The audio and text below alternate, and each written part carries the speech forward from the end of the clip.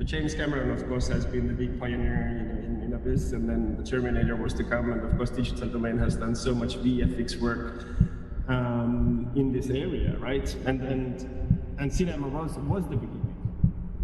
Absolutely, I think one of the first cases of digital humanism, one of the first successful cases of digital humanism, especially Digital Domain, was the curious case of Benjamin Button. And for us, it was a pretty groundbreaking project. And for that, what we had to do is we had to take Brad Pitt. We created these digital aged versions of him that would appear in the film. And that was the first time, I think, that you successfully saw a digital human on screen, and you didn't immediately know that it was artificially generated or created. In fact, a lot of people actually thought that a lot of the work we had done was makeup effects. We didn't actually realize that it was a fully digital 3D version of Brad Pitt that had been created. And that was almost 20 years ago, right? I think, almost, I think 2000, we pretty started work on that like 2005. I think the movie finally released in 2008. It was a long time ago, and it was extremely difficult. It took us many, many years. And I think one of the things we'll talk about today is kind of how some of the technology has changed and evolved over time. In the case of Benjamin Button, we had Brad Pitt, and Brad Pitt was delivering his lines and dialogue, and we had this rig for the older digital Brad Pitt. And we were sort of by hand animating it, trying to get it to match, trying to follow all the nuance of what Brad was doing in order to get that performance to read as Brad Pitt's performance. It wasn't a huge amount of dialogue, and it worked really, really well, but it took a really long time to do it. And there was some amazing work done by some amazing animators, and Eric Barber, the visual effects supervisor, and Steve Krieg, the animation director. But the thing I think we're going to talk about as well today is how some of those technologies around being able to capture an actor and transform it into their aged digital version, whether younger or older or a completely digital creature, has evolved and changed over time. I like to describe our business is if we do our job right, you do not know that we did that, right? I mean, I think Benjamin Button's that case of like, people didn't realize all the digital work that had gone into it because they just thought it was something else. And I think that's the magic of our business is we continually strive to not make the technology seem and just to make it natural and to bring performances to life. So Darren and John, if you start basically going back to the film world, what would be the kind of the big breakthroughs for you if you start looking at from 2000s, where I would say that kind of high caliber post-production started to get a little bit more democratized, or let's put it like accelerated, right? If in the 80s and 90s, this was really up your business and the ILM as well, right? And it could be only done on a very, very small scale with a very, very, I mean, at that time, powerful and expensive hardware, right? And then we've seen this tremendous acceleration.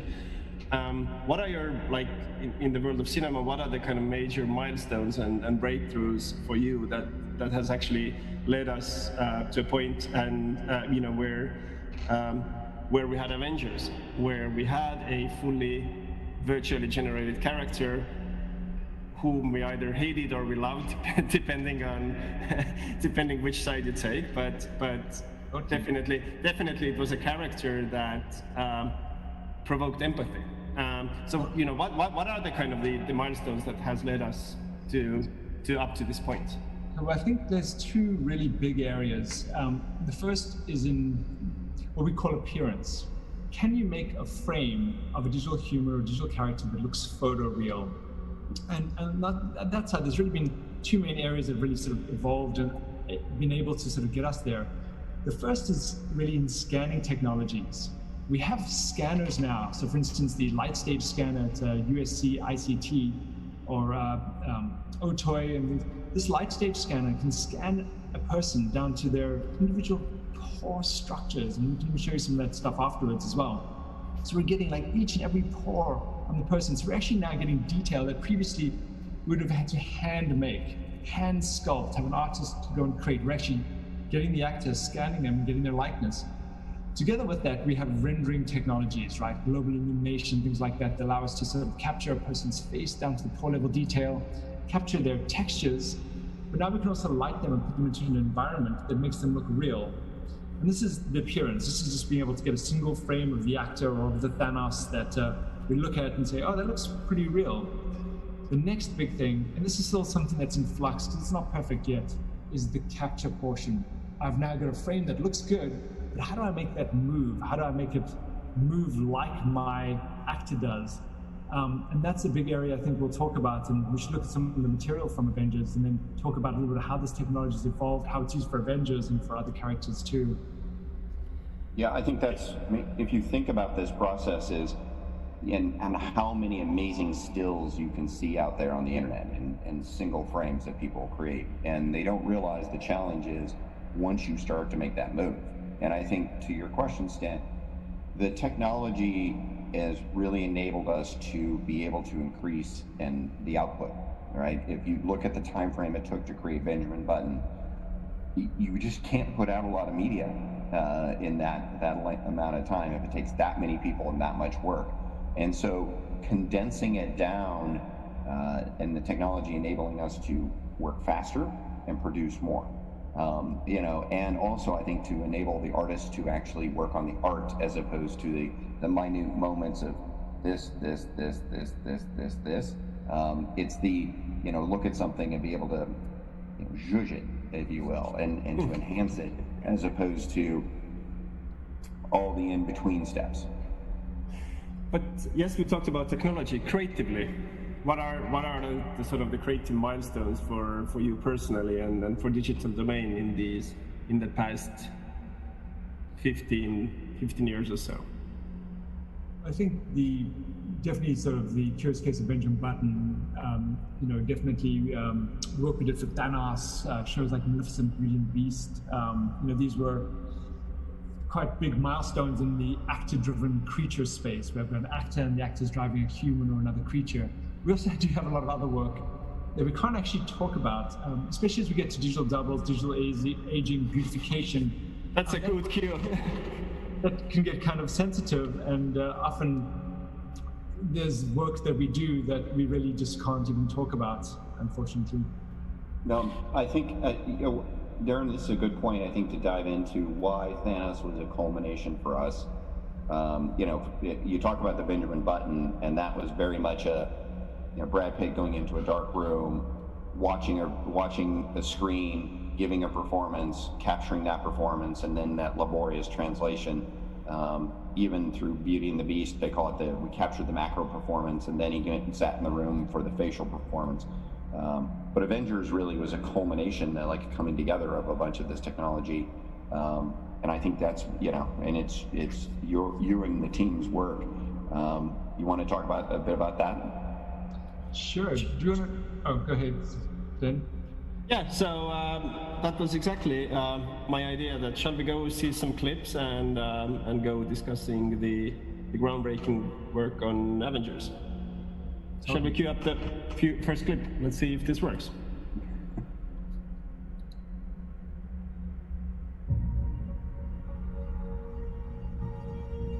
Stone demands a sacrifice.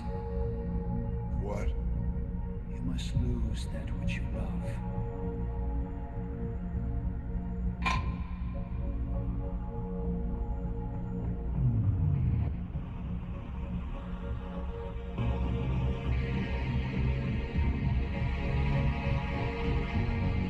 Dread it, run from it, destiny arrives all the same.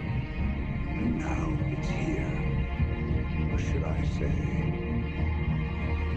I am.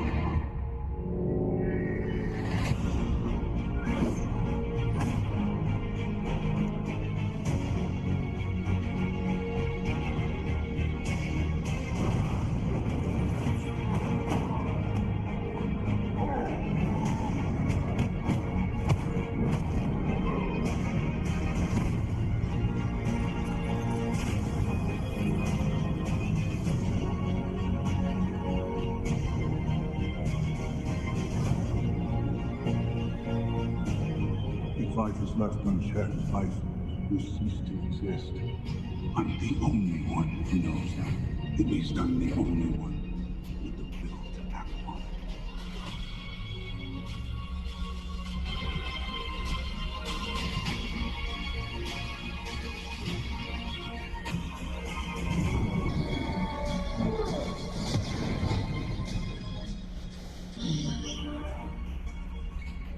should have gone bad.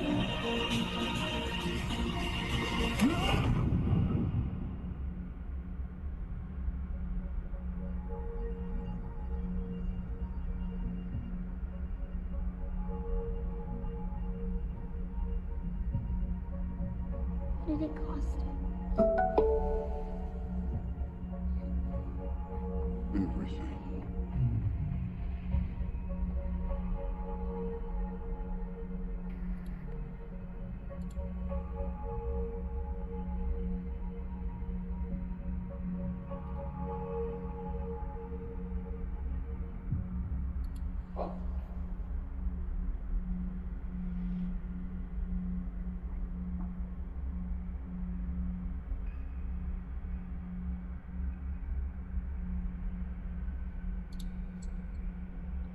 I think you can just mic drop after that and walk off, Darren.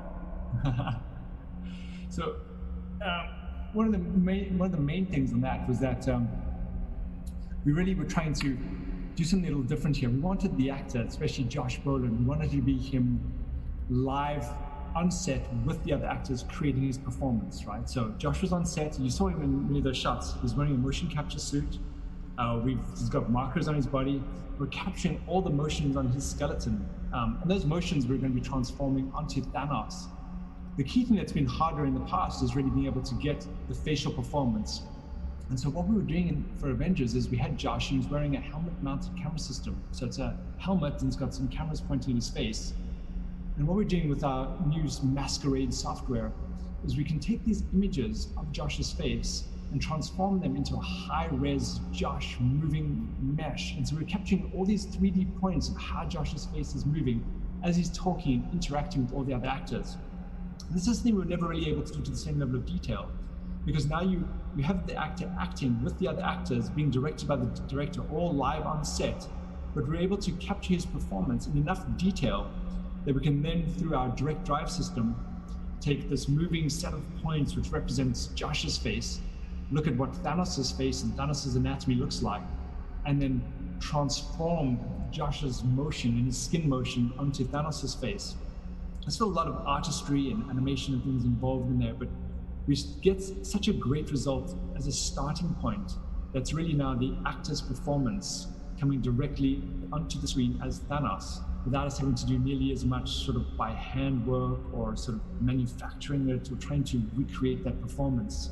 And for us, that's something very new. It's becoming much more of an actor-driven process as we do a lot of this work. But, you know, excuse me if I have a bit of a stupid layman's question, right? You know, we all have seen these wonderful kind of making of for like VFX after clips in YouTube, and you know, like Josh performs, something happens, suddenly somebody does some magic, and then there is the character on screen. You know, explain us like the complexity of it. You know, I believe that's you know, first of all, it's a lot of technology involved, but I suppose there's also a lot of data involved. So how all of these like technical pipelines and creative aspects come together? We're not just modeling or animating anymore. Totally, and such a great question. So, you know, what we did is originally we have something that's called an actor tech day. And an actor tech day is a day where we get to somewhat torture the actor. We bring the actor in before shooting starts, and oh wow, gentle torture. Gentle torture. It's actually really not that bad, and no actor's ever had a problem with it. But it's really a lot of technical exercises and very non-creative, unlike acting. We have them do a whole set of different scans. We do full body scans. We do these extremes, just like we talked about, these ICT face scans, where we're scanning them down to their pore structures. We also have them sit down in a seated capture rig where we run them through a whole range of different facial exercises, different motions, so we can see how their skin moves and how their skin moves on their sort of facial anatomy and everything. We also have them do test performances, dialogues, all that kind of work. Now, what we had done for Avengers, which was a little new for us too, is that when we did this tech day with Josh Brolin, the directors, the Russo brothers, were there. And we had Josh was running through some lines with them as well. And so we were also able to, besides capturing all this technical data, we were able to sort of capture these performances where Josh was actually acting as Thanos before the shoot even started, with the directors there. Now what we do is we then take all that data and we start to work with it. Now, the process now has sped up so much from where it was before, but generally what we do is we take all these high-res scans of Josh, we then take this helmet camera data of him, it's got these markers on his face, and we automatically track the markers on his face, and we use this other data set through a wide variety of different machine learning techniques that we say, okay, we've got these markers, but now use all this other information about the actor's face that you know to fill in all the missing information, how the skin's moving, how the wrinkles are moving. And so that allows us to create this digital version of the actor. Now again, all these things that we're doing sometimes can be scary. We're recreating the actor, we're creating their face, but you have to think through why we're doing this. We're only really doing this so that we can actually take an actor's performance and use it and transform it onto their digital creature. And so we did that for this tech day. We've got Josh acting with the directors and everything. We take his performance, we translate it onto Thanos, and certain things don't translate very well, like the way Josh smiles may not be a very pleasing Thanos smile, may not be quite as evil as the Thanos smile should be. So we then look at the results, and we have artists go in and adjust it, saying, well, when Josh does this, Thanos really needs to do a little bit more of this. And when Josh squints like this, Thanos squint looks a little bit more like this. And they add into this machine model, this way of this artistry that transforms and adjusts the performance, not in changing the performance, but in changing, say, the final expression. Now, one thing which is also kind of key to us is, and something we'd never really done to this level before, is that if you think about how hard it is being an actor, especially when you're doing work like this, you're creating a Thanos, a Hulk, a Benjamin Button, you're going onto set live, you've got a capture suit and cameras and lights in your face, and you've been given a picture of your character. Here, you're going to be playing Thanos or the Hulk, and act. And they're acting blind. They have no real idea of what it looks like. Maybe 2 years later, you'll see, oh, that's what my face looks like on my character, right? And that's an impossibly difficult thing to ask from them to do. What we were able to do in this case, though, is we were able to actually take these performances from this tech day that we had done before shooting started and turn around a full rendered photoreal vignette of Josh's performance as Thanos. And so before we started shooting, we were able to present to the filmmakers, this is what the character is going to look like. This is how the actor's performance comes through. And more importantly than for the filmmakers, for Josh himself, so they can actually see, this is how my performance comes through. Oh, the subtlety really translates, so I should go for a more subtle performance. And this, I think, really helped to aid that the performance of Josh's performance in Thanos came through so well, is that he was able to see what that final result was going to look like, make adjustments. And in fact, often in the trailers when he was getting his makeup to put his markers on his face for the facial capture, he would sit there and watch this vignette, looking at his performance and how it translated into Thanos before he would go into shoot. So this was exactly like my next question. So you say, okay, we have a tech day and actors coming in and we put these markers on and, wow.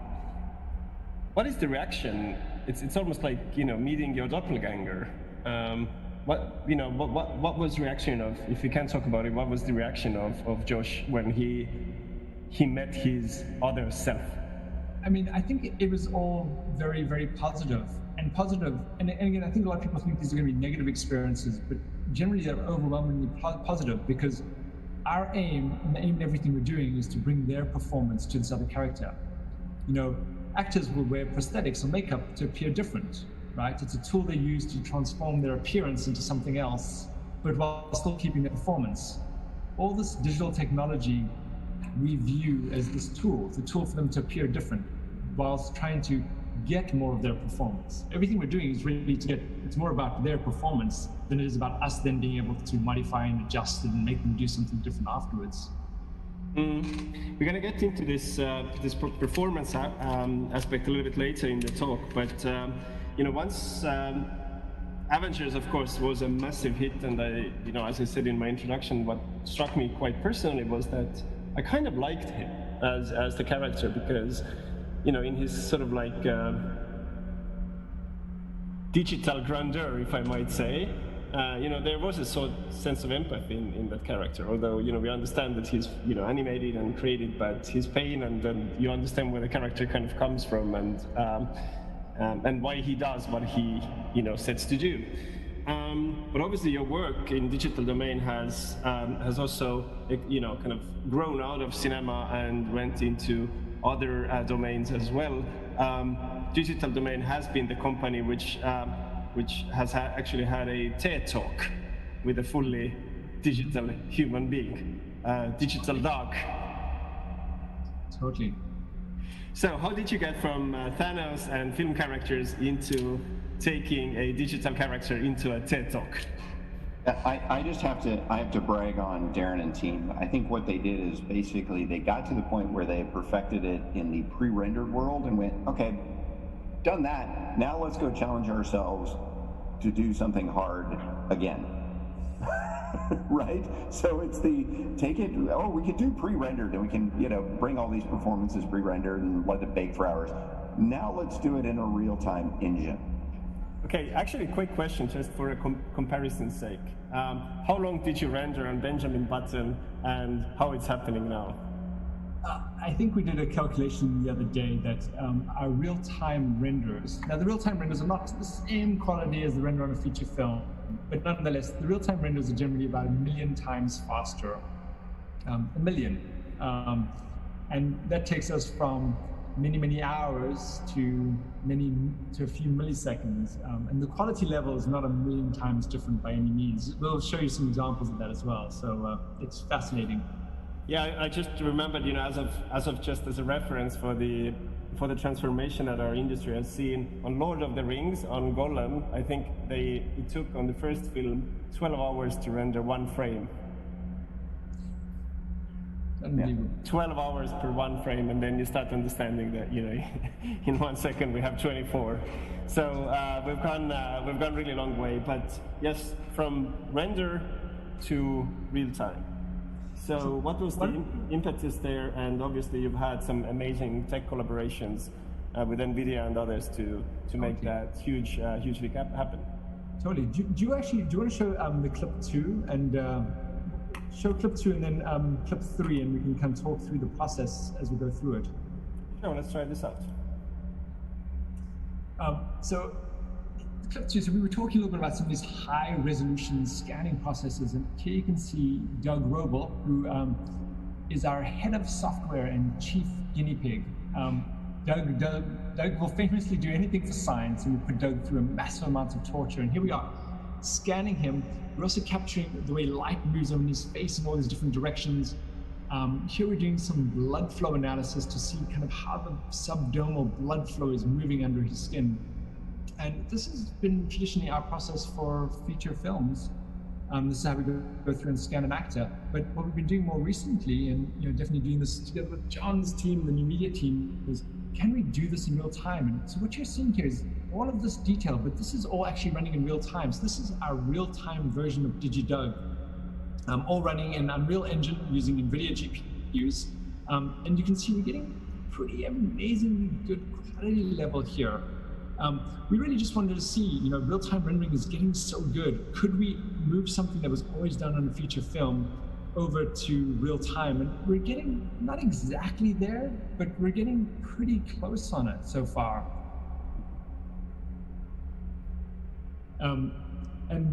We're seeing sort of this exponential improvement that's continuing on the real-time side, where with newer and newer skin shading techniques, better hair techniques, the gap between what's possible in real time and feature films is sort of really closing pretty quickly. I don't know, John, if you have anything more to add to that. Well, yeah, I mean, I was going to point out that, and the interesting thing is going into leveraging real-time engines.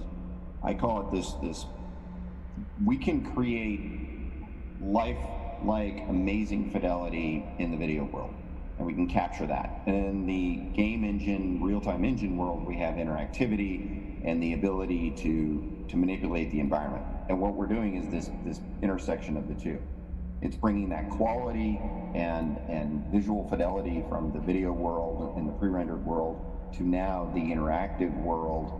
And then that's what gets exciting, is what we can do in that intersection.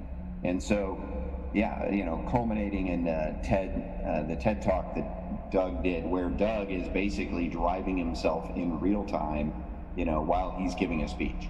and he's wearing an XN suit to capture his physical performance, his body performance. He's got the helmet cam on there, and if anybody watches the TED Talk, you'll notice that he doesn't have dots on his face, right? So the system, we've gone through is then to be able to take that live drive system, train it on Doug's face, so that Doug can then do a performance without dots and drive himself.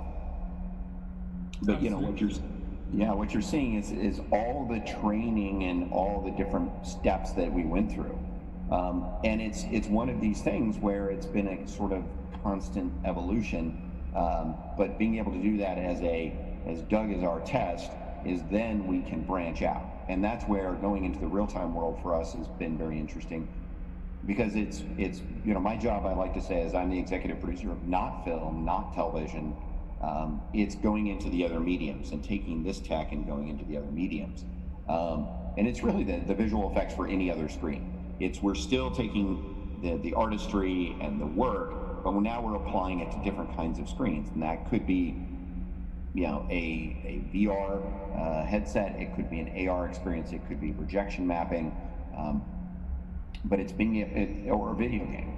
So I think, Sten, to your question earlier, is we're able to start working on projects that before getting this kind of fidelity and the amount of work it would have taken, and frankly money, to do the performance capture, to potentially create a one-to-one likeness with an actor, and to be able to drop that into a video game was just not necessarily achievable. So some of these clips you're seeing, well, all these clips you're seeing are actually these real-time versions, right? So this is our real-time Doug's driving and moving his face, right? So we're looking at this fidelity, and this comes back to the stuff we're talking about for feature films through this masquerade system. This is the kind of quality of facial performance we're now able to get. So we're able to sort of capture somebody with a helmet-mounted camera system. You may want to move this out. Wireframe? Yeah. Okay, into gray. Those are my awesome directions for Doug. So this is kind of some of our preparation for our live system that we were doing, where we actually have Doug, and you can see it. It's kind of a very crude setup, just at our office and our motion capture stages. We have Doug wearing this helmet-mounted camera system, and he's directly driving his face. And the interesting thing here, and interesting thing for us too, is that there are capture systems. Everyone who's got a phone is a capture system. But the fidelity of capture that you're getting when you drive your emoji or something like that with your iPhone is not very good. And here what we're really trying to do is we're trying to capture the subtlety of performance, right? Wrinkles, detail, blood flow, all of that. So we're getting something that looks a lot more realistic. Doug's famously keeps on saying that we're trying to build a capture system in real time that you could tell from the digital human you're driving whether or not they were lying. To be able to get to that sort of subtlety of performance, you could really see the difference there. Now, moving on, this is kind of interesting too. So everything we've been talking about is all in this world of 3D and even in real time, but everything we've shown so far is we're taking a character and we're building them up pixel by pixel to make them look realistic. And that work is extremely, extremely difficult to do. You have to get every single detail and every single element correct on their face. And you can see here, on the left-hand side, we have kind of a low-quality version of DigiDoug.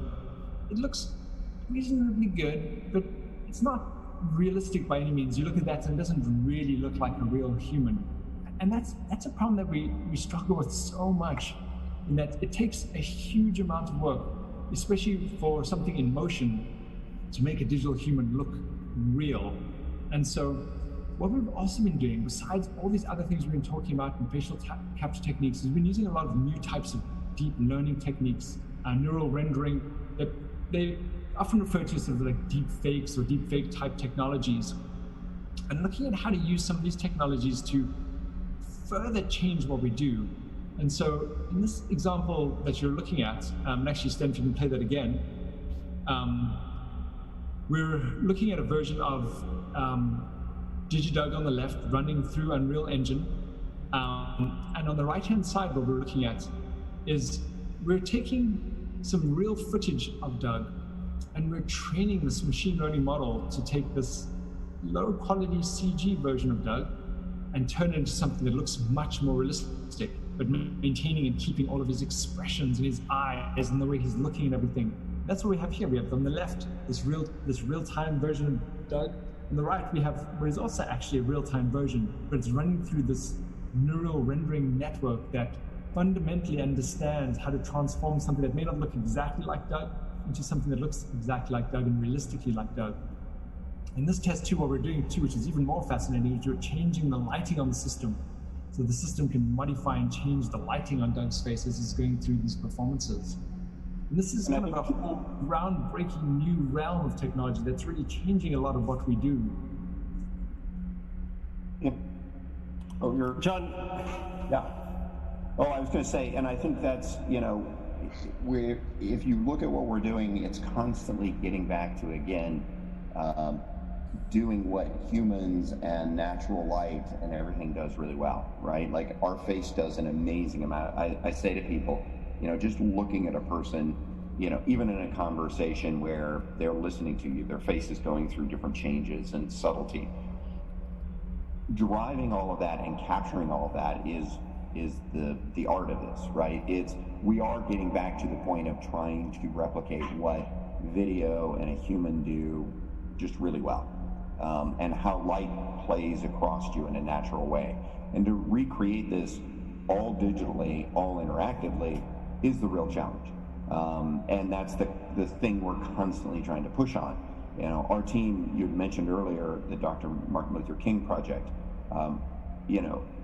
For us, branching out of the, say, movie space and taking these techniques into an area where we're looking at historical recreation. So the ability, yeah, go ahead. Yeah, so go ahead. That was actually my point, that I wanted to ask one question about the uncanny valley, and then we could talk about Martin Luther King, but whichever you prefer. We can certainly talk about the uncanny valley now. I think that's you're either on one side of it, or trying to be on one side or the other, not stuck in the middle. And that's where we're constantly trying to push that edge of, can we make this look like it's a photograph of a person, and that's what we focus on doing, and that takes a lot of work. And the photograph, and you can easily create, I think, a still image, but then the trick is when it's moving, when the person's moving. So my question, of course, is we have this capture system, we have the neural networks which are improving the performance, the lighting, and etc. But what is really, you've been both so much immersed in there. Like, what is the key factor that kind of like fires off the uncanny valley or takes it off? Like, I was quite surprised that, in one way, what I could say is that, it's not necessarily photorealism, because, Thanos as such, yes, he is realistic, yes, he is an empathetic character, but, we can't basically say that, he's real, in a sense that what we would perceive here, now, and, in kind of our solar system, so to speak, hopefully. So I think there are some other elements in play, right? Absolutely.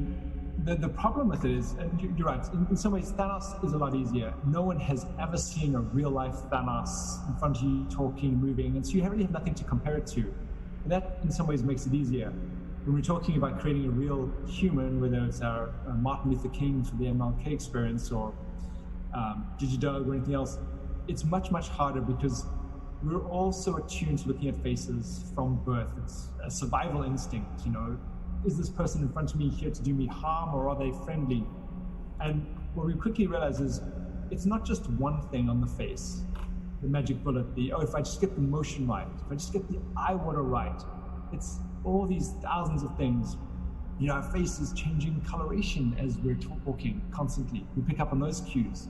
The way our lips are rolling and sticking together, different cues. And so what you'll end up doing is, as you're trying to beat the uncanny valley, slowly, piece by piece, trying to fix each thing that becomes obvious. And it's generally 1,000 different things, from the performance to the look, to the shading, to the likeness, to... it's pretty exhausting.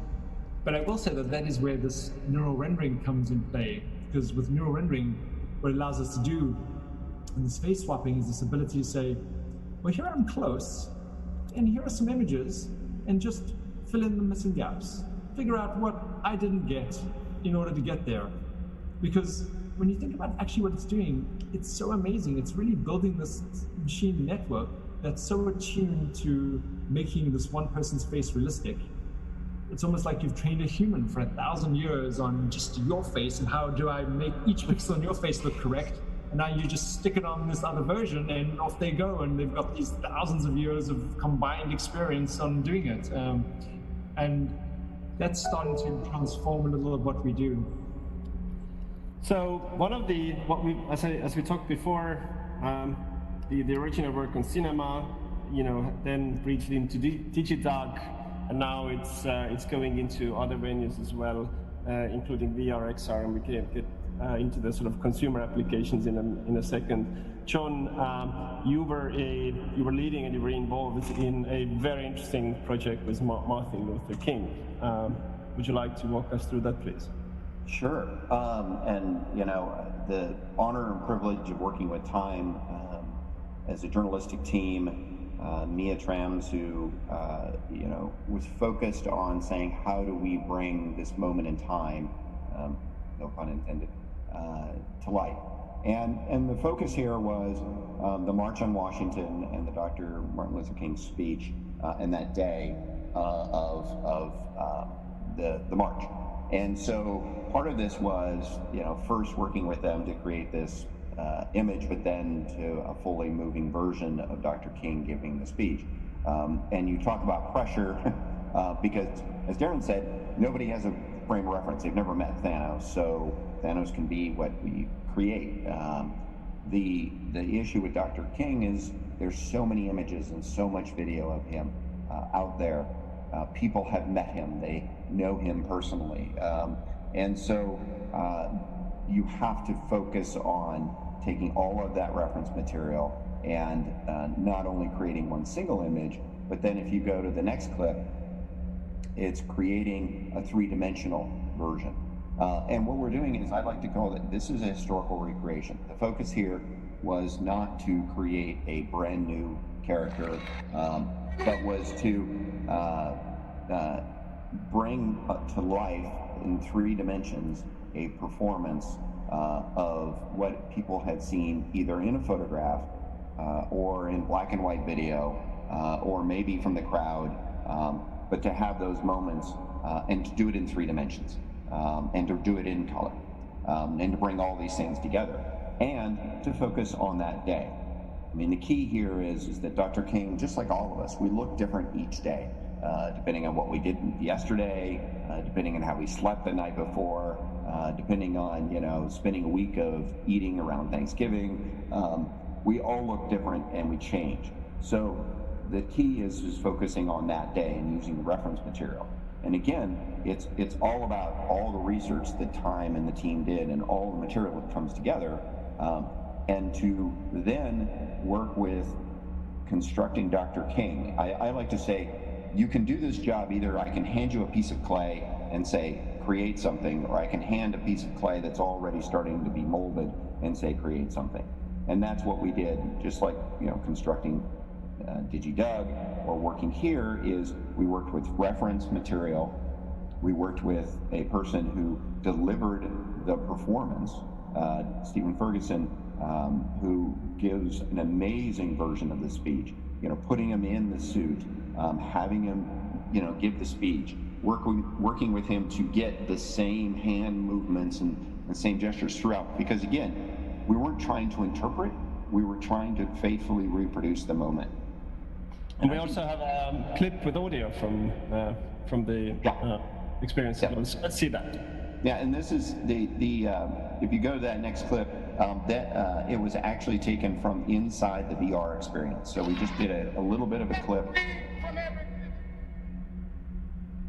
state and every city, we will be able to speed up that day when all of God's children, black men and white men, Jews and Gentiles. And so that's actually pulled out of the VR experience. And what's interesting is we found is that you saw the first clip and that our resolution and fidelity is being much higher than the actual VR headset can reproduce. It was the first VR experience that I've ever been in, is that as we got closer to the object, the resolution got better, right? It didn't break down. And so you wanted to get closer. So this is our talents and techniques to that say, how do we do more of these kinds of things? Because it gets really interesting if you can step into history and experience moments in history. Gentlemen, I also say to the audience that if you have questions, we are going to ask, we're going to respond to your questions in a second. Please do put them into Q&A. There is a few, and we're going to get them in a second. Ethics. Especially with Star Wars, the new installments, the debate on ethics sparked, and this whole range of questions. Can we bring actors back? How to manage the ethics? Do we need actors in the future at all? We had a bit of a conversation about the prior when we were preparing for the discussion. How do you approach the subject matter? I mean, we could fill 2 hours on that subject matter, let alone. But Darren, I mean, somebody, and I'm going to provoke you here a little bit, if you allow me, is like you're playing God. So how do you? What does your conscience say, and where does the ethics go, and who says? We come into this question all the time, and so we actually don't. We see it a little bit differently. And I think people are more concerned than generally even the actors and people that we work with, because we create Thanos, but Thanos, the reason everyone wanted to go see the movie was because of the performance. I could play Thanos, but no one would ever want to go see that because I'm not a good actor, right? So we don't go to a movie or we don't see something because of an actor's appearance. We're going there to see their performance and the way they're bringing this character to life. And so most of what we're doing is really just that. And even as we get into some of this deep bakery and stuff, that again too is a tool for the actors to play a different part, a different person, a different performance. They're playing themselves, older, younger. An actor may play a different personality or a different creature. And so again, to us, it really comes back down to this idea of performance. This is a tool to take a performance and transfer that onto this different person or different character. And so it's really about the performance. Now, when we're bringing back people that are deceased and things, that obviously becomes very, very sensitive. Again, we're not making that performance. We can make their likeness, but generally there's an actor or somebody else that's really playing them. There's a person that's responsible for creating that performance. The same way a lookalike or a stand-in or somebody would go create a performance as a different person, right? We see that all the time. Here we're just transforming that person's face to look more like the actor. One thing we definitely do is that as we're doing this, and this was whether for creating Tupac for the concert at Coachella or anything, or some of the other work in this regard we've done, we generally, when we're bringing back somebody who's deceased, we generally really want to work with the family, right? So most of the work that we do is with the family, generally with the family's approval, generally with material and media that the family's supplying, and we have them as much as possible part of the process, so they are in agreement that they're on board with doing this. They've given us material and they're guiding us as to what is something that would have been okay for that person to have done and what making sure it looks like them as well. So what John? Yeah, I think more and more it's about the responsibility and the care, right? And Tupac is a perfect example that over the years, folks have come and said, now we want to go do this and we want to go do that. And we say, you have to come with the rights and permission. And our responsibility is we do a lot of work that doesn't leave the office unless the people who have the rights and the ownership and the responsibility say so. And, working with the Time and the King family and the estate was exactly that, right? You talk about the pressure of doing a review with the family. But you have to get that right, and you have to be faithful and to that. And I talk about digital rights and point out to people that this is more and more of an issue. And we've talked to a number of actors that understand that and are excited about what can happen and understand that it is an extension of themselves, and they have that ownership, and they want to do more. It's like, it's the exciting possibilities, and we find ourselves always in the process of educating people about what this tech is, what it can do, because it's how do you use it responsibly. It's like a lot of these other things. You go back to the day of Photoshop, and the panic that Photoshop created with people saying there will be no longer a real image, it'll all be doctored. We can keep going back, an actor giving a performance. Is that the real person, or is that the performance of the person standing on the stage, right? Like it's all these things we look at as what is the notion of real and what is bringing forth to what people can see. I have a question to you both. When I was looking at these preview clips, especially the eyes of Dr. King, I was kind of like staggered to see how touching they were. They kind of felt really humane in that sense. What did the King family say when they encountered the legendary Doctor when you had created him? I wonder what is this moment like? Nerve-wracking. And I would say, working with the team at Time and Mia and the team, that your point about the eyes is, it is getting the subtleties and working really, really hard on the subtleties. And it was, again, also focused on making sure that we were being represent very true to that moment as best as we could to the material. Not doing interpretation, but doing a reproduction of that moment. And so I think it's just very nerve-wracking, and it's like bringing a photograph, right? We created a three-dimensional version of showing somebody the photograph of that moment or the video of that speech, and the comments were that we faithfully did that, and that's the important part, right? That was, again, it wasn't, it's different than creating a Thanos or another character where somebody goes, oh, I really like that, and that's it.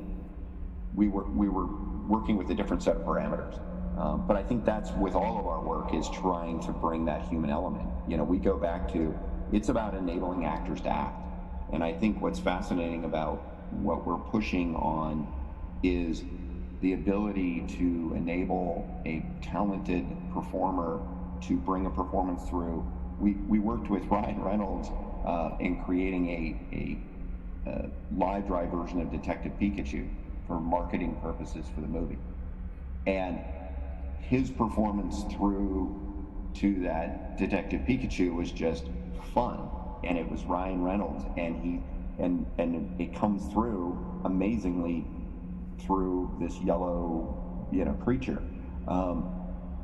That's what's fascinating about this, is suddenly you're enabling people to be anything and any kind of person that is just, or creature, and to breathe a performance into it, and to separate out the physical limitations of what a person can do. We've lost Darren, but we hope that we can acquire him back from the realm of virtual humans. John, where is this really heading? Your role at Digital Domain is, as I said, experimental, but also experiential, and taking this technology out of the realm of AR, VR, and trying to find some applications, holograms.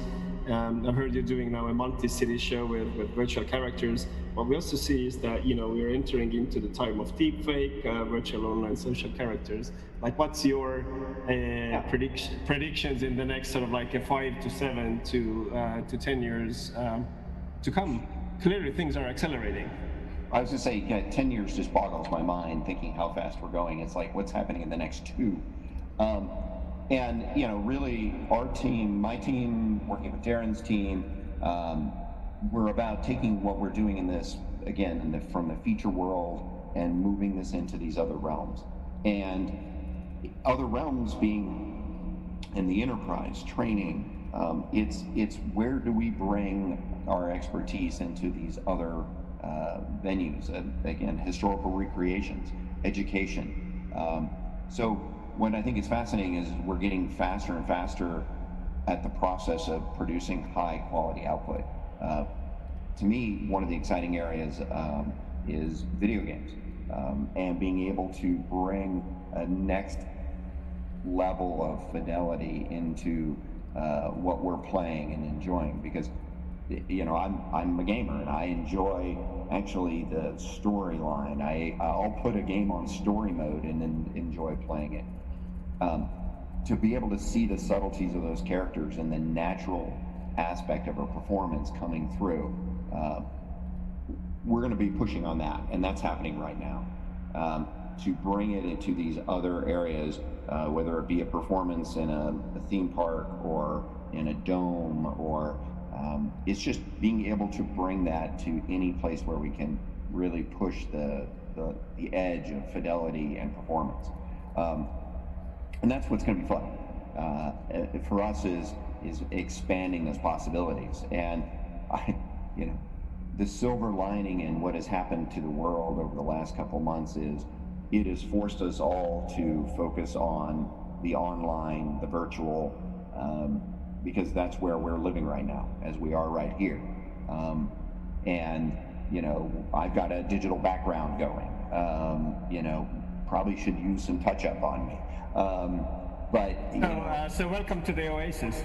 Yeah, welcome, exactly. And if you think about it, we are just having to accelerate that now. It's sort of necessity, right? It is we can't get together physically, so now how are we getting together virtually?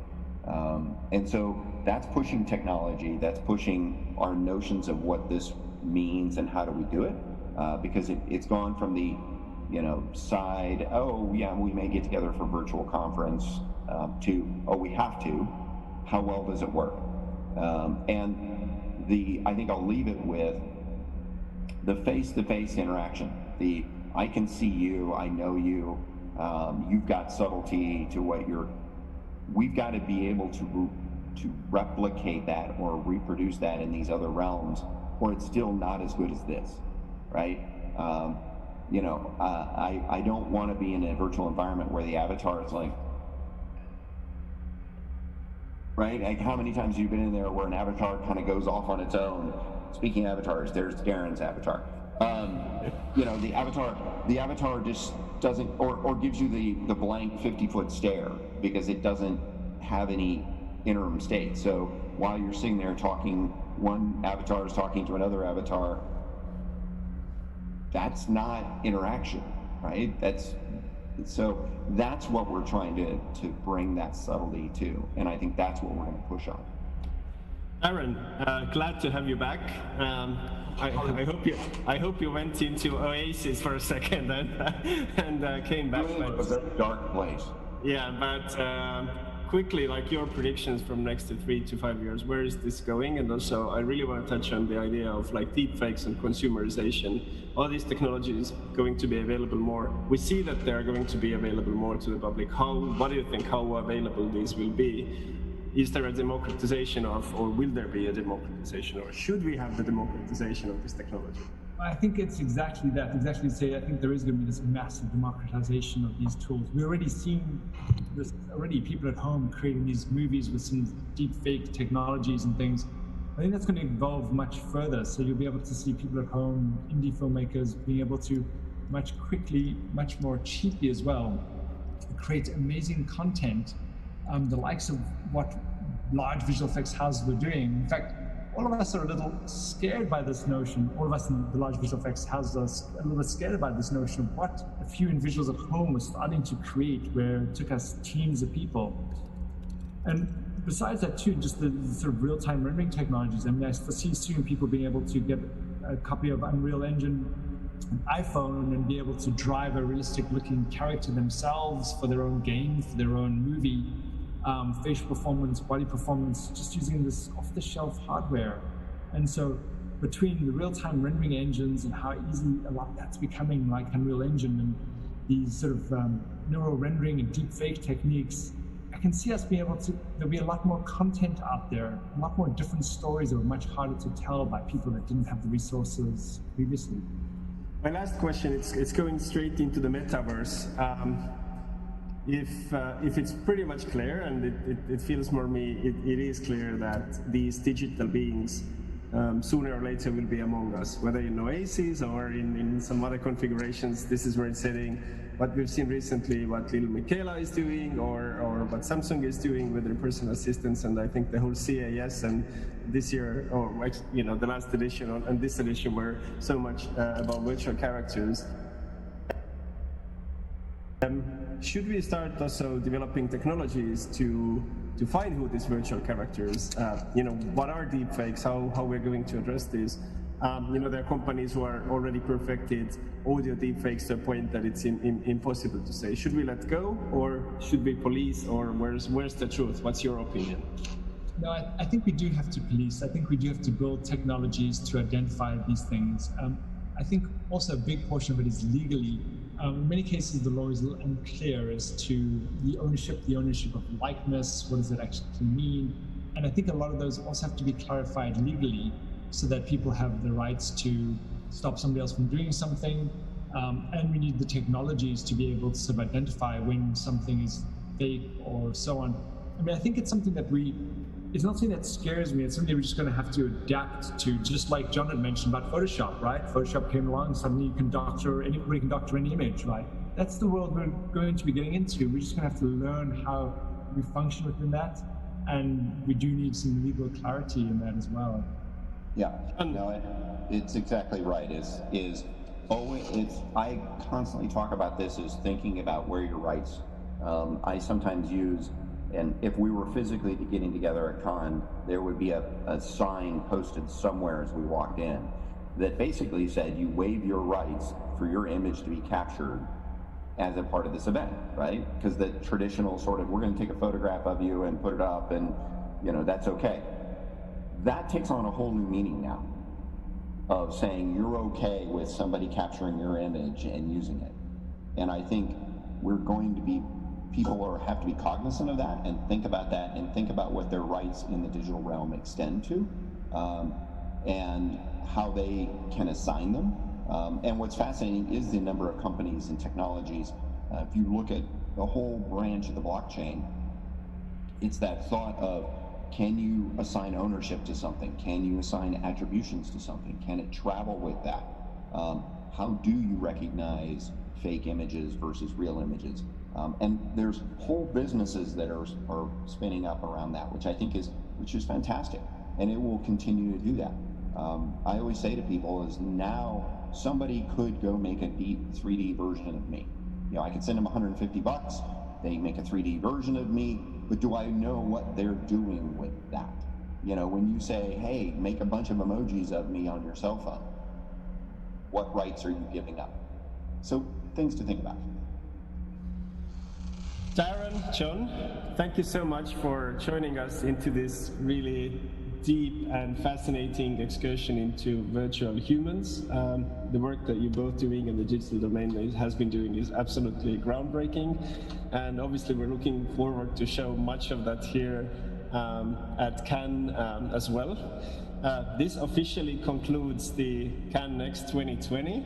There's a few XR sessions going on until midnight here at the Marché du Film.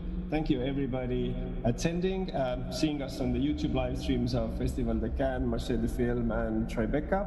And we hope to see you here at the Marché du Film online. And gentlemen, I have been giving this promise out to almost every speaker this week.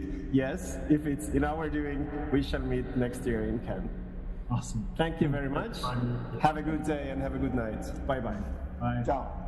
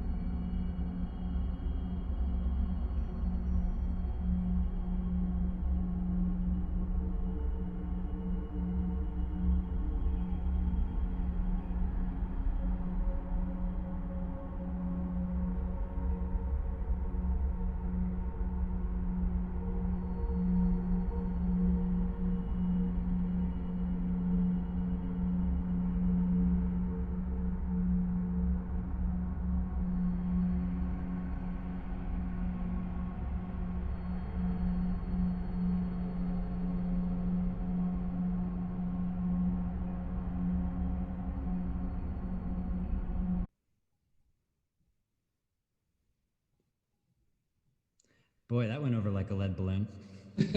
No, that's It's a lot. It's a big question. It is a big question. but to me, Honestly, sorry, go ahead. speaking to creators, I think they are. It's inspiring to hear how quickly they're troubleshooting, thinking about solutions, not just for their work, but for content in general, content sharing. The thing that I've been inspired by, and this is not necessarily encouraging creators to do that, but hearing creators who are thinking beyond just their immediate projects and their immediate work, and how they can provide solutions for different people, different formats, to access content and spread content in a non-physical manner. Not quite answering your question, but this is where my head went when you asked it.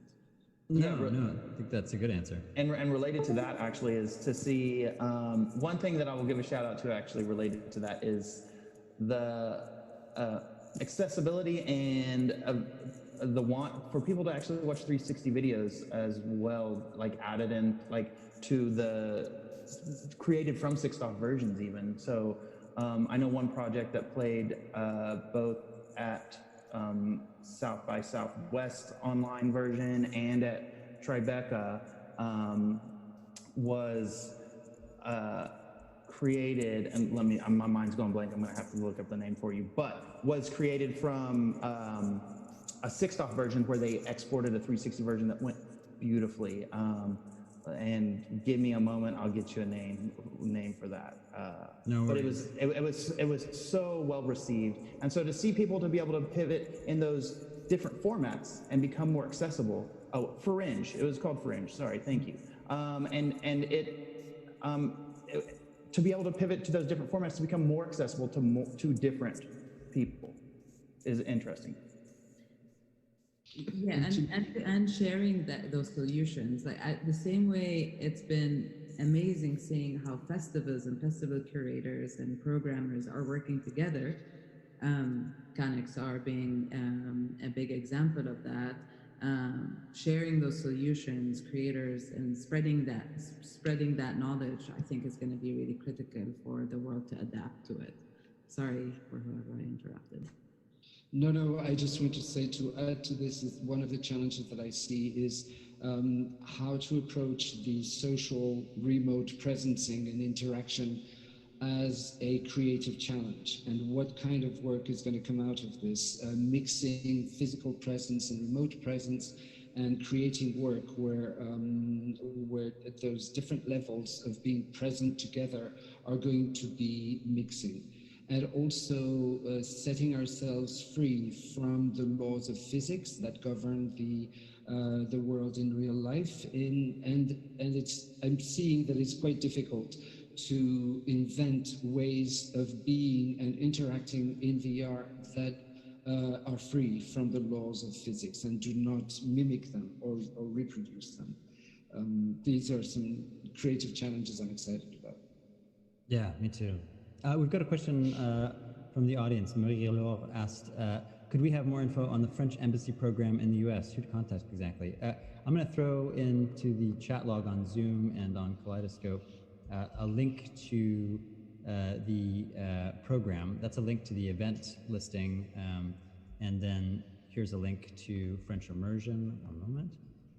They're a really great group that's promoting primarily tighter connections between French artists and the US market. But Emma, you can reach out to. She's listed as one of the curators on this event. You can message her on Kaleidoscope if you've got more questions for her. Incredibly a supportive group of folks. And I'm very excited about the research study we're doing with them. There's also a link to the survey. We're taking monthly surveys so we can track this thing and the impact of it over time. So please do get involved with that. We've just got 2 minutes left. What questions, either from the audience or from the panelists, do you feel like we should be asking one another that we haven't so far? I think that we as festivals have a bigger responsibility sometimes than we think when we think of our events being limited during a certain period of time at a given time during the year. Most of us have ongoing, educational programs and research and artists in residency, etc.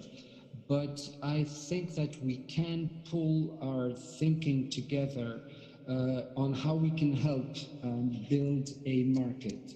I think it's time for the works that are done by artists in VR to start generating income in proportion of their viewership. And I believe that there is a way that we as festivals could pull together our efforts to create a sort of a curated brand or collection of those works that we select in our festivals and aggregate them in such a way that they could become a curated and recognizable collection for people interested in creative work in VR. Yes, yes. So Tribeca, I feel like, has done a trailblazing job of this in terms of looking at themselves not just as a festival, but actually as a distribution venue or outlet. And I totally think that's especially now that all of y'all are doing virtual editions, right? Like, essentially what we have for ConXR even is that's a distribution channel. It happens to be limited until July right now, but I think, and especially when you're thinking about business models too, for how to make your organizations like economically viable, like I'm super supportive of that. I think that's a very, very exciting thing that would benefit the artists, benefit y'all as organizations, and boy howdy, let me know how I can help with that, because I think that's immensely exciting. I've got a couple of quick questions coming in. I want to make sure we get them. We've got one from Michaela. Regarding what Michelle is saying in terms of mixed reality, do you think the technology would also go into that direction or stay within the online realm, meaning, for instance, AR and pass-through? Not 100% sure I understand the question, but if anyone else feels like they do, jump in and answer. We've got another one from Chantal. I've actually been curious about that myself in terms of how to showcase, because for South by Southwest this year, we had a large AR and MR presence. And so how is that going to be able to, because so often it's very specific to, again, with headset, very specific, or specific apps. So like, how do you interact with the AR community as well as the VR community when you're talking about programming? I think it's a very interesting question, and I'm also curious to see what the answer to that is. I do not know what it is yet. Any final thoughts? Because we do have to clear out for the next talk.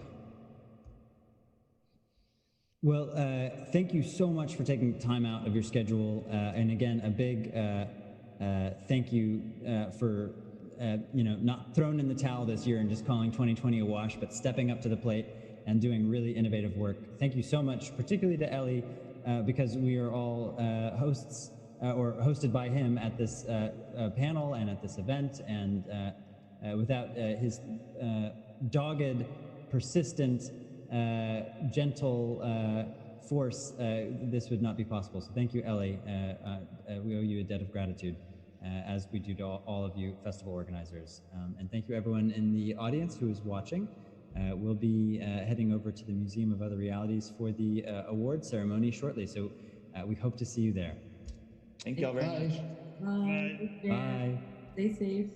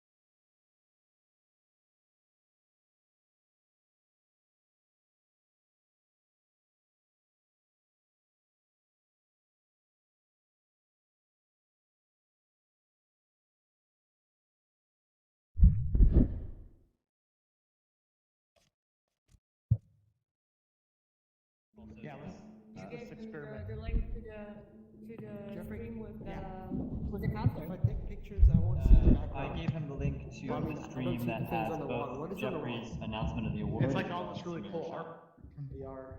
Okay.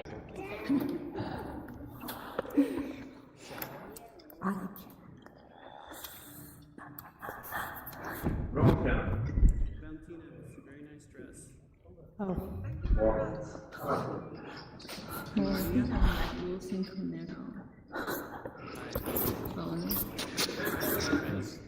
Hi, that's pretty cool. Hi, sorry about that. I'm still learning how to use it.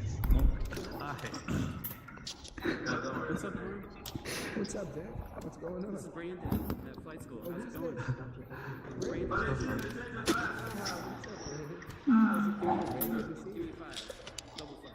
Hey, everybody. We have to look back to the haptics. Yeah, I'll get it back. There you go. Boom. Yeah. How's it been? Having fun? Good. Hey, Lauren. Yeah. What's up, Renee? Hey, what's up, Dev? Yes, go ahead. I'm Brandon at Flight School. Sorry. I'm just using the dev kit. Oh. Do you guys know each other? Thanks for coming. Yeah. Yeah, I'm really familiar with Brandon's work. Okay, of course. Yeah, this is great stuff, man. It's fun. Have you been in? My connection is not very stable. No, I just literally like. Oh, okay, but I can hear you. Legend dude. Oh, hey, Renee. Hey, good to see you. It's really good. Yeah, good to see you too. Your volume is a little low. I think your mic might be kind of far from your mouth. Yeah, you go check out the like a headphone mic that's kind of far away. I'm gonna do it. I'm using a headphone. I saw that they were What's about you? Is it okay? How can you hear me? Yeah.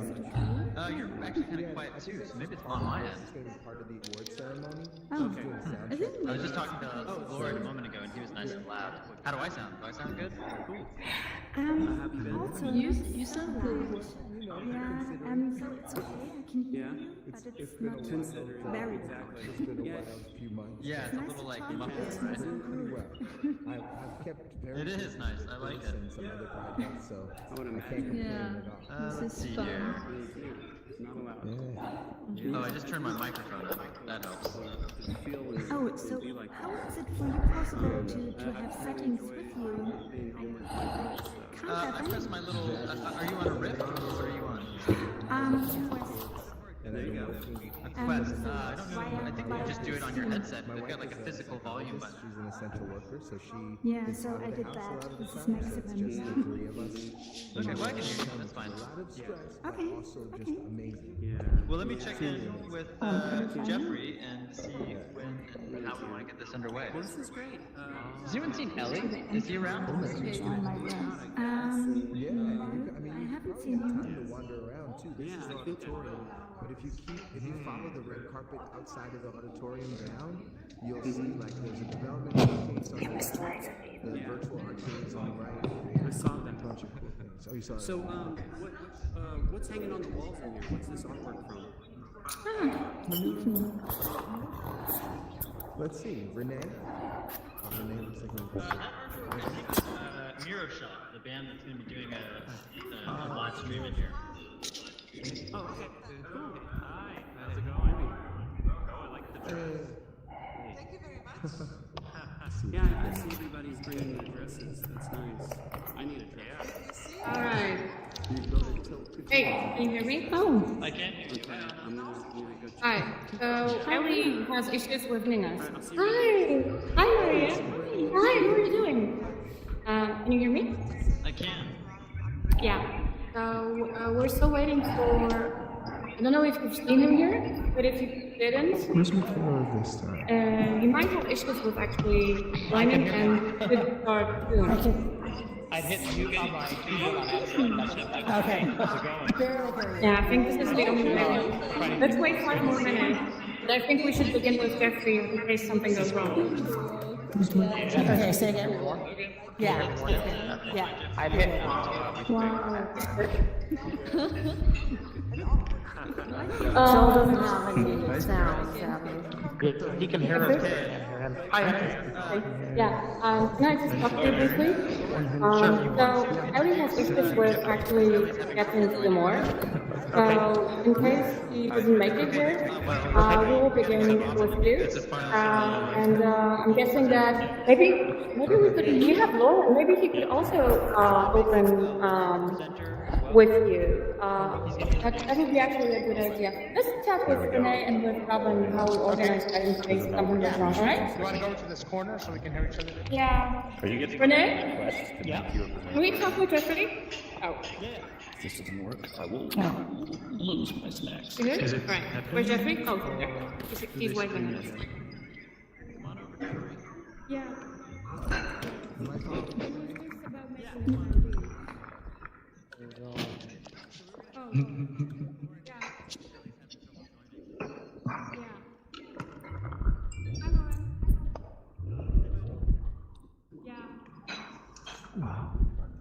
So it's interesting. We're still hearing. Well, a lot of people.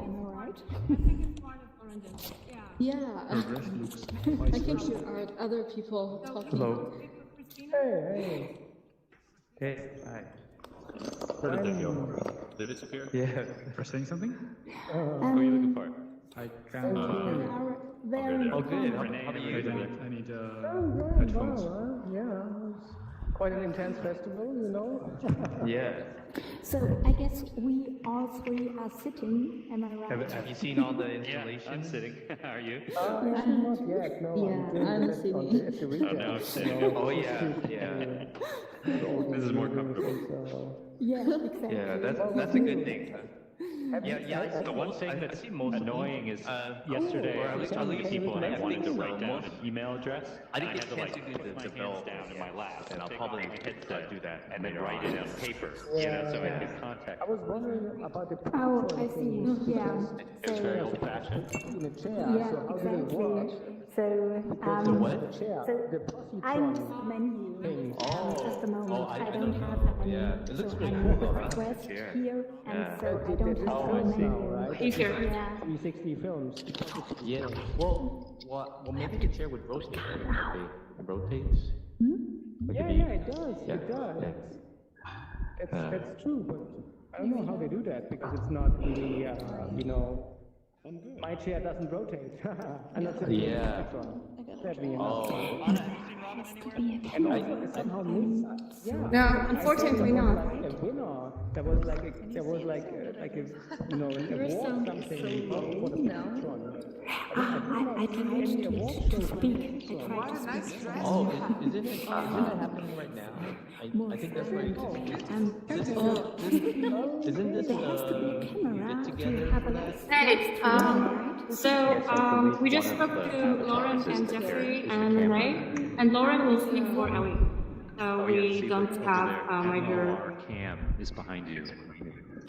Oh, yeah. Well, he will just say hello and he will introduce Jeffrey. He won't say anything more. maybe that's He will the just, live stream. you know, open the ceremony. He's going to introduce Jeffrey, and Jeffrey's going to deliver his speech. Hey, Vito. We're going to play the video, and then we will. I'm a presenter now, right?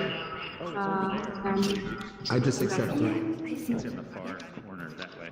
Just Jeffrey, Lauren, Christina, and then Jinsu will be afterwards. Yeah. So I put the link to the stream already on our website. I'm glad you guys found each other. Yeah. All right. Cool. Okay. So I'm going to have the folks to organize it. Right. She's wandering around here somewhere. I told her she had to leave the room at least while I introduced Jeffrey. Then she'd come back. Yeah, that's Robin. All right, Lauren, go for it, buddy. Okay. I think we're ready. Wait, Renee. Yeah. Uh-oh. Are we ready? But we also then need to introduce Rosie and the Veer Award. We'll do that afterwards, right? Yeah, so you should probably tell that to Lauren, right? That comes after the video and Jeffrey. Yeah, I'm on the Yeah, way. that's after Jeffrey. Oh, yes, I do. You want to give me a second? Give me a quick second. Okay. Right. So Jeffrey is asking if you can make him presenter and if you can make everybody who's on stage presenters. And I have a question to Lauren, who is not here anymore. I see a lot of people not in the shot. Because he needs to also introduce Yeah, I'm trying to invite them now. for Veer. Okay. And Yeah. because Ellie's not here. Joel, can you hear us? Oh, but you just Yeah, he can't. Lauren, can you hear me? You can say whatever you want about Now I can. Hang on one second. I'm putting my headphones on. All right. You can hear us, so that's great. 1 second. You look good. Can you hear me? Yes. Okay. The sound is a lot duller now, but I think if it sounds better to you, then this is good. Okay. You want me to get started? Yeah, go get started, Lauren. You're good. What's up, Do Annie? you think so? Jeffrey's award is going to be followed by Veer award, and because Ellie is still not here, I'm wondering if you would be also able to continue after the Position award or on the Veer award. I think so. Let's see. Let me just see if I can tell what time it is. Yeah, I should be able to be But I there. don't have the position to do that, so I'm so sorry. Yes. It's okay. Just meet me in. After I introduce Jeffrey, I'll go to the back so I can figure out what to say for Rosie. Okay? Yeah. All right. I also would need to probably find Rosie. Since is here. Who is? Okay. Hi. How's it going? Is Rosie here? Let me ask Anna the best way to do that. Okay, so so we have a small change because Ellie is not in the ward. Oh, that's a good Lauren idea. Hammond from Tribeca is going to introduce you on stage. Is that all right? Am I little or big? You're big, buddy. All right, everyone, big round of Hey, applause Anna. for Lauren. Yes? Can we? There's a few people who I think don't know how to get into the shard. Okay. Invite them so they can hear, or can they hear us? As You let me know when we're good to go. Renee. When you're in presenter mode, everyone I can think hear when you. you're a presenter, everybody can hear you. All right. Okay. Big round of applause for Lauren. Take it away, Lauren. I feel like double. Hey, how's everyone doing today? Oh, I love it. I love this kind of applause. Welcome to the final day of the Marché du Film and the award ceremony for Cannes XR. Everybody put them up. Yeah. We're going to get this started right now. I'm Lauren Hammonds. I'm senior programmer at Tribeca Film Festival. I'm so psyched to be here. I'm so excited that we're able to exhibit the work in this way and that everyone has shown up and is getting a chance to see things. And there's been a lot of really great showcases. And we're going to start by introducing a couple of really special people that are going to present an award. We have the Positron Visionary Award, first off. And to come and present that award and to show us some videos and some more great content, we have Jeffrey Travis from Positron. Uh-oh, he just got small. You gotta jump in Did I again, get Jeffrey. small? You got small. Let's see if we can fix that. And also Christina Lee Storm from Positron. Everybody put them up. Woo! All right, thank you, Lauren. Thanks, Jeffrey. Thanks for having us here. So this is awesome. I think when we set this up a few months ago, we definitely did not imagine it happening this way in VR. But this is so cool, and I didn't have to worry about what to wear for the award ceremony. So thank you, everyone, for being here, and we're really excited to honor the artists here today that are part of this showcase. And we have a short video. We wanted to make the talk and the award ceremony as accessible to as many people as possible, those who aren't in VR, so we're going to stream a 2D video. And Christine, anything you want to say?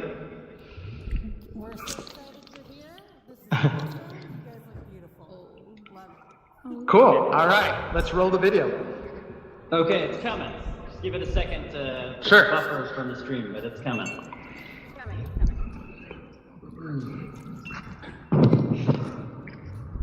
It's amazing how long of a delay there is between sending it from my computer up into YouTube to pulling it back in. It's like a 45-second delay. Oh, no worries. It's so great. It is We need fun. a little VR orchestra here. I know, a little pit band. There we go. Nice. All right, I'm gonna move. good morning or good evening, depending on where you are. I'm Jeffrey Travis, founder of Positron. I'm really excited to be here today to present the Positron Visionary Award. I want to give a big thank you to the organizers of Cannes Art Festival, to Kaleidoscope, and to Museum of Other Realities. The global pandemic really changed how we had to do so many things, how we gather, how we celebrate, and in particular, for us at Positron, we were really disappointed to not be able to have an XR cinema at the physical venue with chairs to show this work. Now, in spite of that, we're also excited the way VR technologies are being used to make events like this happen, and it's a real testament to the power of the creativity and innovation in teams around the world that we can be doing this here in VR today. For the Positron Visionary Award, we've received nearly 200 submissions for cinematic VR, and it was actually pretty hard to pick only 6 because we found quite a number of quality VR films. These 6 finalists are going to be honored today, and we're also going to be announcing the winner. One thing that the global pandemic has not changed is the need to tell stories, and I firmly believe that cinematic VR is going to continue to be a growing medium in which artists are able to express their voices and new ways to connect with audiences. The protests that have been happening in the last few weeks in the US and around the world in particular really show us the need to be hearing voices from those who have been underrepresented and marginalized. And that's why I think the cinematic VR is going to offer yet another channel for a new generation of artists to rise up and be able to share those stories with audiences. And so now I'd like to go ahead and introduce the 6 finalists for the Positron Visionary Award. Woo! Yeah. And I'm on that one.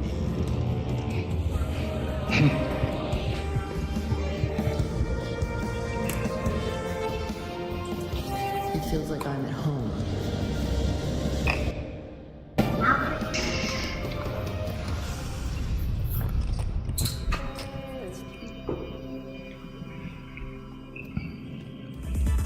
Yeah.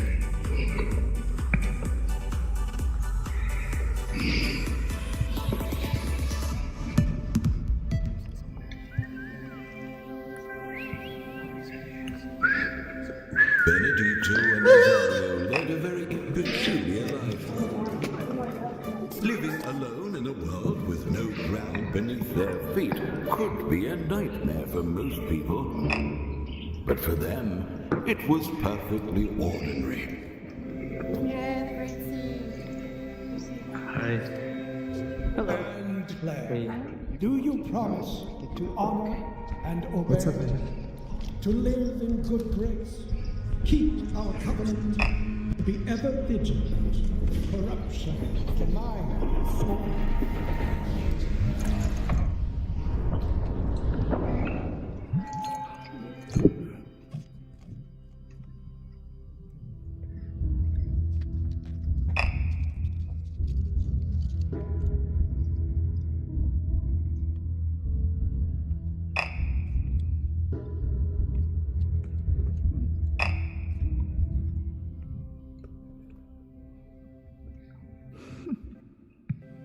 Mount Everest is the highest point on this planet. Whilst Angie has already climbed Everest without bottle oxygen before, there is no guarantee that she can get there.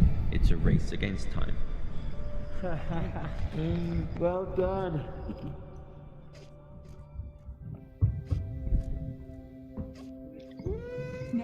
A big congratulations to our 6 finalists. The jury that worked on reviewing these had a really tough time deciding on the winner. And that may sound like a cliche thing to say, but it's really true.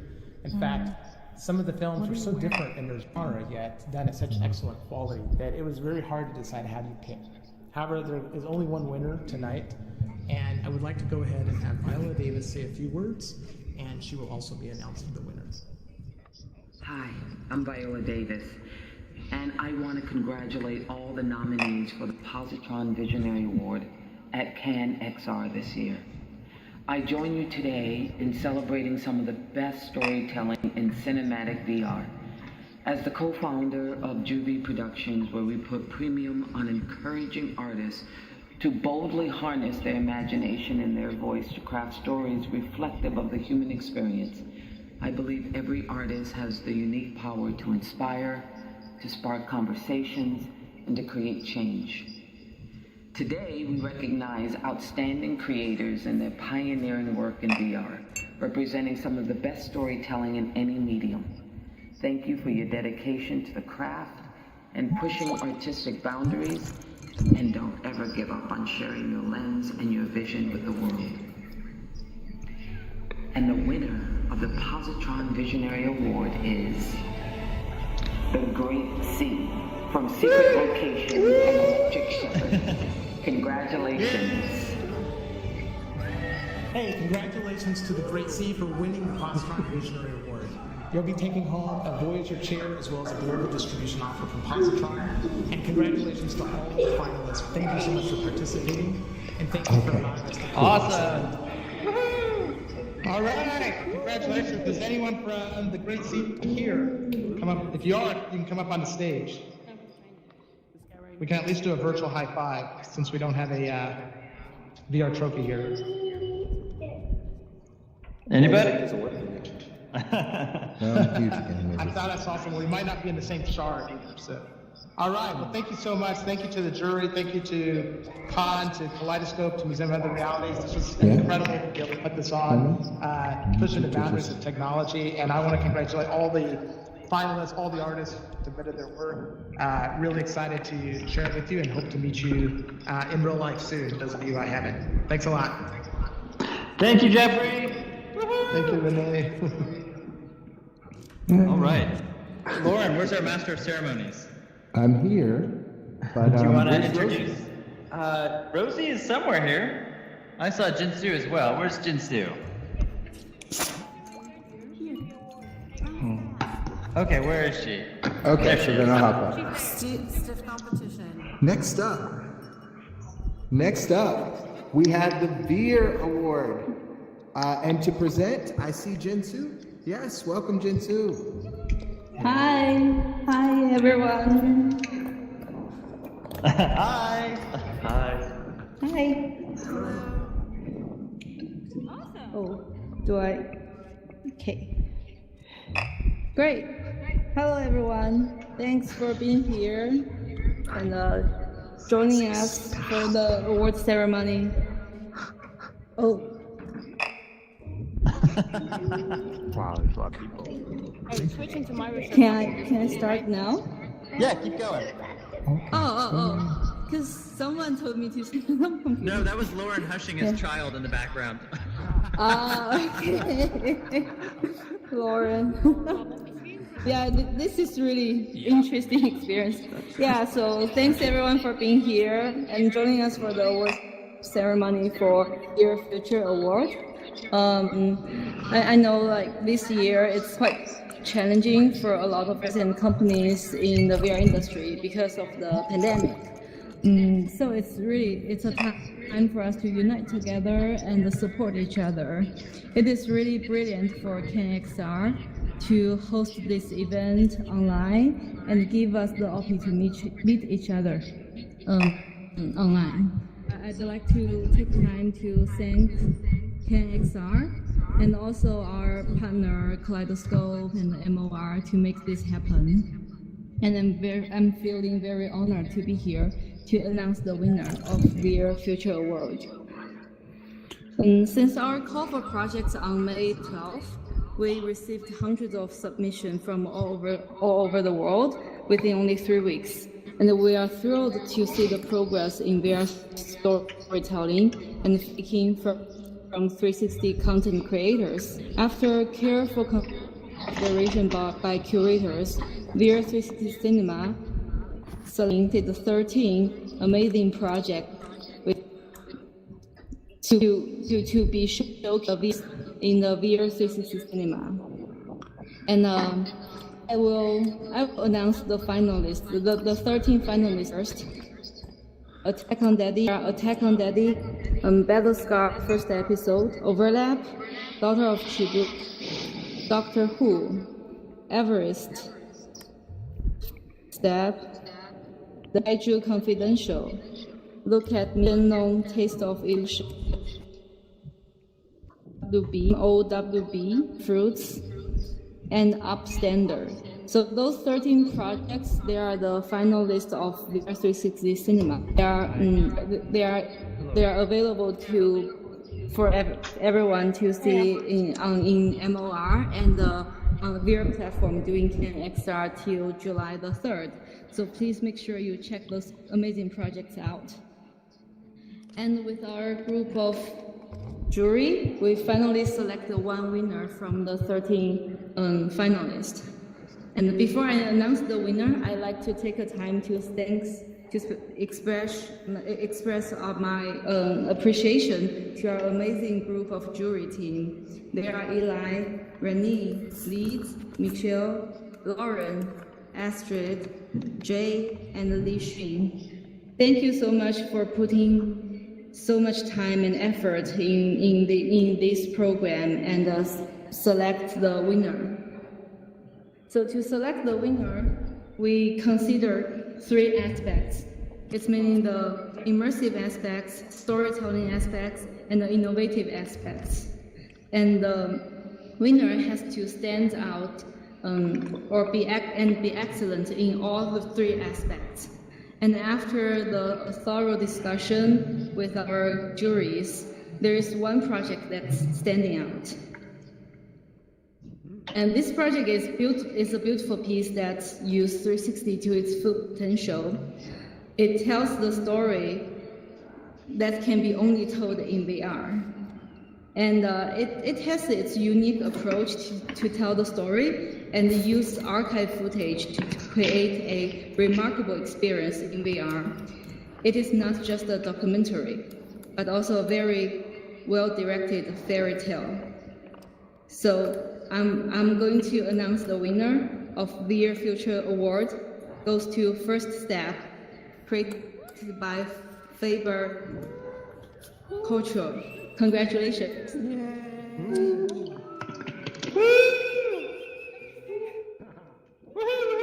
And let's welcome Marshall.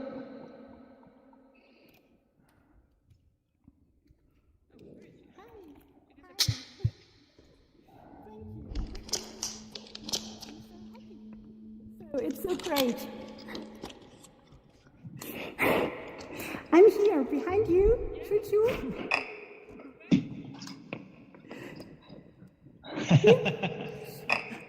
Speech. Hi. Speech. Congratulations.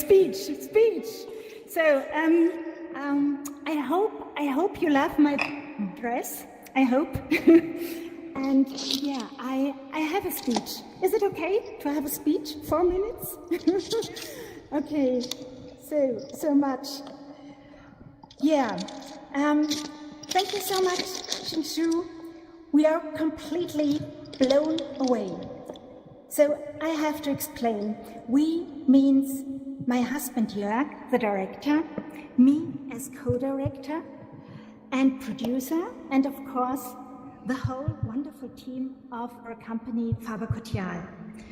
During the last 3 days, my husband and I watched a lot of experiences, and we were once again impressed with the quality, the storytelling, and all these completely different ideas. Oh, stop. We tried to watch more than we could. There are obstacles.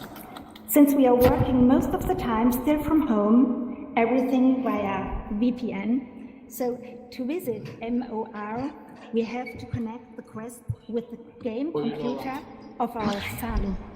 Imagine standing in the room of a typical passed-out teenager who mercifully leaves his computer to you. You know what I mean? But it's fine. We haven't talked so much with our son for a long time, thanks to XR. So we enjoy the time being in the Museum of Other Realities a lot. And the more we watch, the smaller we feel, but we are also absolutely inspired for new projects. And now we have been selected for the Future Award, and we feel so honored. Like most of us who work in XR, we invest a lot and want to leverage the possibilities of XR, in this case of the VR film. With First Step, we wanted to pay tribute to the 50th anniversary of the Apollo missions, celebrated last year. We wanted to create an intense but also photorealistic VR film about this unique adventure. The missions are both a fairy tale and a top performance in the technical field. So, to sum it up, we gathered a large amount of textures and altitude data of the moon to receive convincing results. We rented Carl of Sweden, with 6 large boxes containing his high-quality replicas of the spacesuits of the Apollo missions. We shot live-action astronauts in stereo 3D in front of green screen. We composited them with the built CG backgrounds. We staged archive photos and positioned them within the collected altitude data, and proved alongside that the astronauts in those days were actually on the moon, since everything fitted perfectly. We tried different tracking shots in different orders until it worked. It felt like 1,000 times. Text a full fairy-like, sorry. And we even changed a few things within the film once again when producing the English version. During the whole process, my husband and I argued a lot.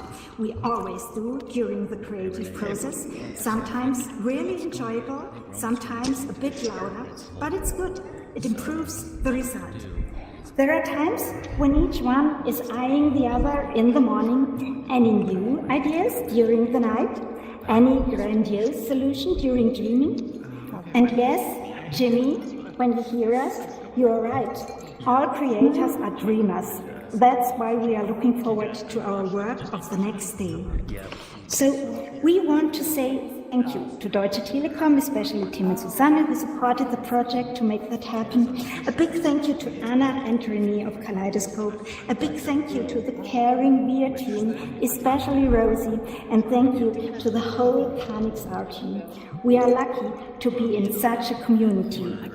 And regarding the computer of our son, it has been great getting to know each other again. However, we have decided to scrape the money for a workstation at home to keep pursuing our dream, also at home, and this time with tethered glasses. Again, thank you so much for this great honor. Thank you. Congrats. Thank you. Congrats, congrats.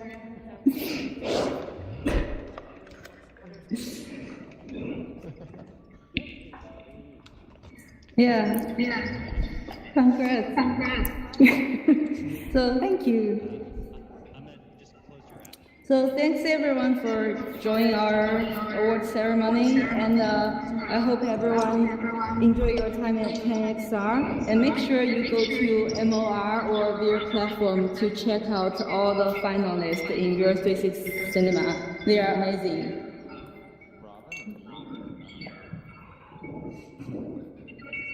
So I hope you enjoy this, and we hope there will be more and more great works in our communities, in our industry in the future.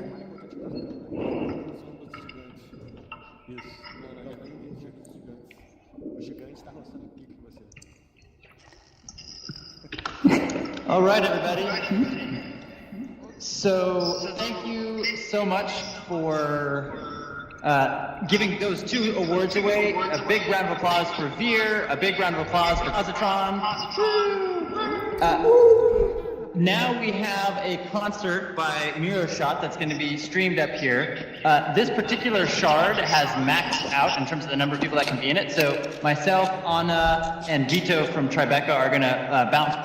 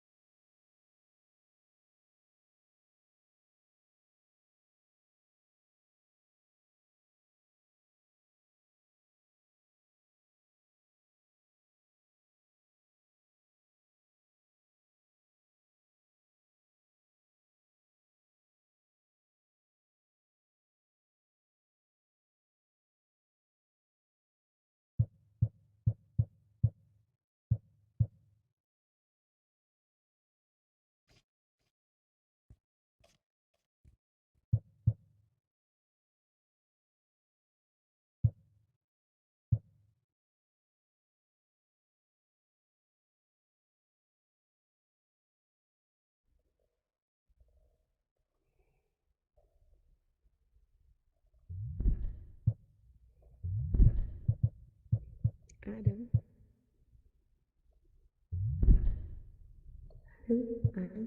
Adam. I'm behind you.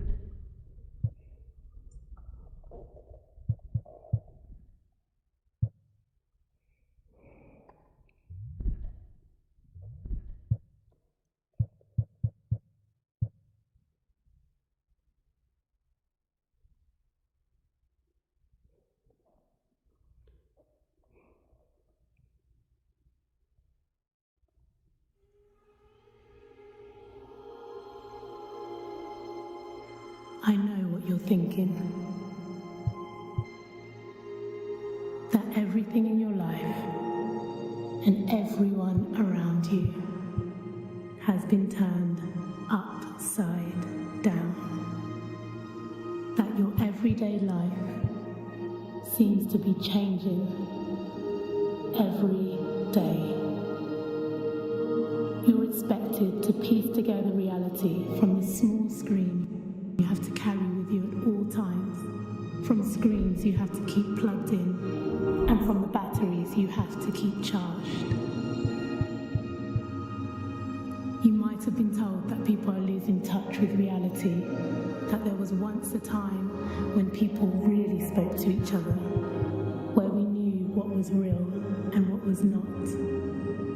You may have been told we need to stop relying on technology. The friends you have online are not really your friends. That if you're tagging yourself in an image, it is not yourself you are tagging. That all the news you just heard is just fake. I'm here to tell you that things are not that simple. That things were never that simple. We have always, from the first simple tools built with trembling cold hands, to the first recorded stories scraped into the walls of a cave, been constructing the world around us with technology. These tools are an extension of our dreams, our hopes. They're an extension of who we are and who we will eventually become. Of course, a tool can be used to spread hate, to cause pain, and to hide the truth. But those same tools can be used to keep us warm, to tell us someone loves us, to even understand what it means to exist. We shape our tools, and then these tools shape us. We created flames from sticks and stones.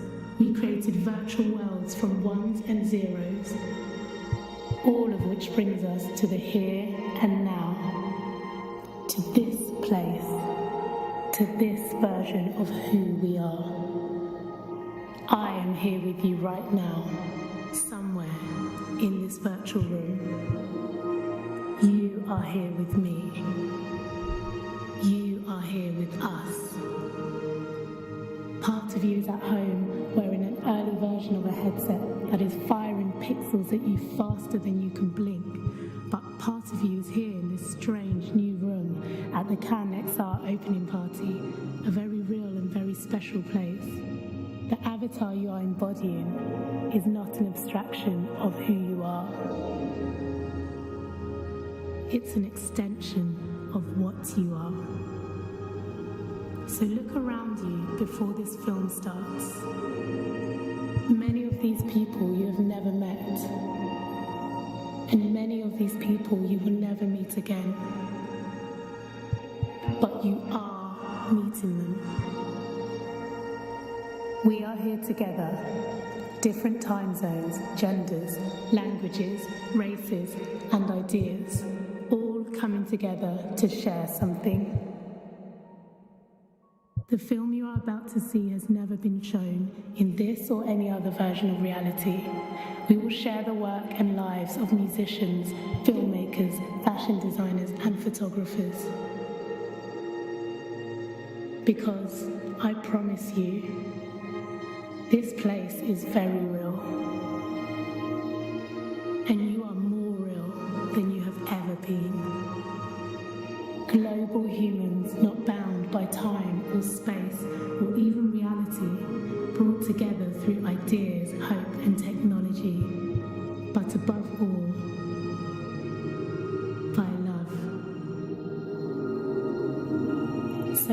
this film and understand that this is a special place. A space that will always be here for us. Just as I will always be here for you.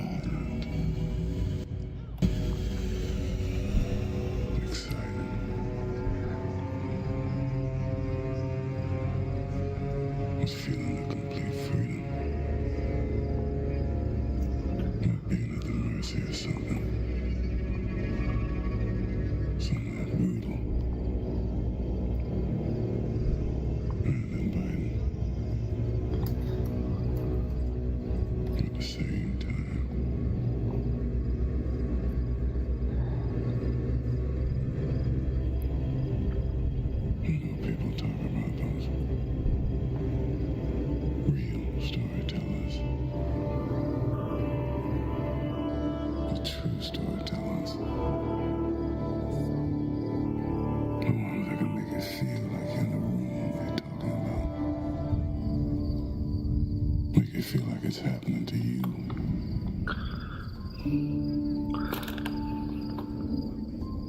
Or you can tell it.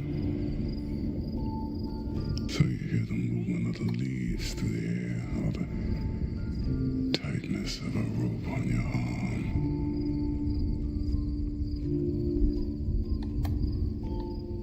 Ones that can make you smell the ground. I feel the coolness of a deep lake. Well, as you told me this story, one of those storytellers. Probably why I find it so hard to get right.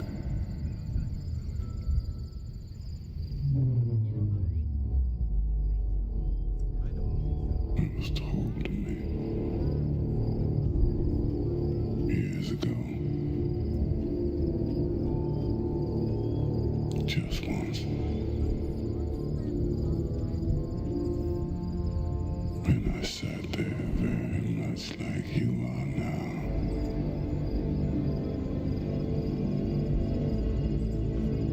Listening.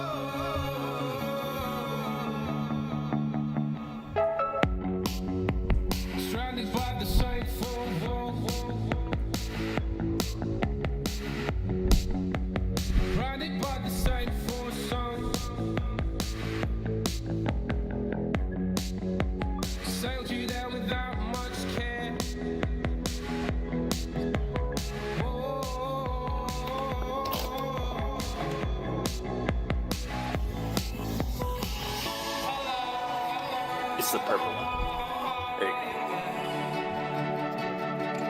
go. Smalls. Ba-boom. Hey. Pretty good, thanks.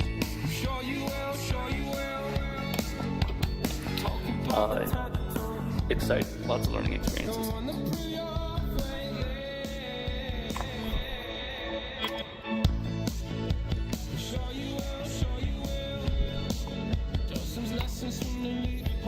Nice. I can't talk too much because I'm a presenter right now, so everyone can hear me, but I need to just stand here to make this work right now.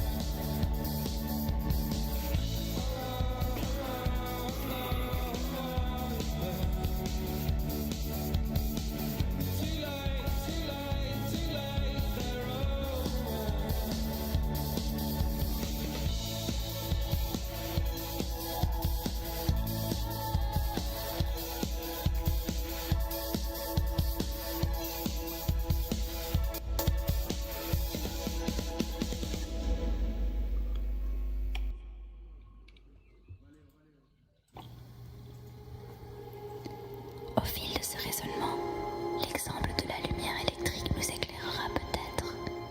La lumière électrique est de l'information pure. C'est un médium sans message, pourrait-on dire, tant qu'on ne l'utilise pas pour épeler une marque ou une publicité verbale. Ce fait caractéristique de tous les médias signifie que le contenu d'un médium, quel qu'il soit, est toujours un autre médium. Le contenu de l'écriture, c'est la parole, tout comme le mot écrit est le contenu de l'imprimé, et l'imprimé est celui du télégraphe. Et si l'on demande quel est le contenu de la parole, il faut répondre c'est un processus actuel de pensée en lui-même non verbal. En effet, le message d'un médium ou d'une technologie, c'est le changement d'échelle, de rythme ou de modèle qu'il provoque dans les affaires humaines. Le chemin de fer n'a pas apporté le mouvement, le transport, la roue, ni la route aux hommes, mais il a accéléré et amplifié l'échelle des fonctions humaines existantes, créé de nouvelles formes de ville et de nouveaux modes de travail et de loisirs. Et cela s'est produit partout où le chemin de fer a existé, que ce soit dans un milieu tropical ou polaire, indifféremment des marchandises qu'il transportait, c'est-à-dire indifféremment du contenu du médium chemin de fer. L'avion, lui, en accélérant le rythme du transport, tend à dissoudre la forme ferroviaire de la ville, de la politique et de la société, et ce, indifféremment de l'usage qu'il en est fait. Mais revenons à la lumière électrique. Qu'on l'utilise pour la neurochirurgie ou pour éclairer un match de baseball n'a aucune importance. On pourrait même dire que ces occupations sont d'une certaine façon le contenu de la lumière électrique, puisqu'elle ne pourrait pas exister sans elle. Cette évidence ne fait que souligner l'idée que le message, c'est le médium. Parce que c'est le médium qui façonne le mode et détermine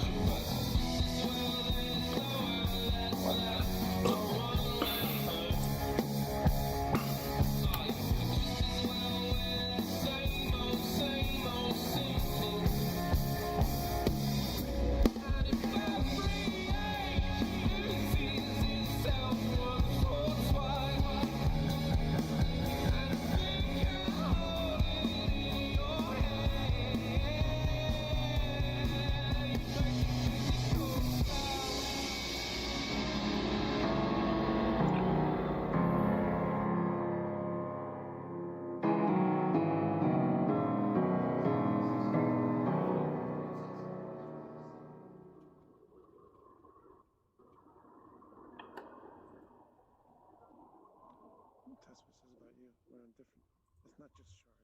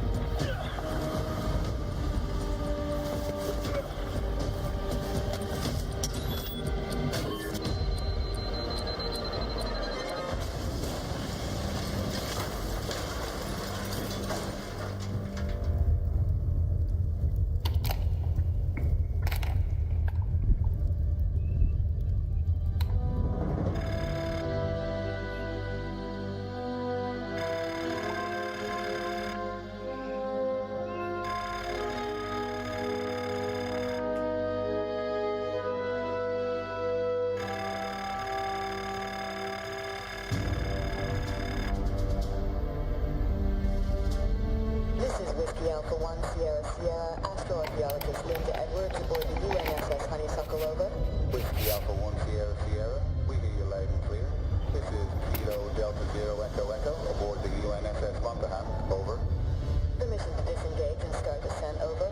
Whiskey Alpha 1 Sierra Sierra, permission to disengage granted. Descent when ready, over. 73 to you. Starting burn in 5.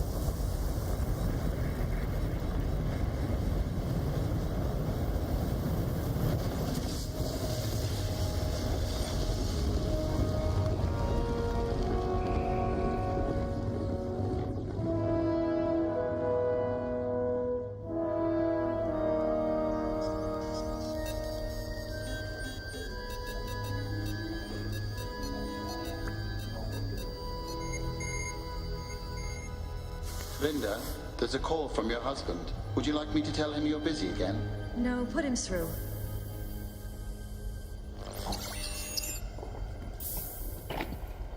Hey, how's it going, honey? Not great. You know, it looks like this planet was consumed in a war. I think I'm gonna need to spend at least a week or two here. And if I don't find anything significant, I'll head on to the next one. Another planet? When are you coming home? Babe, I could spend my entire career analyzing just one planet, looking at one species, without ever knowing for sure if I got their history right.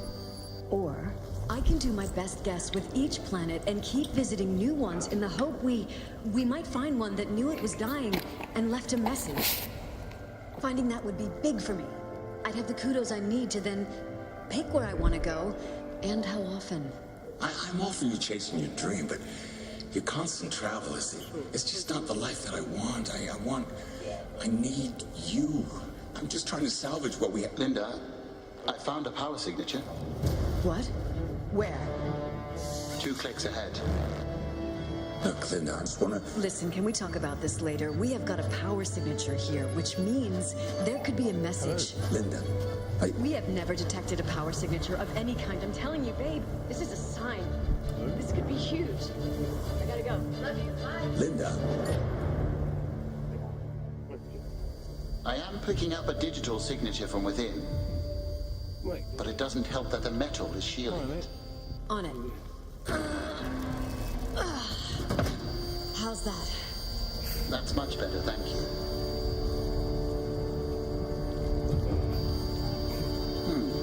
That's interesting. What is? I am seeing a lot of mechanoid data. But there's a recorded section with what looks like an organic consciousness. An organic consciousness? How can you tell? Because it's all jumbled and the data is really ugly. All you organics have thoughts that are a complete mess. I don't know how you function at all, really. No wonder you need me. All right, Dobbs. Is the data salvageable? Yes. I can merge the 2 sections to translate it. I estimate an 89% accuracy. Play it.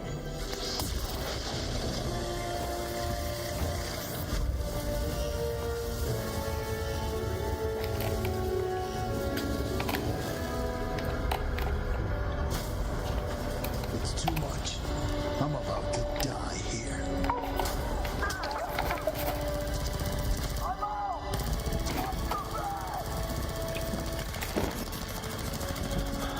There's too many.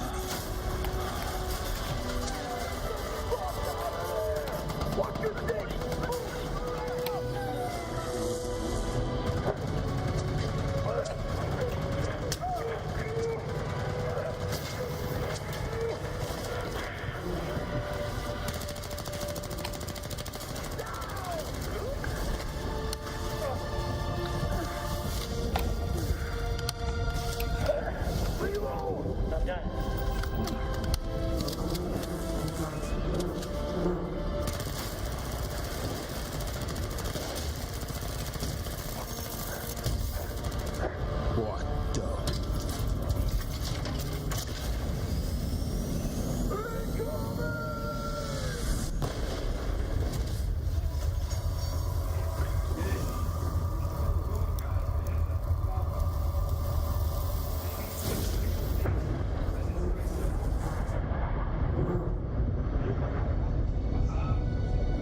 Toxic gases filling my lungs. This must be what death feels like.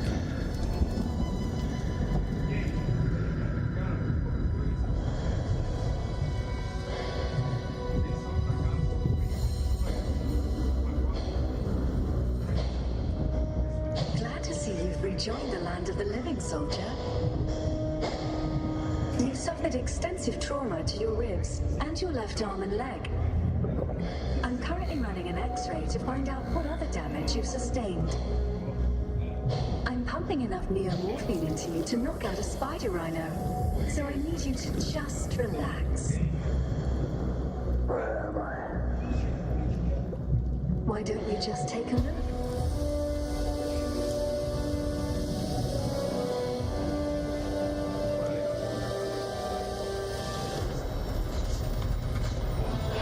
Don't worry, soldier. I'm, or rather we're, the latest piece of battle tech from the Confederacy. I'm number 3 out of 9 deployed units. Pilotless, mechanized armor powered by an artificial intelligence fully trained in battlefield tactics. Are you here to replace us? Here to replace you? No, no, no. We couldn't do what we do without you.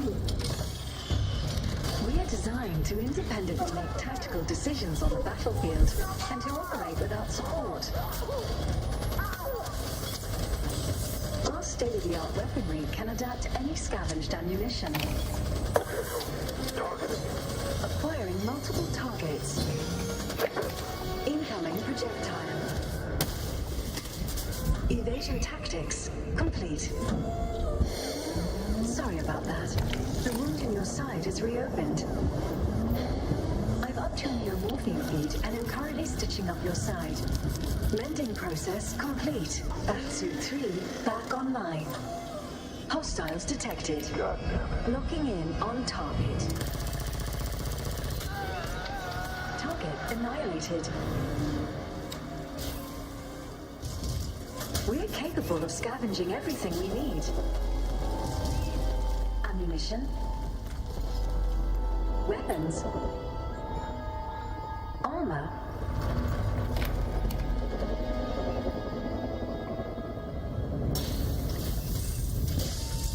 And batteries.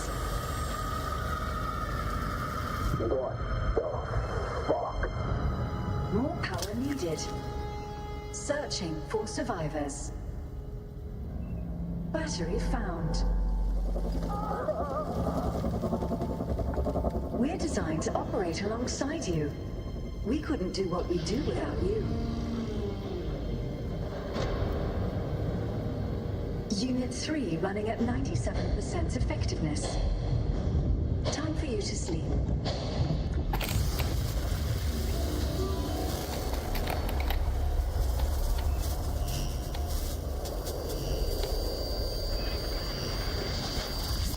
And that's the end of the merged feed.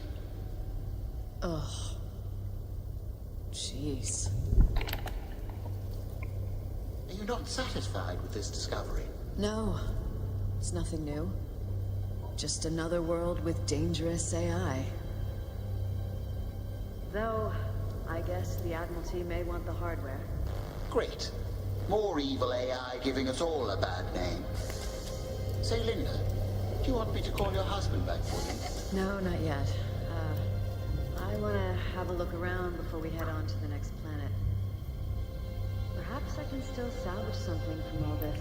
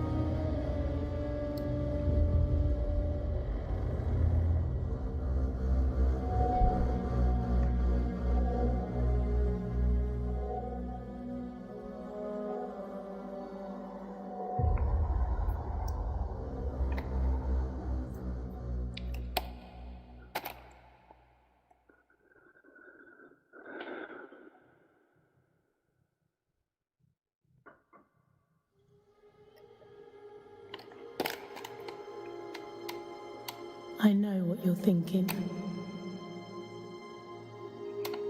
That everything in your life and everyone around you has been turned upside down. That your everyday life seems to be changing every day. Hey, Roman. You're expected to piece together reality from the I small think screen we're to about carry finished with you here. at all I'm times. just, From it's looping, so screens we're you gonna have to pause keep it, plugged and I'm gonna in, make you a presenter and so you from can speak. batteries you have Just to give me a keep sec here. charged. You might have been told that people are losing touch with reality. Nice, okay. All right, go for it. You're on camera, and you may speak. Say whatever you would like to say. Cool, yeah. I wanted to say thanks everyone for having us, and hope you guys enjoyed the films and music we put together. We've been working with fashion designers and coders and filmmakers and UX designers to put together a show over the last year or so. We've been playing VR shows and in the real world and events in different worlds, such as this one. Do you want to hop up on the stage so the camera can see you? Just over there. Yeah, thanks. Yeah, so thanks everyone for coming down. It's been amazing to work with all the different producers and filmmakers and UX designers to put this all together. So thanks for KNXR for having us, and look forward to seeing you all soon next time we play a show. Thanks, Roman. Thanks so much. Bye, guys.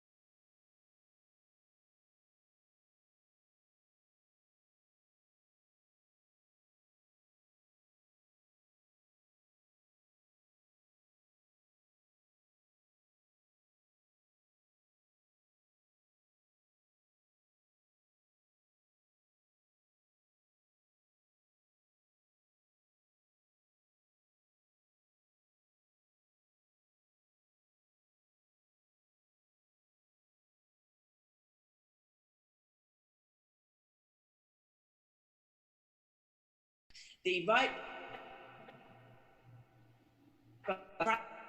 with their right flyer, because Kitty Hawk Beach, which you must Google if you don't already know where it is, it's on this really weird strip of land off the kind of coast of North Carolina, sort of set apart, and it's always incredibly windy. I say always, maybe there's someone watching from there who's like, not always, on this one day in February, but you know, it's pretty much always really windy, and they went there because you needed that in order to get this thing to kind of lift off.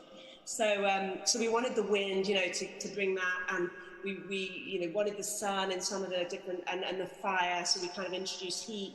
And then for me, scent is kind of all important, and I feel like we've probably all had some bad scent experience. An engagement to audiences that the desktop platforms, you know, can't. And what we did is, as you know, COVID hit, we were basically going back to the drawing board and saying, how can we present Mary?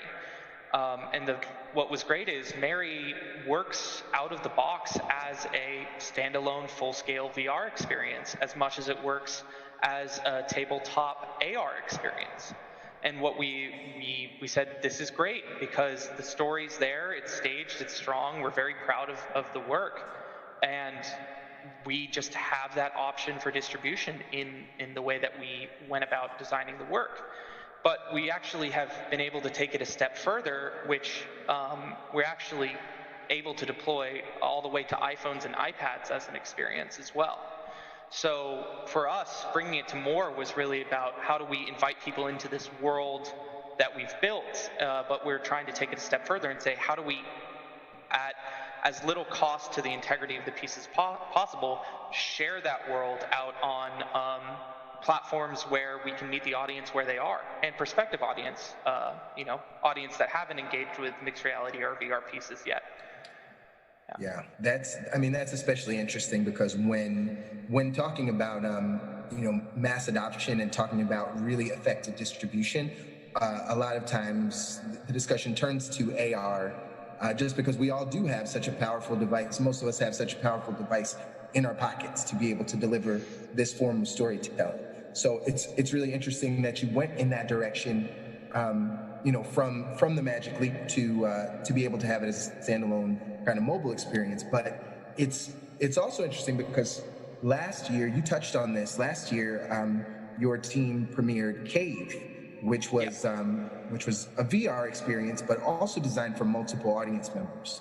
And it seems that this is kind of a core aim of your work to socialize and create this live theater parallel in VR and AR. So, yeah, I mean, has the pandemic shifted your overall plans? Are you still focused on delivering larger scale multi-user experiences as well as these individualized experiences?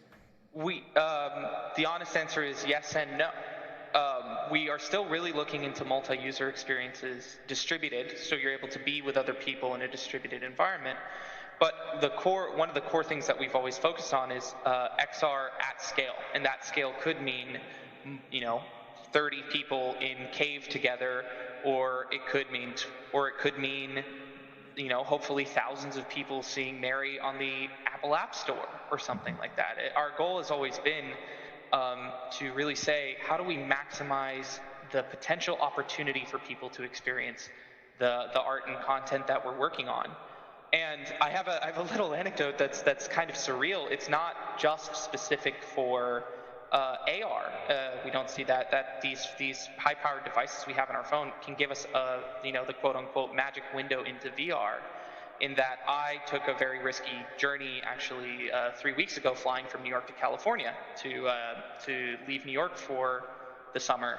And as I was sitting on the plane, I actually watched Cave on my iPad as a magic window experience, and it was super surreal to have that ability to engage. I wasn't even like, I'm gonna watch Cave. It's just like, oh, I have the app. What's it gonna be like on a plane? And it was really satisfying to say, okay, this is a piece that we designed for VR, but by allowing ourselves a little bit of breathing room for how the content's presented, I was able to experience it, the full run of it, sitting in an airplane seat, which is without a headset on, which was just kind of like, an opportunity space that we are really hoping to address and talk to other creators about addressing, because it's just 2-3 orders of magnitude more potential viewers. For sure, that's really, really interesting, and we're going to have to do something because they're not going to serve us any food or drinks on plates. Yeah, exactly. And you know, there's only so many headsets in production right now, so this is very true. That's great. Let's keep moving along, and I wanted to talk to Shar Simpson and Nitzan Bartov, who are the co-creators of Alexa Call Mom. I have to say, before we continue talking, I remembered just before we started the panel to unplug my Alexa because I knew that this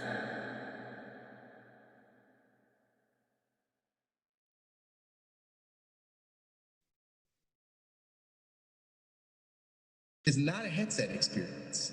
It's not a VR experience. And it very specifically uses the flagship Amazon AI assistant Alexa to tell this spooky and somewhat satirical story about communicating with the afterlife, while commenting on the sometimes absurd nature of consumerism. Let's take a look at the clip for Alexa Call Mom, and then we'll talk a little bit about it.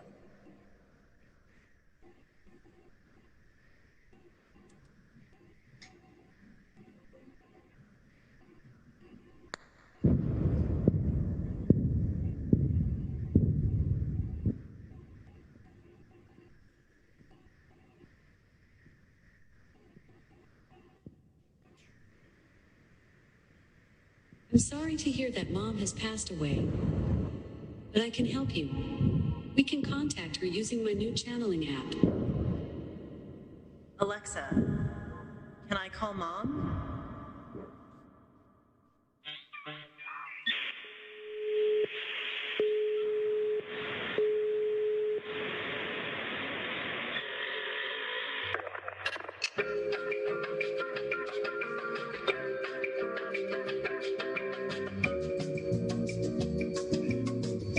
Are you enjoying the Beyond Life channeling service? Please rate the app on Amazon. Customers have given it 4.3 stars.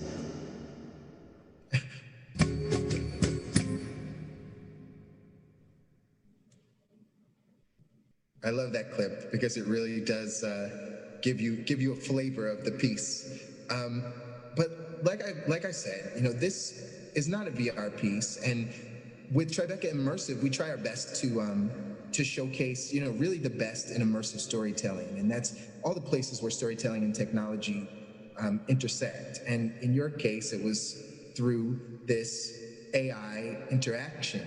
So when we had to pivot, I was a bit kind of sheepish to I remember we had a Zoom to tell you what we had planned in terms of the Museum of Other Realities, because I really didn't know how it would work with the piece. But you know, what was interesting is that both of you immediately started firing off like really interesting ways, things that I hadn't thought of. You know, you had an idea at one point to use Zoom to allow audiences to interact with Alexa and discover the story. And then that's shifted now into a VR teaser where you really get the atmosphere of the piece. But it's more of a linear interaction. So can you talk about the process in creating the piece that we see in the museum? It looks so eerily similar to the setup that I saw when I went to your lab so many months ago, and it's really a lot of fun to get in there and have that experience. I think, yeah, maybe I have to say for us right now, it's not just, it's like the Alexa cinematic universe, you can call it. And that's why we felt there were so many ways for us to explore that you can interact with the story. But really, as some of the people here mentioned, I think that idea of wide distribution, the idea to share that kind of the nugget of the installation or the atmosphere with as many people as possible, knowing that they are going to be using the more, was a thing that really kind of made us choose that slice of the many possibilities that you get to experience with Alexa. And just in terms of your team and the members of your team that were able to pivot in this way, I keep saying pivot, but really just kind of iterate on this and create something totally different from what you had done. Like, how is, I could say you're lucky, but I think you're just incredibly talented to have that kind of skill set in your team to be able to make something like this. Who was it that led that charge into VR? I think it was really a major kind of adaptive group effort, because we, as a larger team with sound design and creative technologists, and we really felt that the tone and the humor and the sort of horror of the story could be translated into something that, exactly as you said, gives a kind of tone, because it's a story about disconnection, connection, and home, and convenience and comfort. So all of those ideas can still be played with in any medium. So when we were kind of like moving between the Zoom version and the VR version, we were thinking about what full immersion would mean for the people who were seeing our piece, and how important it was that they, as Nisu said, kind of like were able to take a chunk out of the universe that is Alexa Call Mom with them. And so VR just felt like the right direction. Yeah, but we went through a bunch of different iterations in an effort to find that, for sure. Yeah, I mean, one of the things that really fascinated me about this project, even when we first met at IDFA and I got a chance to see a little teaser of it there in person with the actual device, is that you had discussed bringing this to an at-home audience from the beginning as an app for Alexa herself. So can you elaborate on that? Well, the idea all along was we had to learn to tell stories for Alexa, for this medium. So instead of going to the larger scale distribution as a start, we thought, what if we can create the perfect environment, the perfect installation? Let's have this protected environment to learn how to create this type of stories for Alexa. And now moving forward, this everything that's been going on has pushed that process forward, and showed us how important it would be actually to take this to have every home and to realize the full potential of Alexa. We're still learning. We're just experiencing that transition from moving between a very curated environment where it's so curated that we get to show you this in VR and make you feel like it's the thing that you saw in real life, to some place where we have no control over. I mean, I love that about you using this medium too, because like I said, I mean, I have Alexa in my house and I generally use her for set an alarm or to play music. But my kids, on the other hand, do use her for interactive storytelling quite a bit. They have their favorite apps that they use, and I think that this could be a really great thing to bring for adult entertainment at home. Not that kind of adult entertainment, but you know what I'm getting at.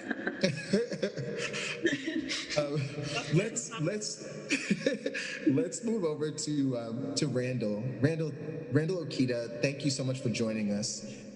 Your piece, The Book of Distance, tells the story of your family, and specifically the story of your grandfather, who immigrated from Hiroshima to Canada and then was persecuted for his heritage once the war began. It's a really beautiful and personal journey. I encourage everyone to check it out. It premiered at Sundance in January, and we were really excited to bring it to Tribeca in April initially, but now excited to have it at the Museum of Other Realities. Let's take a look at the clip first, and then we'll have a little discussion.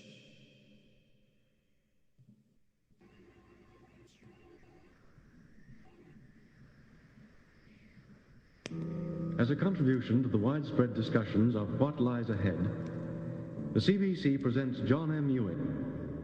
What I am setting out to discuss tonight is the problem of the Japanese in Canada.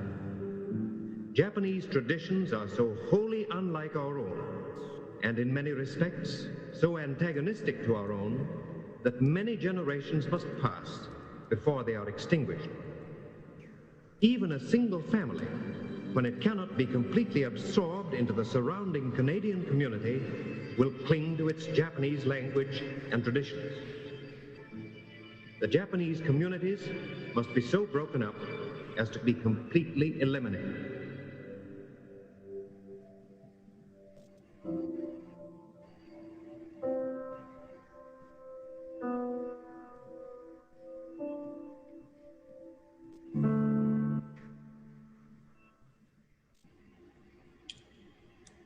Yeah, very, very powerful stuff. You know, I think we met many years ago in Canada, actually, and I saw a very early, I can't even say an early version of this because it's so wholly different than what it is now. But I think that it's just really a remarkable piece. And I jumped into it again recently, once it was installed in the Moore. And it's interesting, right, that we're launching now when the idea of systemic racism and xenophobia is really on it's in the front of everyone's mind. I hope, at least, so that we can make some changes there. So I'm really glad that this piece is getting, you know, a global platform at this moment. Unlike some of the other pieces that we've talked about on the panel, this piece was designed to be, you know, native to VR and something that could scale in a very, you know, more typical way for VR experiences. But there are a few things that you did here that are really, really remarkable. I think when it comes to faithful adaptations of installations, yours is crazy. When I stepped into that room, you know, I saw the Book of Distance at Sundance, like I mentioned in January, which seems so long ago, as everyone was rubbing shoulders and having real drinks and not virtual ones. The installation was beautiful there, and what you brought to the museum is equally so. You are a visual artist, and you've worked across different media. And so this may have been second nature to you, but can you share with us first off, how you achieved the look for the installation before you go into the story? And then I'd love to talk to you about your approach for the story as well. Sure. Yeah. Well, thank you for the kind words, and thank you so much for having us. I mean, you know, the language of the piece. We thought a lot about how it's the tactile, you know, interactive experience where, you know, we wanted people to have the feeling of active engagement.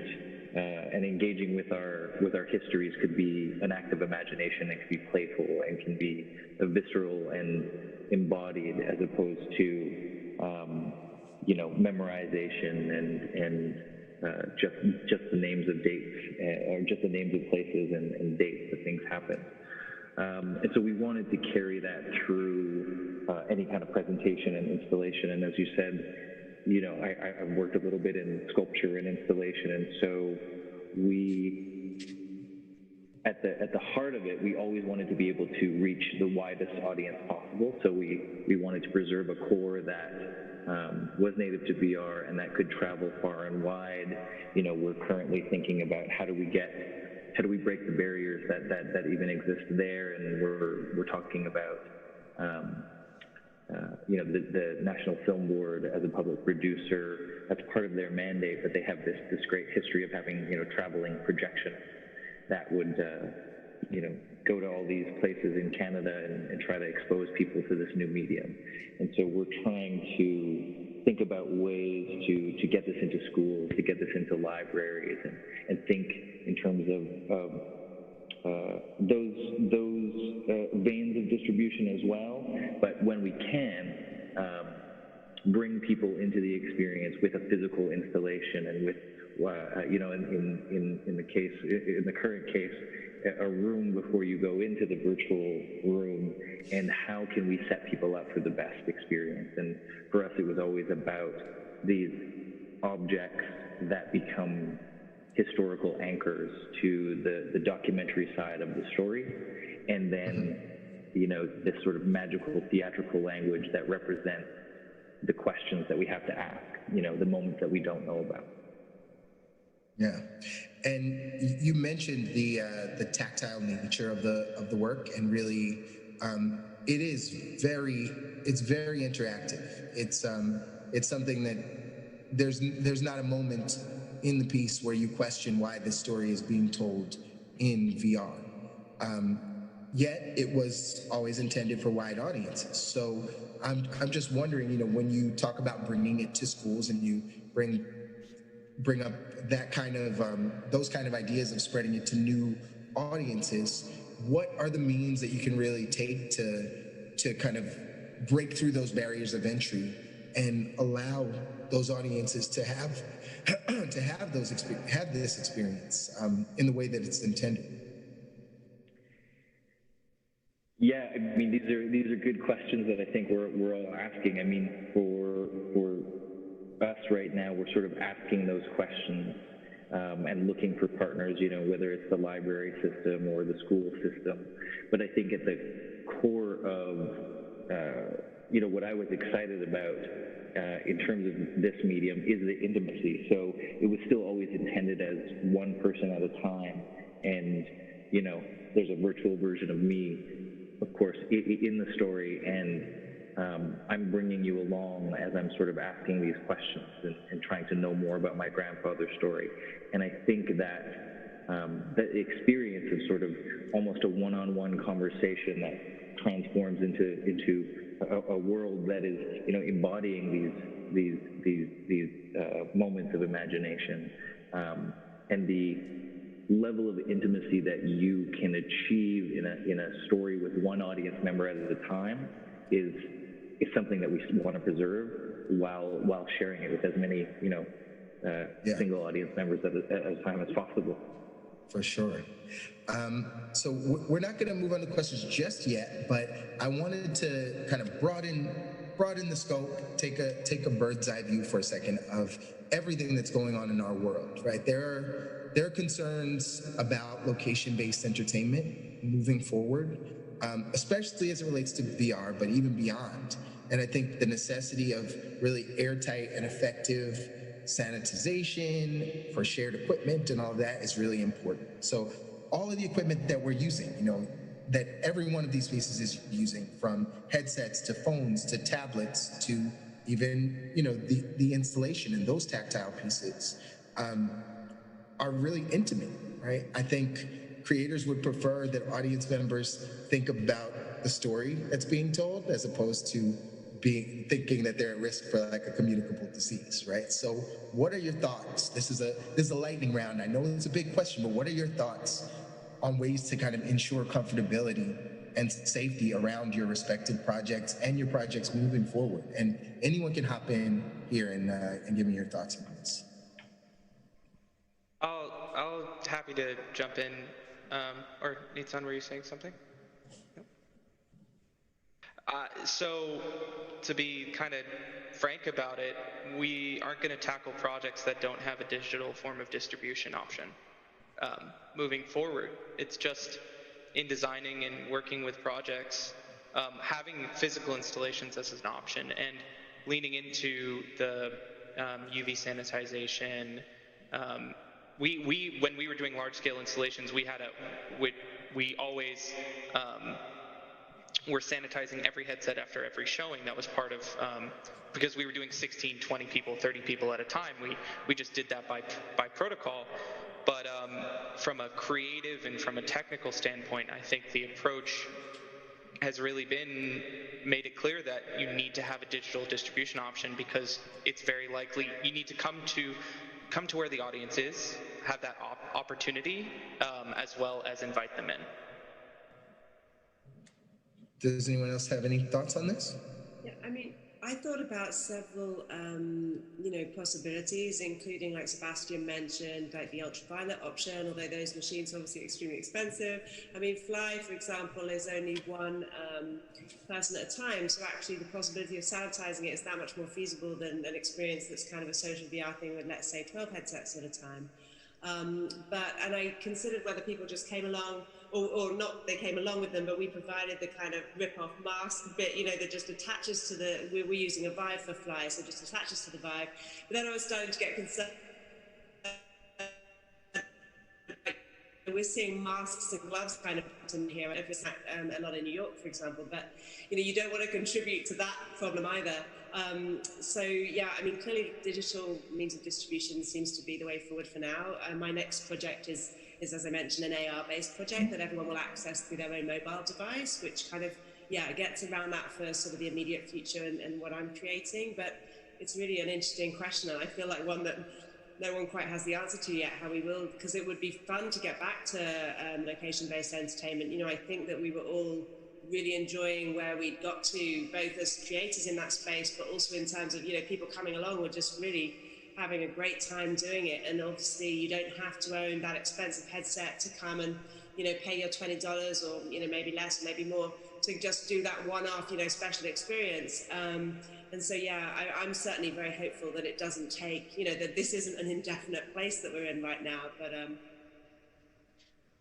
so am I, obviously, as a curator, and with festivals being my business, it is really quite tenuous right now, right? We're really wondering where we go from here. We were already looking at all of these kinds of solutions, sanitization solutions, and everything as.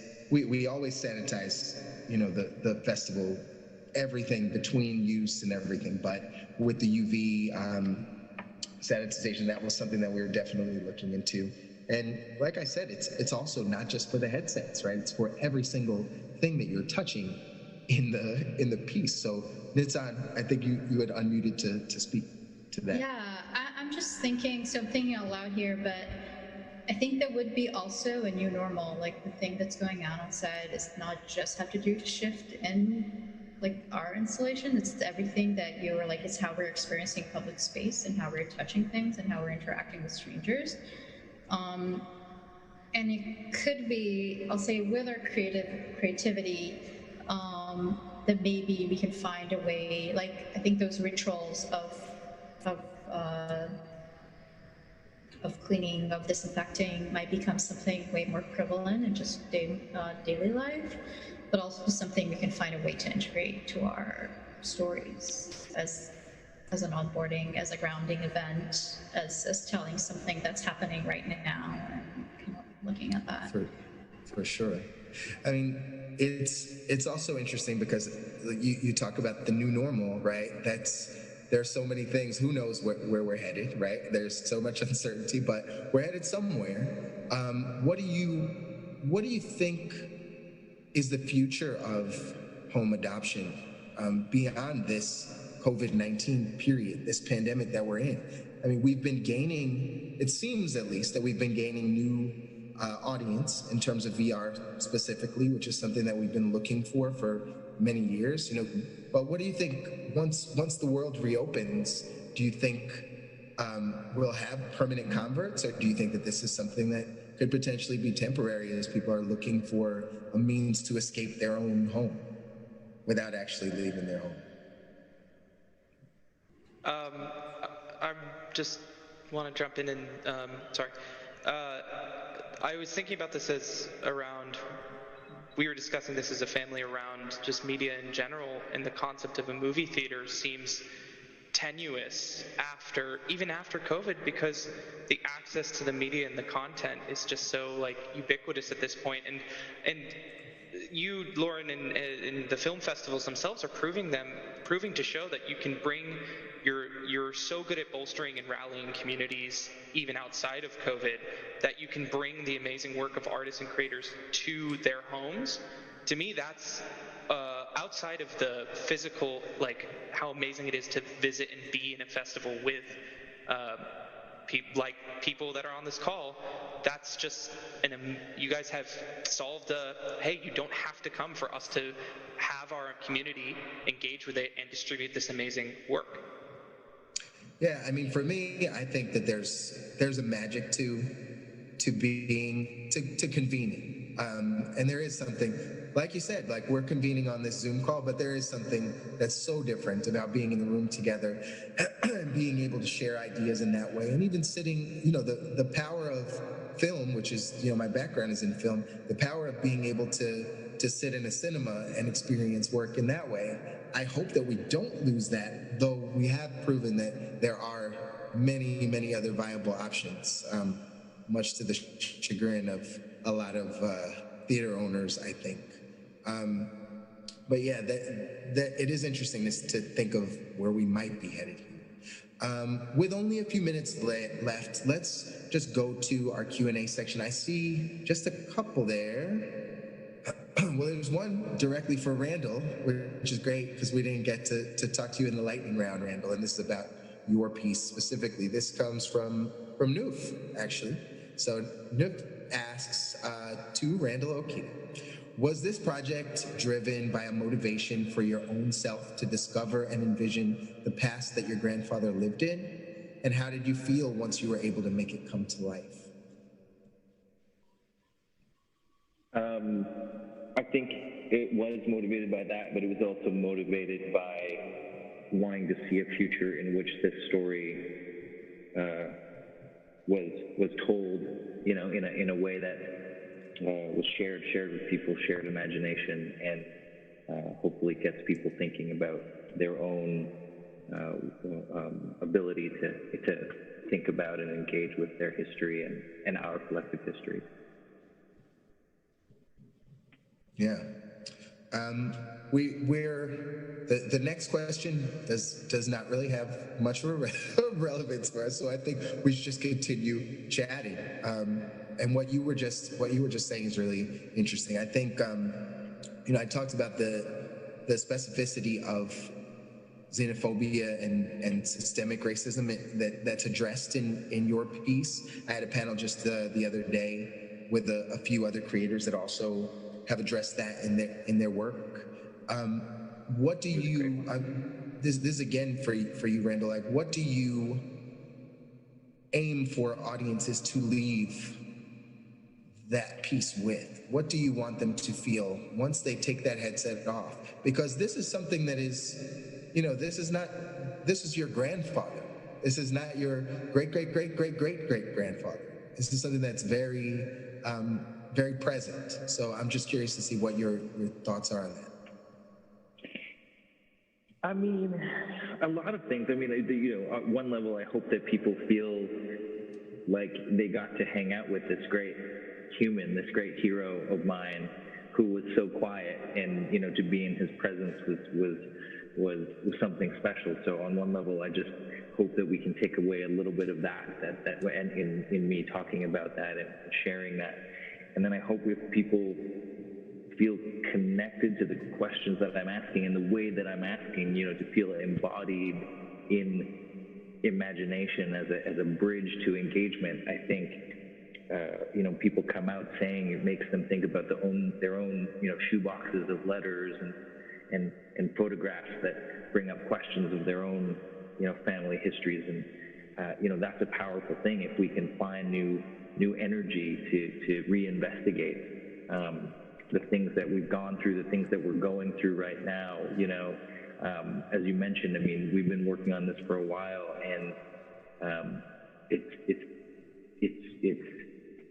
terrifying how topical it is to make a story about trying to bear witness to state-sanctioned racism, and anything that can contribute to that conversation, especially in this current world and the things that we're doing, the technology that we have, the imagination that is shared among the people that are part of this festival that are on this call. I think anything we can do to keep the conversation going and energized is crucial. Agreed.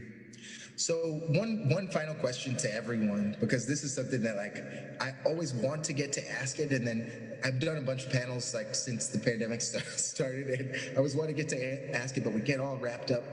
How are you all staying creative in this climate? It's a time that we're all going to remember, hopefully a distant memory, and it'll be fond. But how are you staying creative? What is it that you're doing in the confines of your own house to really keep yourselves sharp and exercise those muscles? And again, that's to anyone. Charlotte, you look like you wanted to say something. Well, yeah, it's an interesting juggle because I've actually got 11-year-old twin girls, so who I'm currently supposed to be homeschooling at the same time as I have a couple of projects on. I mean, I feel really very thankful that, I am still working, and so probably should say that first because obviously there is a lot of people, especially in the film industry, who aren't working right now. But actually just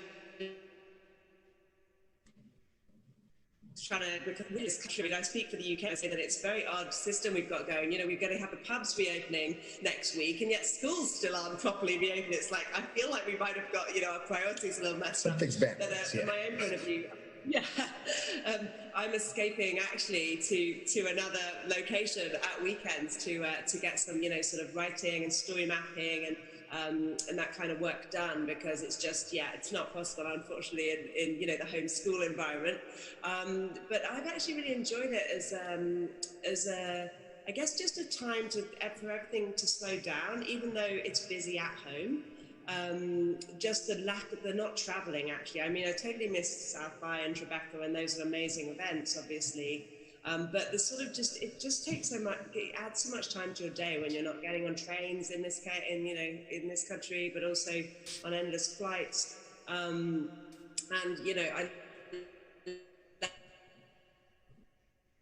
did a great deal of good ferment by actually coming off those flights. So I think I've tried to sort of tune down the amount that I travel. I've gone back to nature a little bit, doing a lot of gardening, like all good Brits, growing 18 of my own fruit and veg. But sorry, that wasn't the question. This is the panel. So let someone else talk about something more relevant. If that works, though. Yeah. Nitsan or Shar, did you want to? Yeah, I think something that's really galvanized me is how the creative community has really banded together. And Lauren, this is like also directly thanking you for continuing to move forward with Tribeca and partnering with CAN and giving us the opportunity to present the more. I think one really interesting fact, and this is because Nitsan and I are working on Alexa, which is like an at-home based experience. Thinking about what at-home really means to us and kind of unpacking convenience and comfort and complacency within the home and within a safe space, and how to introduce an experience into that space when the experience, because when you're introducing, when users are in an installation, they're kind of coming in there and like trying to be a good user so they can sort of experience things. But when you have an experience that's entering their private space, I think we're going to find that we have a really different kind of user and a really different kind of sort of playing field. So thinking about that a lot, and thinking about our private rituals, and then also private rituals in terms of public safety, it's been an interesting exploration, I have to say. I have no like hypotheses or conclusions that I've come up with yet, because we're still in the midst of it. But yeah, we're so in it, yeah. I hear that. Sebastian, how about you? I'll come to the table as the non-creative, the technical creative. I've found, even just recently, taking a little bit of time, and for me, my creative is engineering, and contributing to an open source project, something that doesn't belong to me, and I can just give a little bit of my time to it, be it a creative project, helping students, or just that one moment for me. Last Wednesday, I was really down, and I said, you know what? I'm just going to take 2 hours, and I'm going to do this engineering project that I'm then going to give out open source. And it was, to me, that's just helped me basically feel like I'm contributing to the community while also just flexing the skills that I've trained and have. And it's been really, really helpful. That's great. Randall, we have 1 minute left. Did you want to share anything before we take off? I love what everybody said. I feel the same thing, kind of a combination of Sebastian and Charlotte. gardening, doing things with your hands, and talking that, if there's a community you can engage with. I mean, I'm certainly out there trying to contribute a little bit and just get outside of my own head when I can, I think. And it's lovely to just hear how everybody is kind of focusing on staying healthy and regulating. I feel like that's what we have to do. Absolutely. Well, I want to thank you all so much for joining me today. This was a really great conversation. I love the opportunity to speak to you on Zoom. I'd love even more the opportunity to be able to speak to you in person sometime soon. So everyone, please just stay safe, stay healthy, stay at home if that's the order. If it's not, then get some fresh air. And thank you all to the home audience right now that's watching the panel. Thanks to everyone who has supported Tribeca and supported CanXR. I want to encourage everyone who has a tethered headset, a Rift or a Vive, or a Quest with a tethered cable, to download the Museum of Other Realities on Steam and get in there and see these experiences, because they're really, really remarkable. And I am humbled and really, really just so excited to be able to present them and provide that platform. So thanks again to everyone, and have a great evening.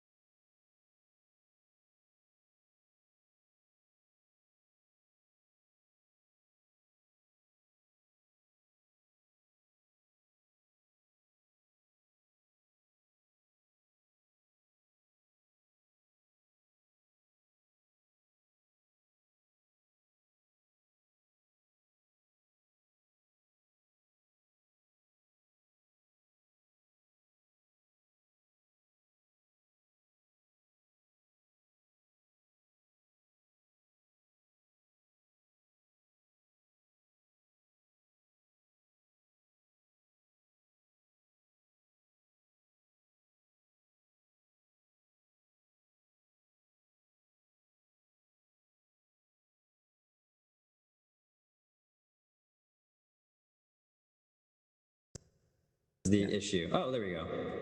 Brilliant. It is working. Yeah. Okay, so let me share my screen and we will be off to the races. Okay. Voila. Welcome to the Marché du Film. This is our final of 6 pitching sessions, and this one is titled Exposing the Impacts of Mankind.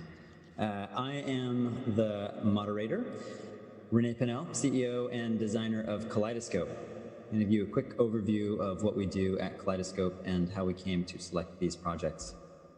So, as you may or may not know, Kaleidoscope is a community fund that supports artists with grants and produces events and builds tools and services and opportunities for networking to happen between artists and industry leaders. We've got just about 4,000 members. These are folks who are doing real substantive work in the XR arena, about half artists, half industry, well over 1,000 projects on the platform, and the artists in our community have raised a little bit more than $32 million for VR films, games, XR art projects, all sorts of wonderful and wacky things. And I think this is interesting because most of the work in our community is sort of outside the mainstream of XR projects. They're more along the lines of independent work that is at festivals and plays in that arena. And so while $32 million isn't a whole lot, it does prove that there is money to be had for these types of projects. One of the things that we've done recently is launch a new product as a response to the pandemic. We really saw the artists in our community hurting, so we wanted to do something that would get money in their hands directly. And so what we've done is spun up monthly grants on a variety of topics. Right now we have 6 open grants that they're all awarding between $1,000 and $5,000 per month. And if you are looking for development funding and need a little bit of completion funding, this is something you should check out. Again, they're every month. It's very easy to submit work. And if you're on the industry side, highly encourage you to check it out as well. If any of these grants are on a topic that resonates with you, please do back these grants. We also do virtual events. We started migrating all of our events online almost 2 years ago now, mostly for accessibility and efficiency reasons. Doing in-person events is incredibly expensive and time-consuming. It's also prohibits a lot of people from participating because it just costs a lot of money to fly somewhere. And it's terrible for the environment. So there's a bunch of reasons we decided to do virtual events before the pandemic hit, and obviously now that's all we do.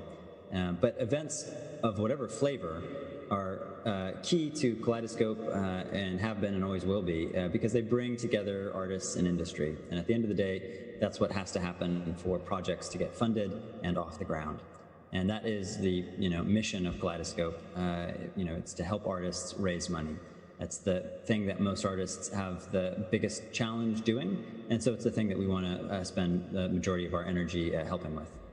And networking is such an important element of this. It's sort of a byproduct of everything that we do, whether it's events or our grants or our online platform. It's really about connecting people so that they can build relationships, build trust, figure out who they want to collaborate with, figure out who are kindred spirits, because that's how projects get made at the end of the day. It's a collection of people who dream the same dream. So we try to help you find those fellow dreamers. And with that, I'm going to turn it over to the artists. Again, this is Exposing Impacts of Mankind. It's 4 projects that are exploring this topic. And to kick things off, I would be remiss if I did not thank our curators. We did this so long ago. We curated it, I feel like, ages ago, back when Con was still an in-person physical thing. But I would love to thank Jesse, Damiani, Colleen from the Fee Center, my wife Selena, Astrid, Ellie, the programmer at Con here, Greg from Magic Leap, Jay Kim from Bifon, Chris Severson formerly from HTC, Maria from Viveport, and of course Michelle from Venice. Thank you all for taking so much time to sift through. We had over 200, we had close to 250 project submissions for the development showcase, and they whittled it down to 24 projects, 4 of which you're going to hear from right now. So thank you, curators. Okay, Powers of X is first. I'm going to stop sharing my screen, and Murad, you're going to share your screen now and take over. Perfect. Hi, everyone. Just one moment. There we go. That should be up. Hi, everyone. I see a lot of familiar faces, so nice to see you again. For those of you who don't know me, my name is Murad Nouri, and I'm executive producer for Powers of X, which is an immersive experience designed to raise awareness and action around the climate crisis. So Powers of X is inspired by the classic film Powers of 10. Many of you will be familiar with this, but for those of you who aren't, you can see some excerpts here on the screen. You should really look it up. It is a classic, and it's on YouTube. You can find it really easily. The key takeaway, though, is that it was a very simple short film that aimed to help make its audience grasp the relative size of things in the universe, from everything as tiny as an atom or DNA all the way up to the universe itself. What we're going to do with Powers of X is evolve the spirit of this film with a new message for a new audience and use VR to visualize the invisible impact that we each have on the environment. So we're doing this using VR and AR to demonstrate scale in a way you can never do with traditional film.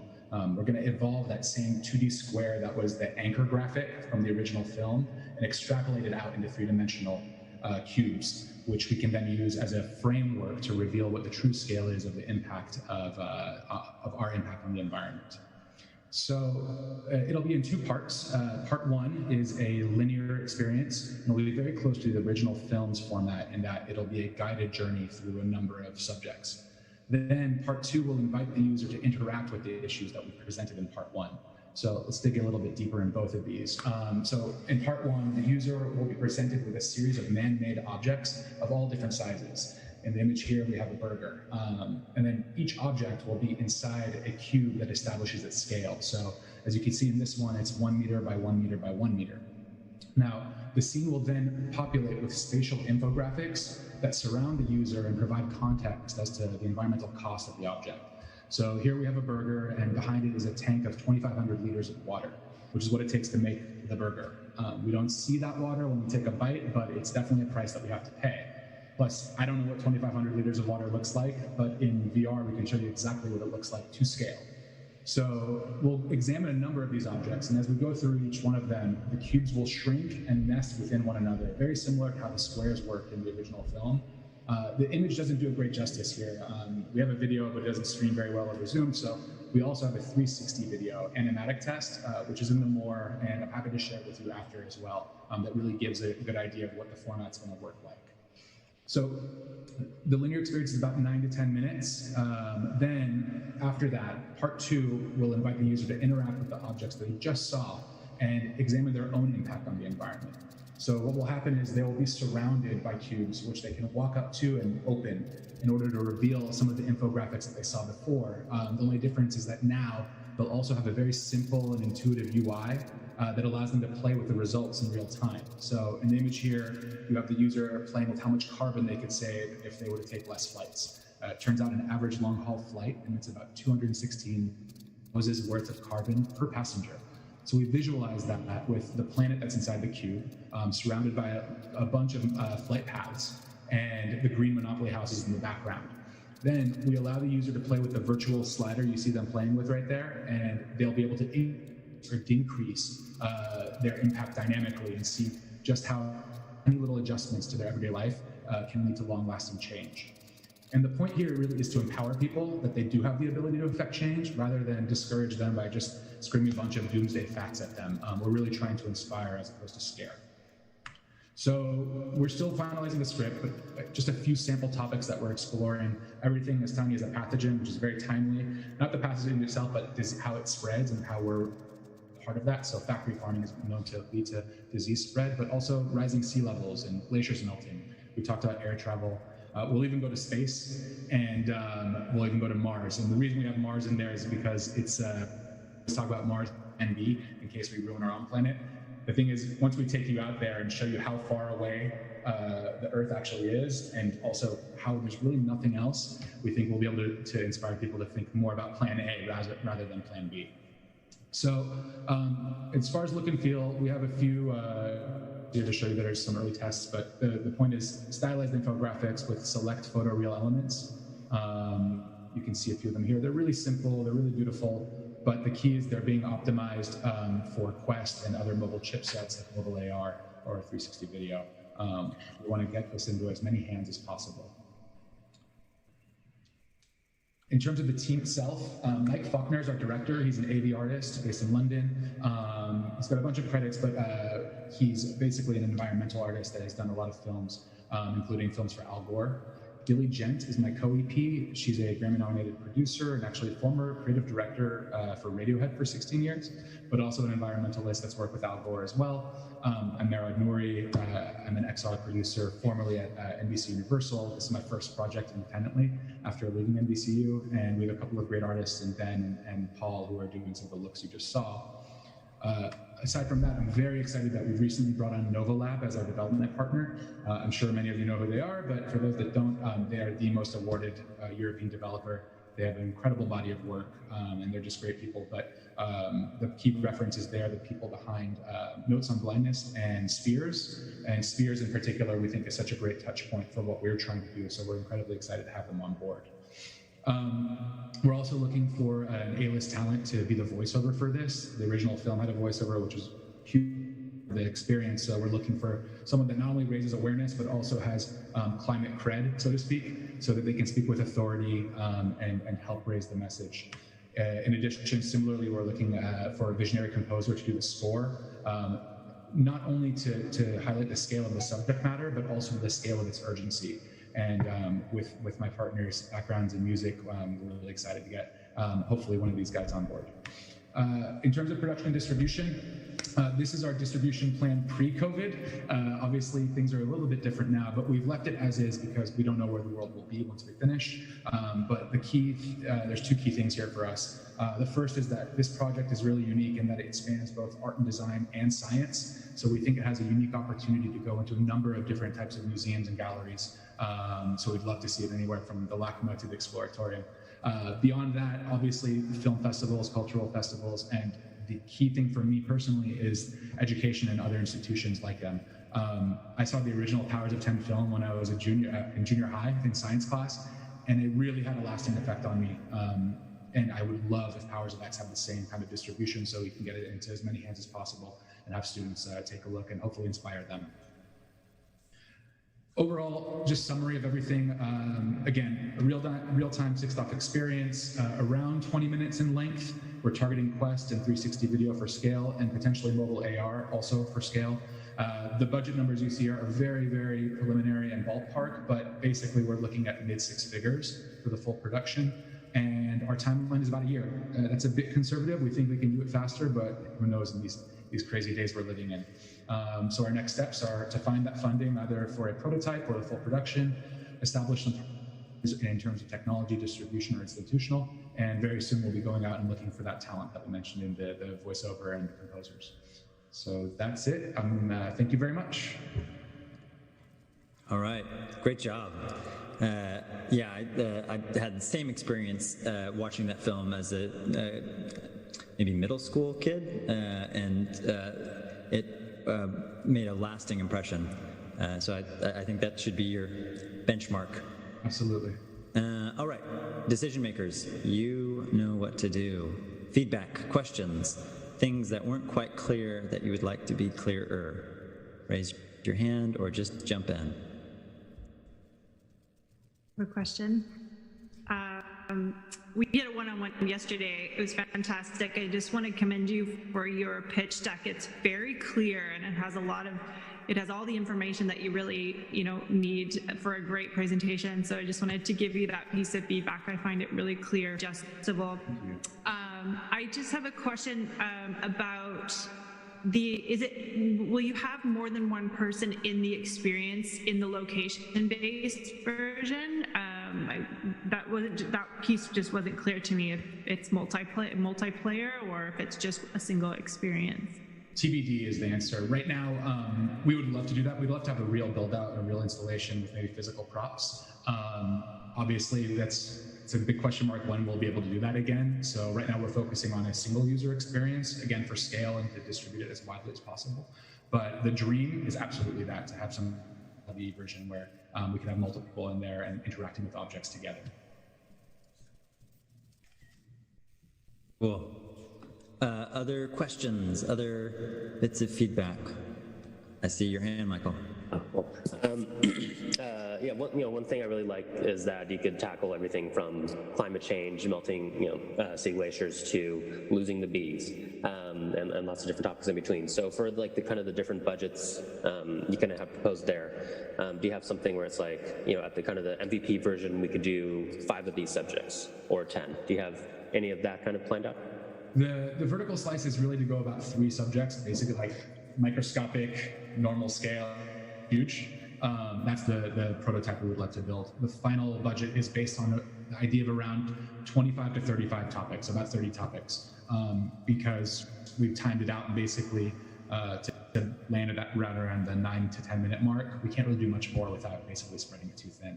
But we think that'll be enough to be a rich experience that explains everything. Awesome. Thanks. Any other? We've got time for 1 or 2. Hey, Joel. Hey, great presentation. Thank you. In the 2 questions, on the slide about distribution and LBE, was Saatchi Gallery or those different places just ideas, or do you already have kind of like commitments with them? No. This is the first time we're showing it in semi-publicly. Okay.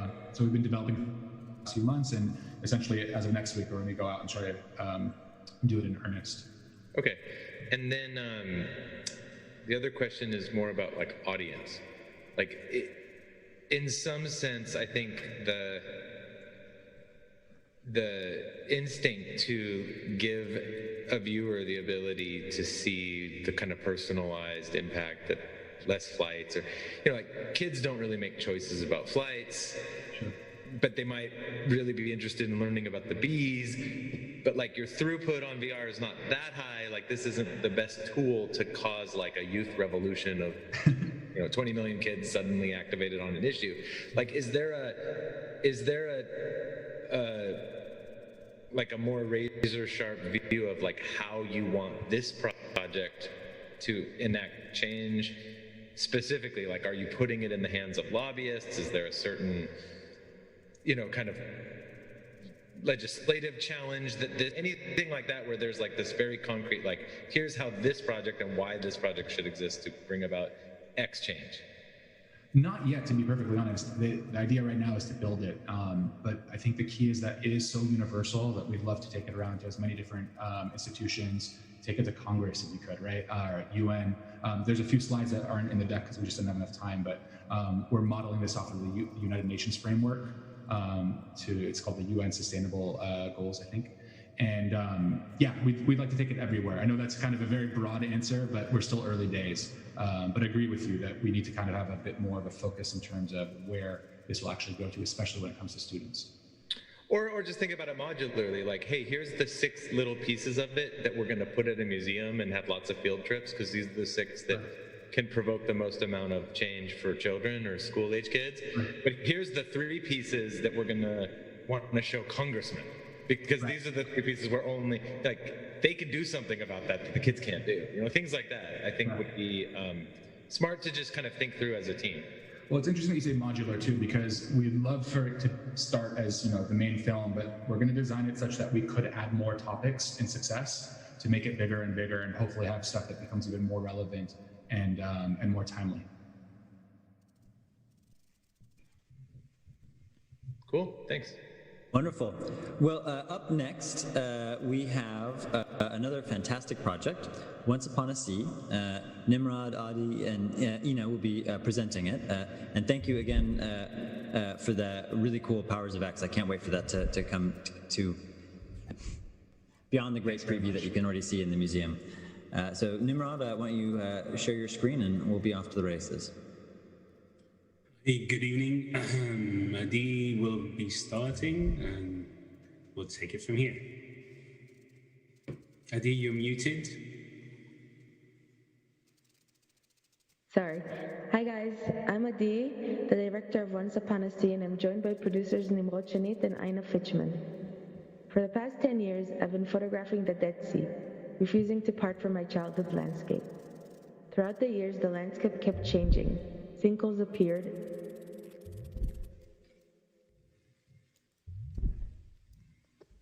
Adi, I think you might have had yourself muted again. You stopped right when sinkholes appeared. Can you hear me now? I can, loud and clear. Okay, great. So throughout the years, the landscape kept changing, sinkholes appeared, and the beaches shut down. I was worried. Once Upon a Sea is an immersive virtual reality experience that transports participants to the Dead Sea to experience what was there before. The Dead Sea's natural water sources have been diverted for farming and drinking water. Mineral mining by Israeli and Jordanian potash producers account for further damage. Its shores are receding fast, 35 meters in 35 years. If nothing will be done, the Dead Sea as we know it will be gone for good. Once Upon a Sea is our call for action. I'd like to introduce the characters. We have geologist Eli Raz, who's considered to be the top sinkhole expert in the world. He's been warning of the dangers of the region for the past 30 years, but no one listened. For over 40 years, Shimon Shukron lived on En Gedi Beach, working as a beach ranger. Due to the receding waters, Shimon is about to lose his home of 50 years. And our third character is Ronit Hillel, who arrived to the Dead Sea with a walker, crippled by arthritis and a painful form of psoriasis. She came to heal, but with all the changes and shifts of the land, soon Ronit might not have a healing place to go to.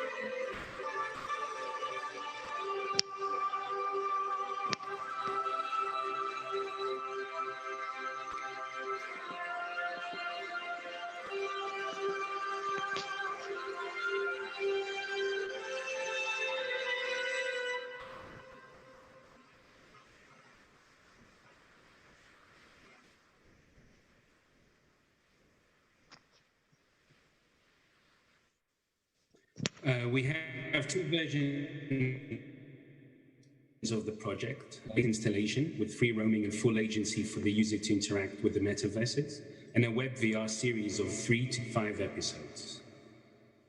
The Parallax web platform we developed will engage and monetize the content online. Non-VR users will be able to explore and interact with the project on standard displays. A web series offers 3 to 5 episodes, 5 to 6 minutes long each, for standalone headsets and mobile devices.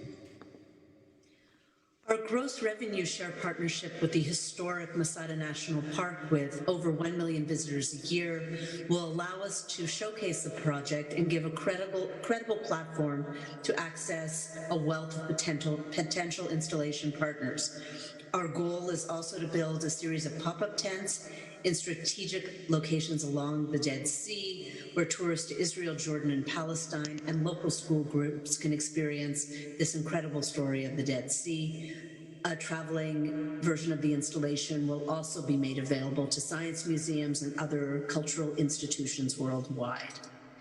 This is a Canada-Israel co-production. Our total budget is 500,000 euros. We have 300,000 euros in place. Our partners are the Canada Media Fund, the Bell Fund, Cannes, the Israeli Public Broadcaster, the Jerusalem Film and Television Fund, and Mifal HaPais. We have a great team from Canada and Israel, creative and technical, and my partner Nimrod, of course, many of you know because he did Holy City, and I also was one of the producers of The Wanted 18, a graphic novel for an interactive graphic novel. We are hoping to bring this project to life by early fall, and hope you will join us as partners. Thank you very much. Great job. Thank you so much for sharing that, y'all. As someone who's been to the Dead Sea and to the what was that beautiful center that it's going to be displayed at, in Masada? Yes. Masada, that's what it is. Yeah, I've been there too, and it is an amazing spot, a great place to premiere the project. All right, thoughts from the decision makers. Jump in.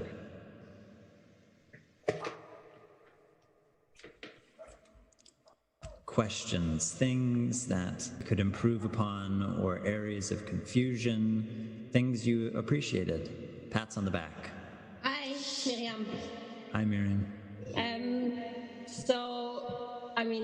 Thank you for the presentation, and I think that you already raised, quite a lot of the budget, so I'll be happy to. Early fall is soon, but knowing Ina, I have no doubt she'll make it happen. But I'm definitely interested to know more and potentially showing it at the Phi Center in Montreal. Thank you, Miriam. Merci. Wonderful. I have a quick question. Hi, I had a earlier one-on-one with Nimrod today, so I just don't want to repeat stuff. But I guess my question here is, in the piece itself, what are some of the kind of solutions that are proposed in the film? What are the ways that we could stop ruining the Dead Sea? Does it get to that? Well, the problem with the Dead Sea is that there have been so many kind of proposals made, and there was the World Bank who invested ideas into how to diverge water coming from the Red Sea to the Dead Sea. But none of them is really feasible, also because of the geopolitical region and the problems there. So what we're looking at is to raise awareness to this really problem that is all over the world. The fact that we are, as people and as economy and as capitalists, are consuming our planet is a problem that I think exists everywhere. And this is what our call for action is to really open people's eyes and to be aware that we need to take care of the land we stand on, because if we don't, we're just going to trip inside the sinkhole, just like the story does. Well put. Well put. Yeah. I don't want to fall in a sinkhole, guys. We got to turn this around. I really like some of the aesthetics that you're choosing. I was thinking about this myself after getting in one of the prototypes this morning, that I'm often wary of teleportation in VR and prefer to visit worlds that don't exist or worlds that are not accessible. And undersea is definitely a huge world that is very inaccessible to me as someone who's very scared of drowning and has not yet learned to scuba dive. So I think really some beautiful aesthetics in there. You should also go to the Dead Sea because you can't drown in the Dead Sea. It's a great place to go to be in. I actually have swum in the Dead Sea, and it is indeed difficult to drown there. Wonderful. Any other next project? Well, great presentation. Really so impressed with how far you've taken it, and look forward to this one crossing the finish line and seeing the full thing. Next up, we have another water-themed project. How is the water? Where you get to be a dolphin. The prototype is really fun. You should definitely check it out. Ninja and Mikhail, please take it away. Thanks for having us, René. My name is Ninja Müller. I'm co-director of How is the Water, and this is Mikhail, co-director and producer. How is the water? This is a question that is asked more and more frequently in our society when we talk about climate change, human impact on nature. How is the state of the oceans? We all know about the fantastic animals that live in the sea and the beauty and wonders of the ocean. But we also all know about the problems that our planet and our oceans face. And perhaps as a marine biologist, I see them more than others, but I'm sure that all of you already heard about plastic pollution or overfishing. Still, little is changing in human behavior and the state of the oceans gets worse. We don't have a lack of knowledge in order to change something, but a lack of empathy for life in the ocean. And this is not because humans are bad, but because we have little connection to the ocean. We don't live there, so how could we possibly build that connection? Take me, for example, creative technologist and entrepreneur from landlocked Czech Republic. How did I become passionate about the ocean? We were freediving in Fernando de Noronha National Park in Brazil at one of the local shipwrecks when we spotted a turtle. It was hiding under a part of the wreck, and we were able to get very close to it and suddenly realized that it's not hiding there, but stuck and counting. We gently pushed it out, and it immediately swam up to the water surface to breathe. The moment was brief, but it shifted the way we saw the world, knowing that our actions can have life and death consequences. Our goal with How is the Water is to mediate a similar self-transcendent experience to the players in order to elicit empathy for the ocean. In How is the Water, you have the amazing chance to be a dolphin. We developed an entirely new locomotion system for full immersion to let you swim like a dolphin in a 6-star VR environment, and created a voice recognition system to let you communicate with your dolphin family in a universal dolphin language. The marine animals are powered with AI with a documentary precision and react to you as they would react to a dolphin. You can use echolocation, hunt, collaborate with other animals, and explore an ocean teeming with life. Now, this all sounds like a lot of fun, and believe me, it is. But of course, our game consists of more than just a happy dolphin life. It is a story about family, sacrifice, growth, and the fight for a world we all share. A story where you embody a dolphin in an idyllic world threatened by something you don't understand. So you set out to save your home and your family and to find the source of the danger. While advancing through the game, your perspective and the world around you change, and you will reach the point where you have to decide what will you sacrifice for your home and your family. The project started its journey in January 2019, when it was selected as one of the 12 international projects for Biennale College Cinema VR, and later attended the Venice Cap Financing Market. During 2019, we have created a locomotion prototype that was successfully tested by more than 1,000 players and showcased at international conferences. We have secured 100,000 euros prototype funding from the Bavarian Film Commission and plan to have the prototype ready by October 2020. After that, we would like to start with the production. Our community is growing. We are supported by organizations as Unity, Deutsches Museum, and WDC, the leading global charity dedicated to the protection of whales and dolphins, to help How is the Water's voice be heard. How is the Water is created by Cyan Planet, a joint team of game engineers, marine biologists, artists, media specialists from 10 different countries in collaboration with CG Labs, an animation studio from Luxembourg responsible for VFX works of many feature and animation films. For example, the Academy Award-winning Mr. Albert. We plan to produce 3 versions of How is the Water, starting with VR game for online distribution and game-focused LBE, a VR experience of approximately 15 to 25 minutes, and thanks to the demand from 3DOF content distributors and planetariums, also a linear 360 video version. As you can see, we have a lot in place. We have secured 30% of the production budget and are now looking for more investors and distributors who share our vision for creating experience. Last project of the day, Rhythm of the Universe, Ionia. Jason, share your screen, take us home. Sounds good, will do.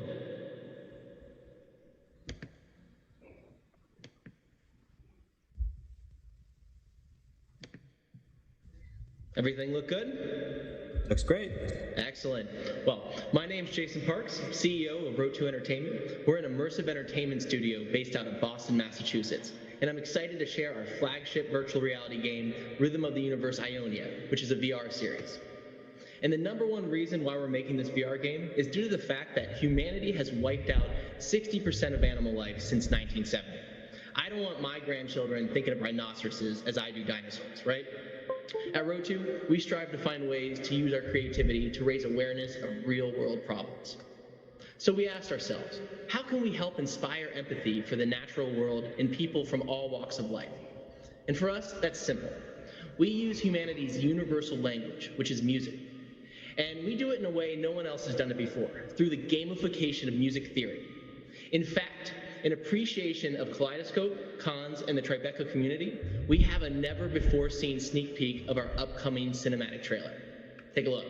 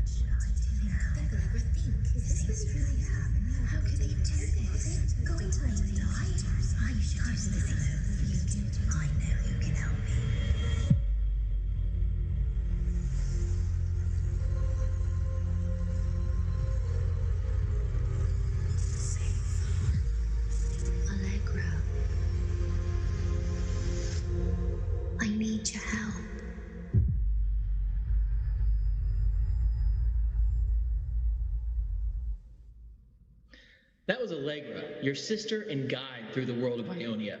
You're a child who embarks on a journey with your sister to heal the mythical creatures of the Ionian forest with musical superpowers. Seriously, one example, we intuitively teach you a conducting pattern, which magically heals a musically inspired moth the size of a house. Crazy? I know. But original characters are only a fraction of what makes Ionia unique. By utilizing AI systems, motion and facial capture technology, and a lot more, we're able to bring characters in the world around them to life.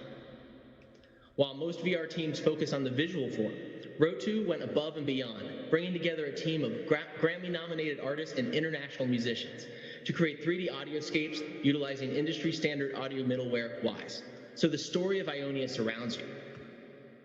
Users get to meet hyper-realistic creatures like the ocarina and brachiosaurus, inspired by musical instruments that makes powerful VR optimization techniques and future-proof asset quality. The Road 2 team pushed the bounds of scenography, creating rich world built for episodic content. And the gameplay is just fun and intuitive, providing the right amount of challenge for everyone. We had Agatha, a 101-year-old, try our game and love it. We encourage all ages to explore, climb, and enjoy the gamification of music theory. At Rotu, we believe in gaming for good. That's why we're donating a portion of our proceeds to relevant and partnering nonprofits. We feel the key to a successful VR game is awareness. That is why we created an ambassador program that includes influencers in VR, gaming, activism, and music. The future is not about marketing to influencers, it's about marketing with them.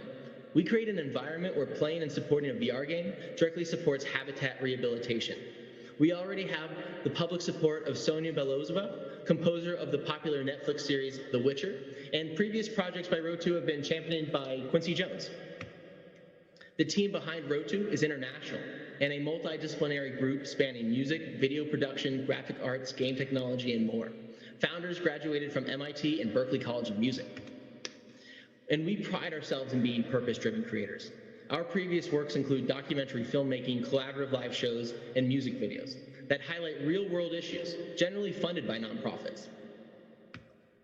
And of course, we all have gaming in our blood.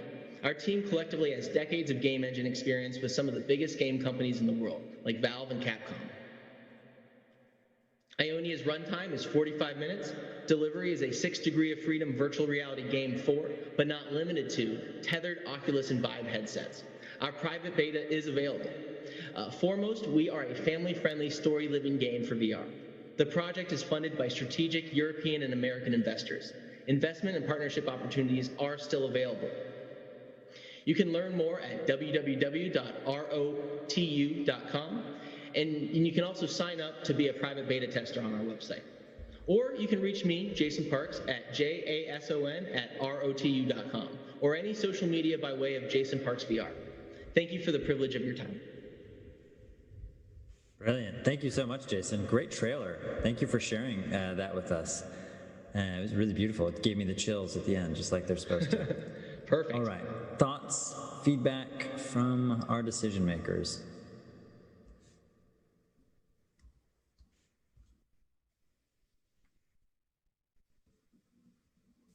I have a quick question.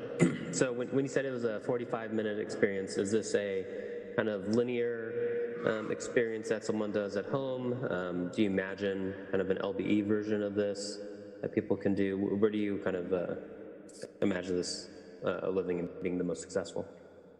Both. I see this being most successful in consumers' hands at home, right, through the digital distribution channels like the Oculus Store, Viveport, and of course Steam. But we also have created the game where extremely intuitive and would work very well was created to work for location-based entertainment. We were actually in the process of soft launching the game into location-based entertainment. We had a lot of LOIs locked down and a strategy for that, and unfortunately the circumstances that had happened this year have led us to focus on the distribution to those digital distribution platforms.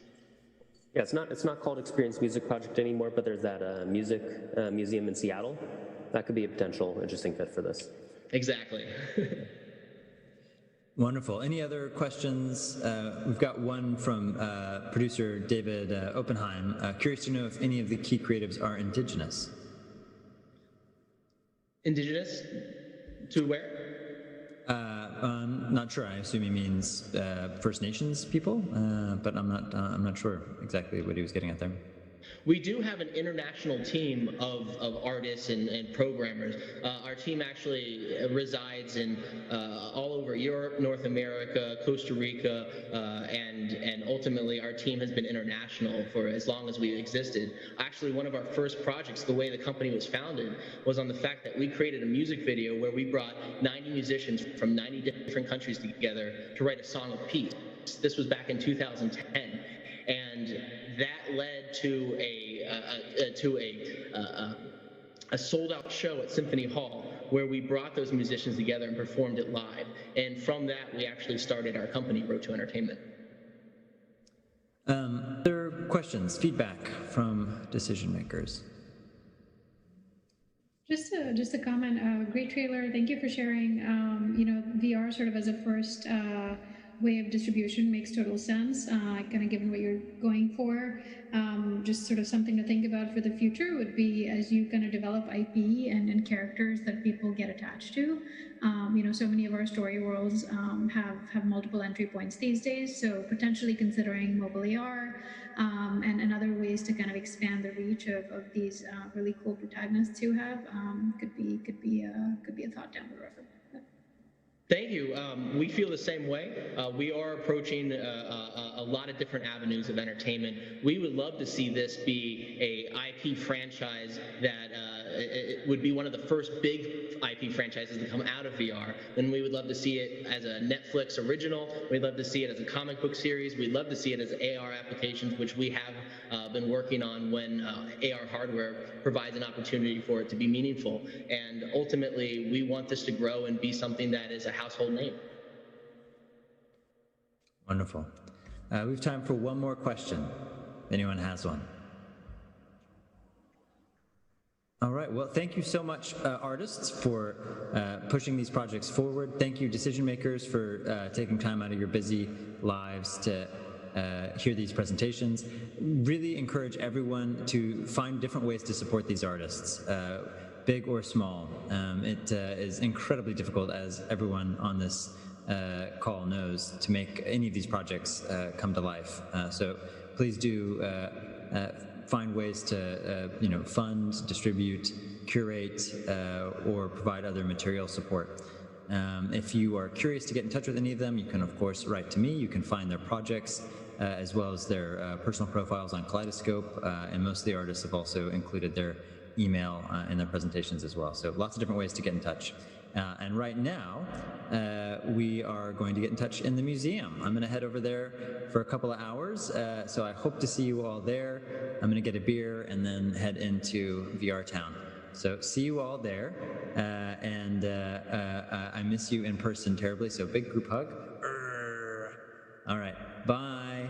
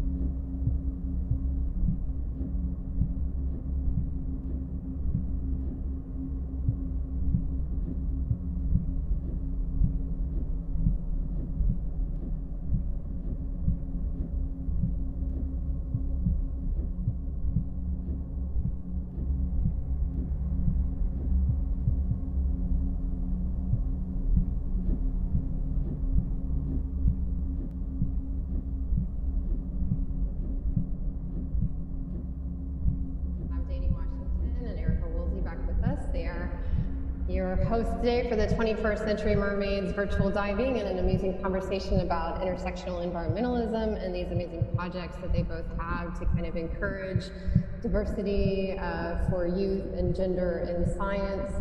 Really excited to have two amazing marine scientists, biologists.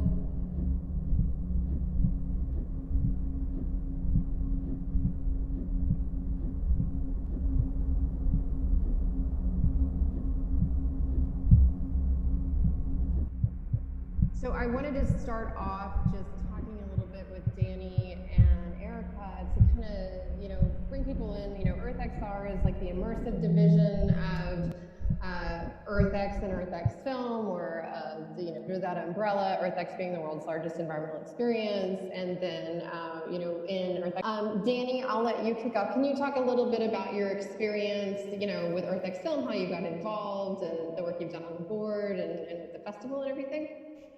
Sure. Thank you, Tiffany. Yes. Hi, everyone. I'm Danny. I absolutely love my role as on the board of directors of EarthX Film because it's one of the best film festivals that I've been able to participate in that I can recall. I haven't experienced cons yet, but I hope to one day in person when we're all able to get back together. And I think it's important to have film festivals like EarthX Film because we need to see stories, real stories of people around the world working to protect our planet. And that's what EarthX Film manages to do. And film is the most powerful medium that we have available to us in our society to tell a powerful and inspiring and clear story of all these different experiences. And I think it's essential that we continue to amplify film and footage like what's shown at EarthX Film. And now with the advent of virtual reality and augmented reality, I think we're touching on a brand new horizon of opportunity to make people outside of our marine science world, outside of our conservation world, truly feel like they're experiencing the wonder and beauty of nature that we all know. So I'm really excited about the future of EarthX Film and where we're going to go with it. And I think this is a great launching point. We're so excited to have you with us, and you've been so inspiring to our audiences. And we were just talking to Akashinga earlier today too, so it's kind of like all come full circle. So if anybody was with us earlier, we had a really great panel with Habitat XR and Akashinga talking about preventing pandemics and the whole COVID-19 and anti-poaching, and it's just amazing, female unit out of Zimbabwe that fights poaching and stuff. And Danny hosted amazing talks with Akashinga during our festival too, so we're so grateful for everything you've done with us. And Erica, you've been part of our amazing kind of XR lineup. So we brought you in with the Hydras before, and you've been recommended through HTC Vive VR for Impact and Chris Severson. Tell us a little bit about your VR projects and what all you've done with us. Yeah, I've been so honored and lucky to have been a filmmaker with EarthXR. And as Danny has said, the importance of storytelling and filmmaking is so valuable for positive change in the world. And adding on to that, the scalability of emerging technologies for radical access, especially when it comes to connecting people to natural environments, especially ones that are threatened, and developing connection to environments and to each other. VR has such an exciting ability to generate empathy. And I think something that's so excited about EarthXR is recognizing that as a really powerful tool for connecting and storytelling and combining technology with environmentalism with storytelling. And it's such a powerful combination that I'm so proud to be a part of. Thank you so much. And also, I should say, National Geographic's our major partner for the festival this year, and so we're really excited to have you as a Nat Geo Explorer being part of that. I know you're a huge part of a lot of their Nat Geo VR work. So just to let everybody know, I am going to kick off a trailer just to kind of show everybody a little bit more about all the programming we had for EarthXR this year.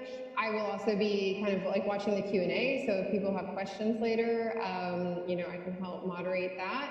But after this trailer, we're just going to go to Danny and Erica, and they're going to take you on this amazing treat of a virtual dive and a great conversation about intersectional environmentalism. So super excited for that. And Cecile, if you can kick off to the EarthXR 2020 trailer, please. Thank you. The cycle still goes on.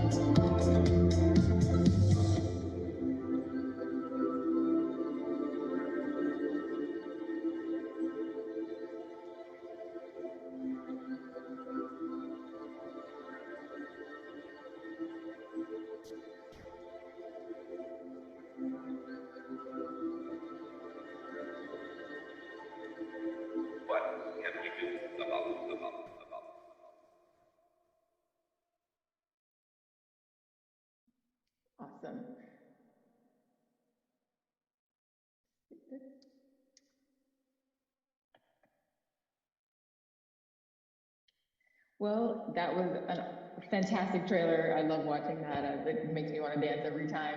That footage is incredible.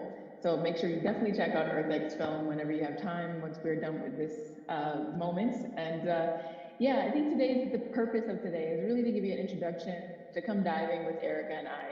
And both of us will be giving some insight into our own personal stories and how we got involved with ocean conservation and how we truly are mermaids in our own way.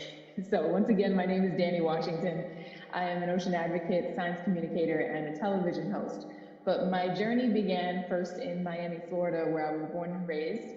In that photo on the left, you can see my mom. She's the one standing with the tank top, and I was with my cousins and my aunt.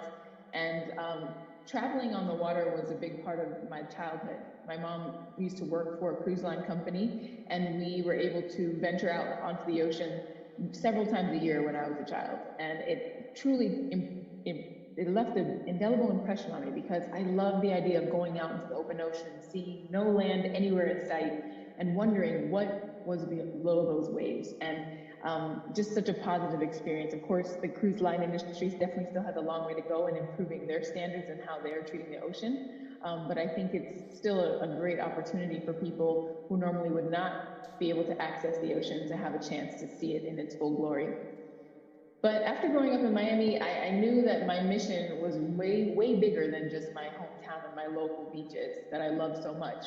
It was about looking at the larger focus, which was our ocean, our world ocean, and the health of it. So after high school, I decided to go to college to study marine science. I went to the University of Miami and believed up until that point that I would be a scientist, that I would be a research scientist, someone who was conducting field research, publishing papers, and thriving in academia.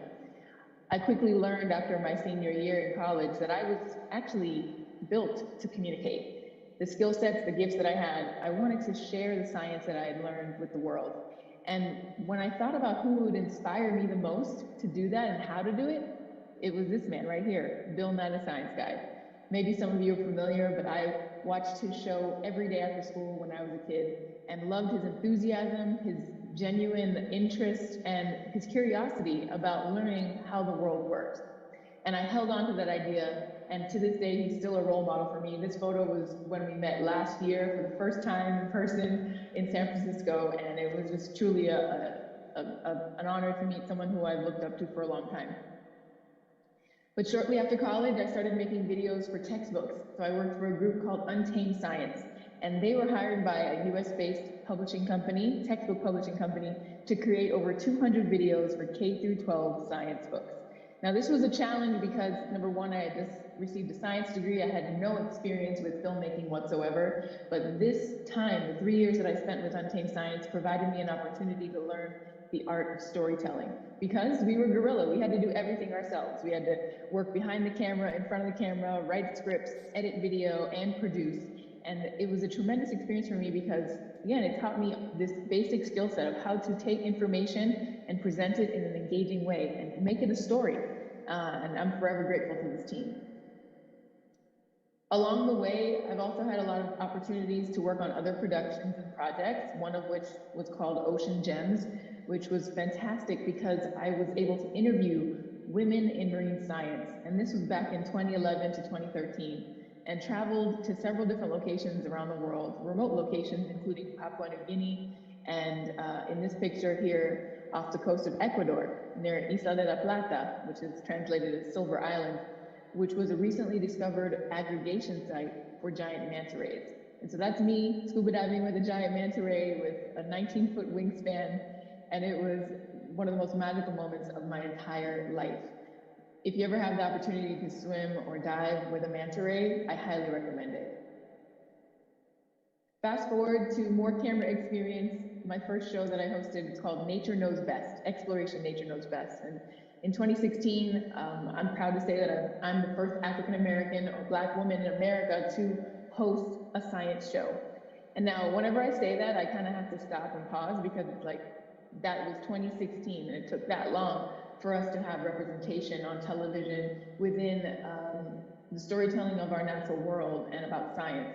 And I'm very proud of that fact, but I also know there is so much more work to do because I believe with all of my heart that everyone deserves a place to be represented in this space, especially when it comes to television and film. We need to see everyone on screen so that we can all feel included. This show was great. It was really a lot of fun. It was about biomimicry, so looking at how we take nature as inspiration to create new design and new technologies that will help resolve a lot of problems that humans have created. And nature has obviously done lots of research and development. It's been billions of years where different ecosystems and different individual organisms have had enough time to perfect themselves. And it's about time that we take notes and we pay attention to what the planet is telling us. Most recently, I've worked on a project called Science the Ish Out of It, and it was a Facebook Watch series co-hosted with this comedian. Her name is Christina Hutchinson, and she's super funny. But we explored basic questions that millennials would ask online and Google search, everything from, does a chiropractor work, or does online dating really work? And we took them through the scientific method to come to a conclusion. And it was really about teaching individuals who don't necessarily have a science background, giving them the tools to think through different questions and problems that they might have using the scientific method as the foundation. Speed up to today, I'm so proud to be a part of this show. It's called Mission Unstoppable. It's broadcasted nationwide here in the US every Saturday morning on CBS, and it's a show meant for 10 to 15-year-old girls, but definitely want more boys and others to watch. This show is about females who are in science, in STEM, science, technology, engineering, and math. And we feature their stories. We feature their journey, how they got there, what were their challenges, and how did they overcome them. And for me, if I had this show when I was 9 or 10 years old, I know it definitely would have impacted my trajectory and my choices in life. And so being a correspondent on the show is a lot of fun. The host is Miranda Cosgrove. She's a former Disney star, and it's been an incredible journey filming this show, and definitely check it out. It's also available online. So I'm getting toward the end of my presentation here. I wanted to also share with you some of the critical work that I've done in my community that means the world to me. In 2008, I started a nonprofit with my mom called Big Blue and You, and we were focused on encouraging, inspiring, and educating young people within South Florida about the beauty of the ocean through science and art. So we created a festival called Art by the Sea, which is a day-long celebration of the ocean. I know many times I've been to several environmentally focused events in the past, and it's always about the doom and gloom. It's about the sad story, it's about the problems. But with Art by the Sea, yes, we talk about the problems, but we focus our energy on celebrating what we have. And I think that's where we are globally as a society. It's time for us to truly appreciate what we have left and to help improve the possibilities for the future and how we're gonna live in harmony with nature. At this festival, we have so much fun. We invite local scientists to bring out different types of equipment and activities, including these microscopes to look at plankton, for kids and their families to come around and enjoy a brief but impactful learning experience while outside. And the kids have a blast. Simultaneously, next door to that science booth, we'll have an artist, a local artist who's also hosting a hands-on activity about the same topic or theme related to the ocean. And so watching these two different professions work in tandem and side by side is amazing, because I've always been a proponent for the term STEAM instead of STEM, where art is infused into that line of fields of work. It should have been there from the first place, really. I think to be a scientist, you truly have to also be an artist, because it requires you to think creatively and think and imagine things that you may not be able to see with your own eyes. So, Cecile, if you don't mind, please play the Art by the Sea video.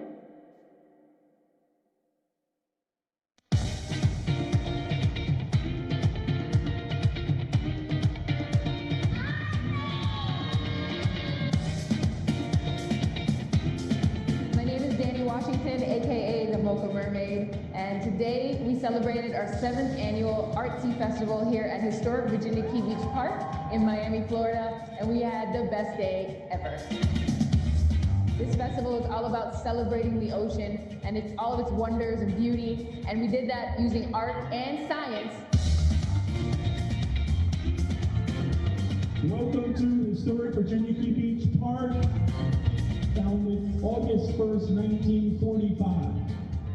And it's on the National Register of Historic Places, the state of Florida Heritage Trail, and the City of Miami Historic, Environmental, and Preservation List.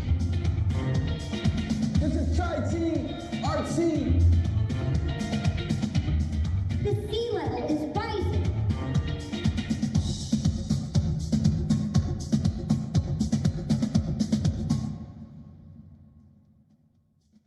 I think everyone should care about the ocean because ocean is life. Have an awesome day. There's not one single cloud in the sky. My booth has been super busy, so it's a lot of education going on, teaching our kids about healthy lifestyles. We have to be, good and conscious to save our ocean.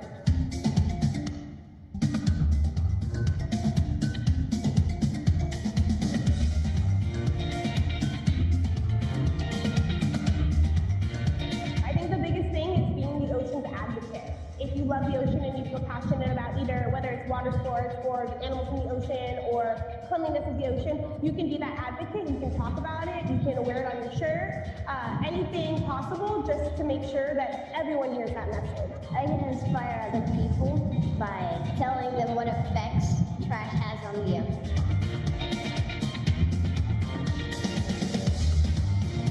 I'm Kayla Correa. I'm the co-founder of the Plastic Free Mermaids, and our mission is to spread awareness about plastic pollution locally and globally through education, outreaches, cleanups, and political advocacy.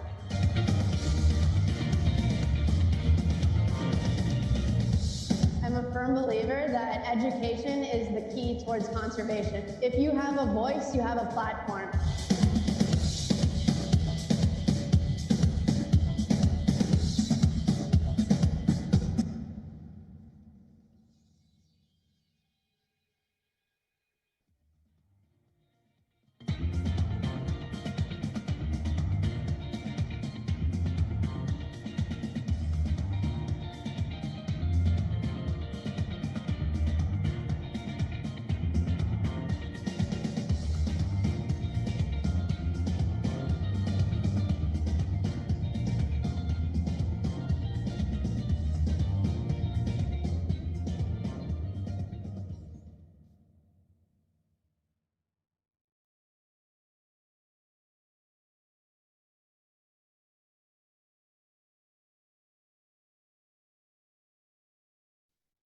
Okay, here we go.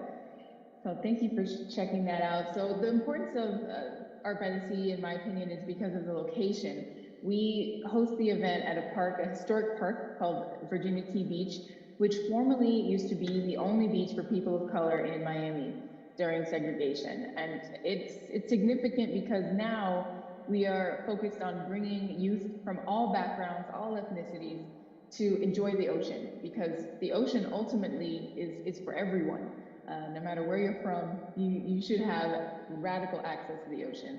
And Art by the Sea is about immersing them in a day of fun, creativity, and learning, and giving kids from everywhere a chance to be close to the sea. And that's really my hope and dream for all children across the world, that they can feel that sense of belonging whenever they interact with the ocean. So on that note, I wanted to just plant a seed that has this term that has been buzzing around as of the last month with everything happening around, the U.S. and the theme and topic of racial injustice in this country. It's important to understand that within the environmental sector, this is also an issue that we have to overcome and resolve. And a young activist by the name of Leah Thomas came up with this amazing phrase called intersectional environmentalism, which is simply defined as an inclusive version of environmentalism that advocates for both people and the planet. I think for too long, these two subjects have been separated. And it kind of aligns with the same idea that many people believe that we are above nature, or that we, kind of oversee nature. That's not the truth. We are one and the same with nature. We are integrated with nature. And it's important that we focus on those who are feeling marginalized and those who are on the front lines of the negative impacts from our own behavior, specifically related to climate change and sea level rise. These are all issues that are facing frontline communities first. And most frontline communities are communities of color, also First Nations, here in the US are also on the front lines. And so it's absolutely critical that we bring this into our own consciousness and that we understand that the survival of this planet is inextricably connected to people and how we live and how we treat one another.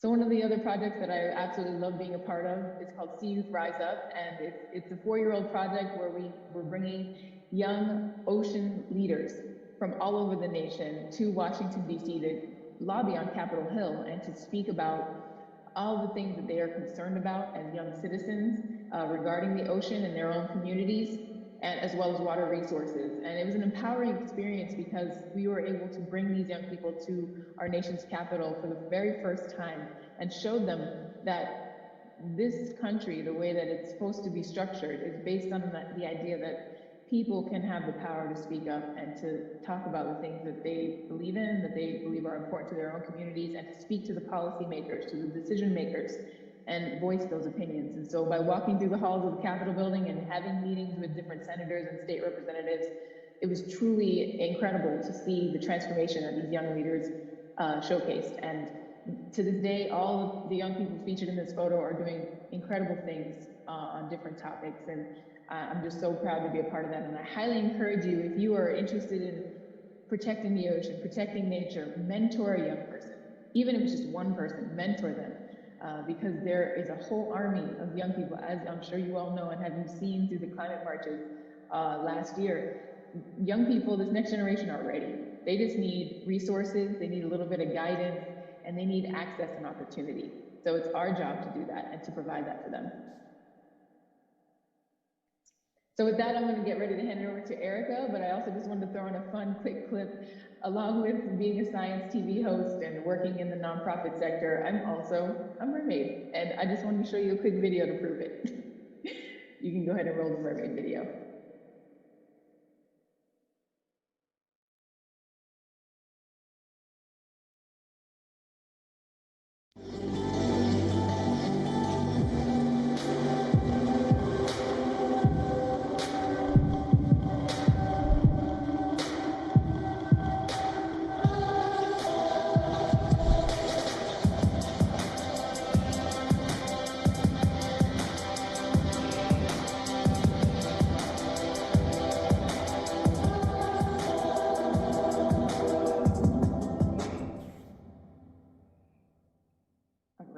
Excellent. All right, Erica, I'm going to pull up your slides right now.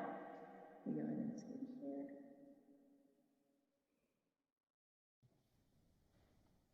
All right. Thank you so much, Danny.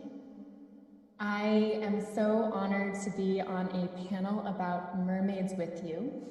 It's a dream come true, and I hope you know how deeply I love and admire you and your work. And what especially resonates with me is the commitment and dedication to access, inclusion, and equality, especially when it comes to science and sharing the natural world and conserving our blue planet. So I am so excited about the work we get to do together.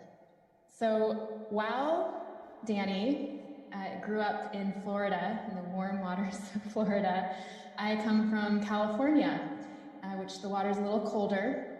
And I started off tide pooling in the shallows and eventually got brave enough to dive in the kelp forests.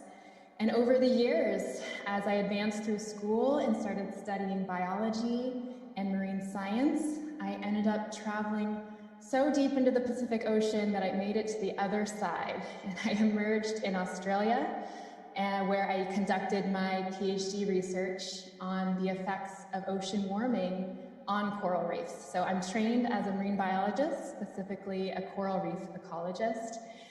And I've spent about 15 years studying and working on coral reefs around the world, especially the Indo-Pacific. And these places, these ecosystems are just so beautiful. They are just full of life. They're gorgeous to dive on. Being on a coral reef is basically my favorite place to be in the world. they're also just fascinating in terms of the partnerships that have evolved on the reef and the strategies for survival and the ability for these rainforests of the ocean to exist in nutrient-poor tropical waters. And it's been quite a journey documenting coral reefs over the years and studying and traveling and getting to work with them, especially since in recent years we've lost so much of our shallow water coral reefs due to the effects of climate change, as well as more direct human impacts like overfishing, pollution, and habitat destruction. And this is an image from the Ocean Agency and the Catlin Seaview Survey that shows coral bleaching. So when ocean temperatures get warmer than normal, coral animals basically lose their algal symbionts that they need to survive, and that turns them clear. So you can see through the coral animal to the white calcium carbonate skeleton. And a bleached reef is not a dead reef, it's more of a starving reef, but usually leads to high rates of mortality, especially if the reef doesn't have time enough to recover before the next warm water bleaching event. So then the reef gets overtaken by macroalgae, so you can see the fuzziness here, and that's really bad for the reef, which means it's bad for the fish that live on it and the people that rely on coral reefs for food and livelihood, which is hundreds of millions of people around the world. So, as I've said, I've been sort of in the front row watching this rapid degradation of coral reefs. And here I am in the Indian Ocean with my quadrat that is a tool I use to survey, and my underwater clipboard, which is basically a regular pencil and some underwater paper. And I became really frustrated and dismayed by the fact that no matter how good the science was and no matter how clear the actions that we needed to take were, I wasn't seeing the needed translation of scientific discovery in our ocean into public understanding and action and policy change in order to reverse the effects that we were seeing. And so my amazing co-founders and I started an organization called the Hydrus. And our mission is to create what we like to call open access oceans, so that all people may explore, understand, and engage with marine environments which are severely threatened by climate change and more direct human impacts.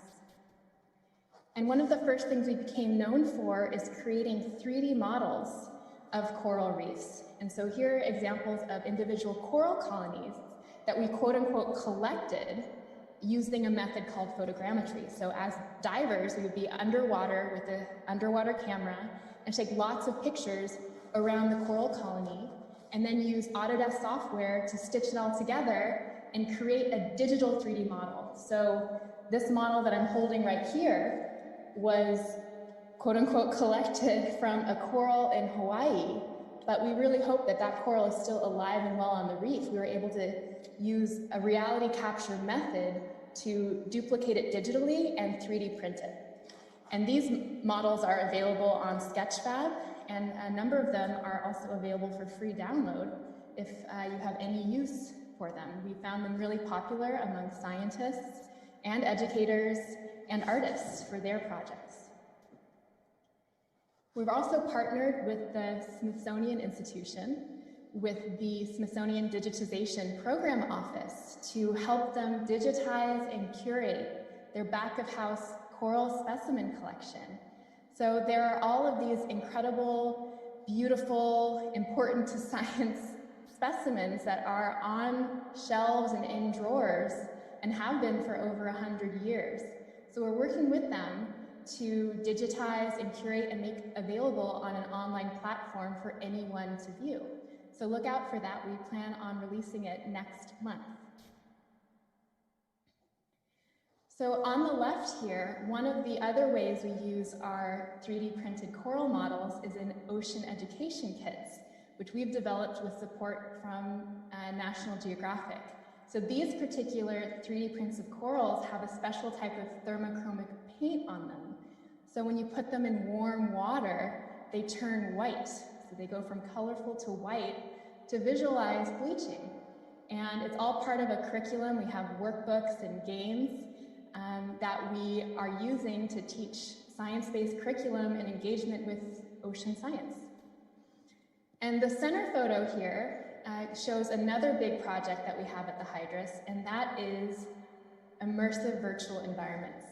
So I remember years ago, I started carrying around a Google Cardboard viewer with my smartphone and using images from the Catlin Seaview Survey, and I found that despite all my knowledge and experience as a diver and a dive master and a marine scientist, it was that immersive 360 experience that seemed to really capture people's attention, and the level of curiosity was amazing, and I had never seen it before, just talking about corals or showing video or images. And so my team and I went to the Republic of Palau, where we used a special underwater 360-degree camera called the Virtual 2. Here, our cameraman, Rick Miskiv, is filming on a reef with Moorish idol fish. And we've turned it into a movie that we call Immerse. And not only did we screen this at Earth XR, we've also brought it to classrooms and a number of events, and it's available on online platforms, and we have tens of thousands of virtual dives led because of this tool. So what's so exciting about VR is that it's a tool for scalability and access to marine environments, and the feeling of being there and having some type of presence is so exciting, and it's getting better and better in the VR world. And another amazing place we were able to take this work is to the National Geographic headquarters VR theater in Washington, DC. So here I am on stage in the Grosvenor Auditorium, live narrating an experience for the 450 people in the audience.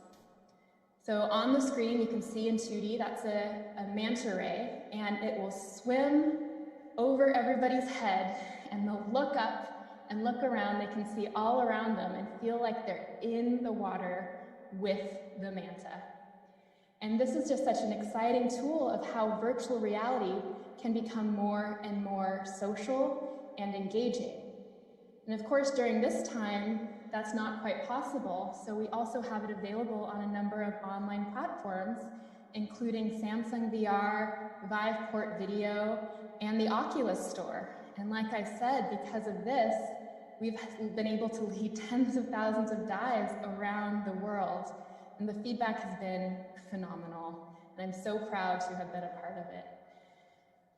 And we also recently posted it on the National Geographic Education YouTube channel. So you're also able to view it there, watch it on your smartphone, watch it on your computer, maybe even use a Google Cardboard viewer. And I'm so interested in that connection between people and natural environments, and how there are so many barriers to access when it comes to going into the natural world, especially going into the ocean. And I'm seeing there's really something to what VR can do. And I've seen it, and I know intuitively, based on the conversations I've had with people coming out of these experiences, is the level of engagement and excitement. Everyone wants to share their own story. So because I'm a scientist, I want to follow that intuition and really test it. So I've partnered with an incredible team at the Virtual Human Interaction Lab at Stanford University, and as well as HTC and Horizon Productions, to lead the study, primarily funded by the National Science Foundation, about how we can advance informal STEM learning with immersive virtual reality. And specifically, we're interested in how VR might impact things like empathy and self-efficacy and science learning. And so we're currently in the process of designing a new interactive experience that we can test with middle school and high school students to understand the impacts of this technology. And we're also planning on testing among gender, race, and income to see if there's any other effects there. And all of this kind of comes back to empathy. And I'm also a design thinker. I teach design thinking I'm a lecturer at a couple of universities. And I'm really interested in how to solve big problems, we really need to focus on developing human-centered solutions. And so combining ocean science with real-world human needs and working with emerging technologies as a tool, but really connecting with the knowledge and experience that people have out in the world, especially those on the front lines dealing with ocean issues. And so with that, the Hydrus is launching the Decade of Ocean Empathy, inspired by the United Nations Decade of Ocean Science for Sustainable Development. So keep an eye on that. And this also leads to this incredible project I get to do with Danny Washington and Maria Soleil Bianco with generous support from the Baum Foundation. We are starting a podcast about 21st century mermaids and what it means to be a modern mermaid and ways that we can work together to conduct ocean science and connect with each other and be real leaders in the ocean space. So I'd love to hand it over to Danny, who can tell us more about that, especially since she is the host of this podcast.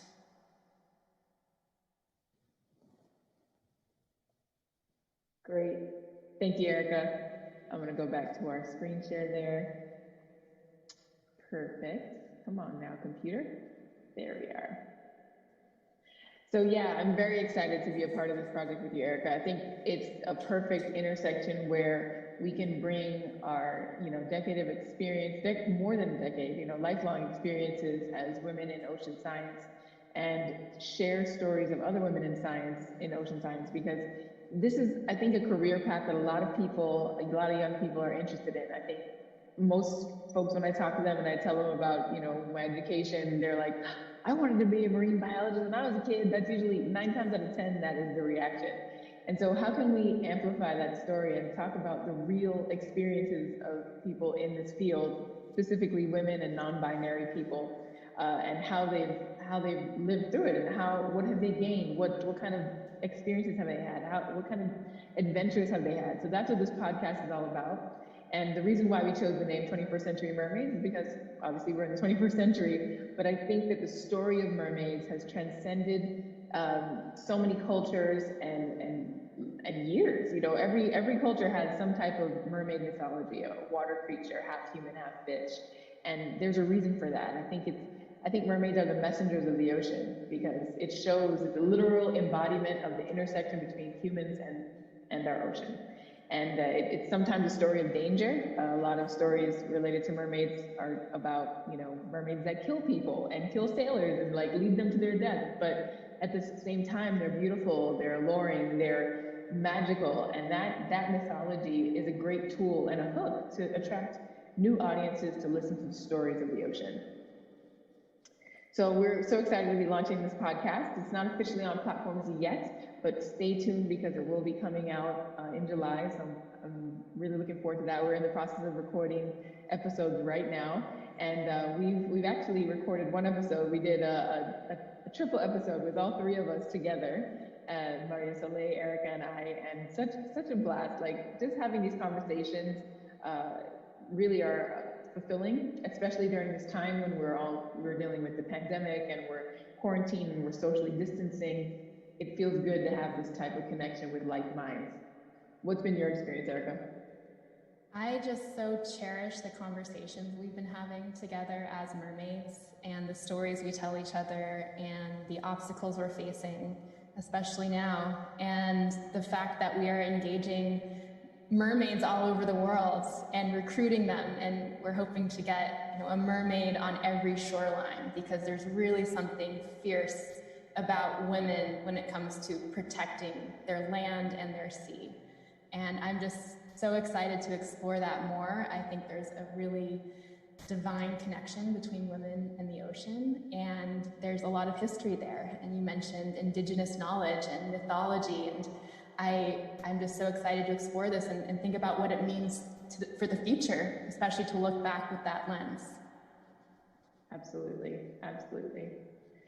Okay, so I think we should jump into this dive before Yes. That's what I'm most excited about. So let's what I would love everyone to do if they want to come diving with me is to take out their smartphone and open their camera app. And if we go to the next slide, we can see a special QR code that if you have it on this manta ray, it will open in a YouTube channel. And so try to make sure you open it with the YouTube app.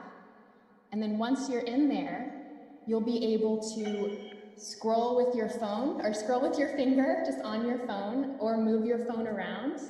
And if you happen to have a Google Cardboard VR viewer, you can click on the special VR icon, turn it sideways, and have an immersive dive experience. But you can also watch it on YouTube normally. And so definitely get this QR code. You can go to the next slide to see just a little, that's a great visual of the instructions of when you're in the YouTube channel, you can turn it sideways and it'll go into a split screen and you can insert it into a viewer.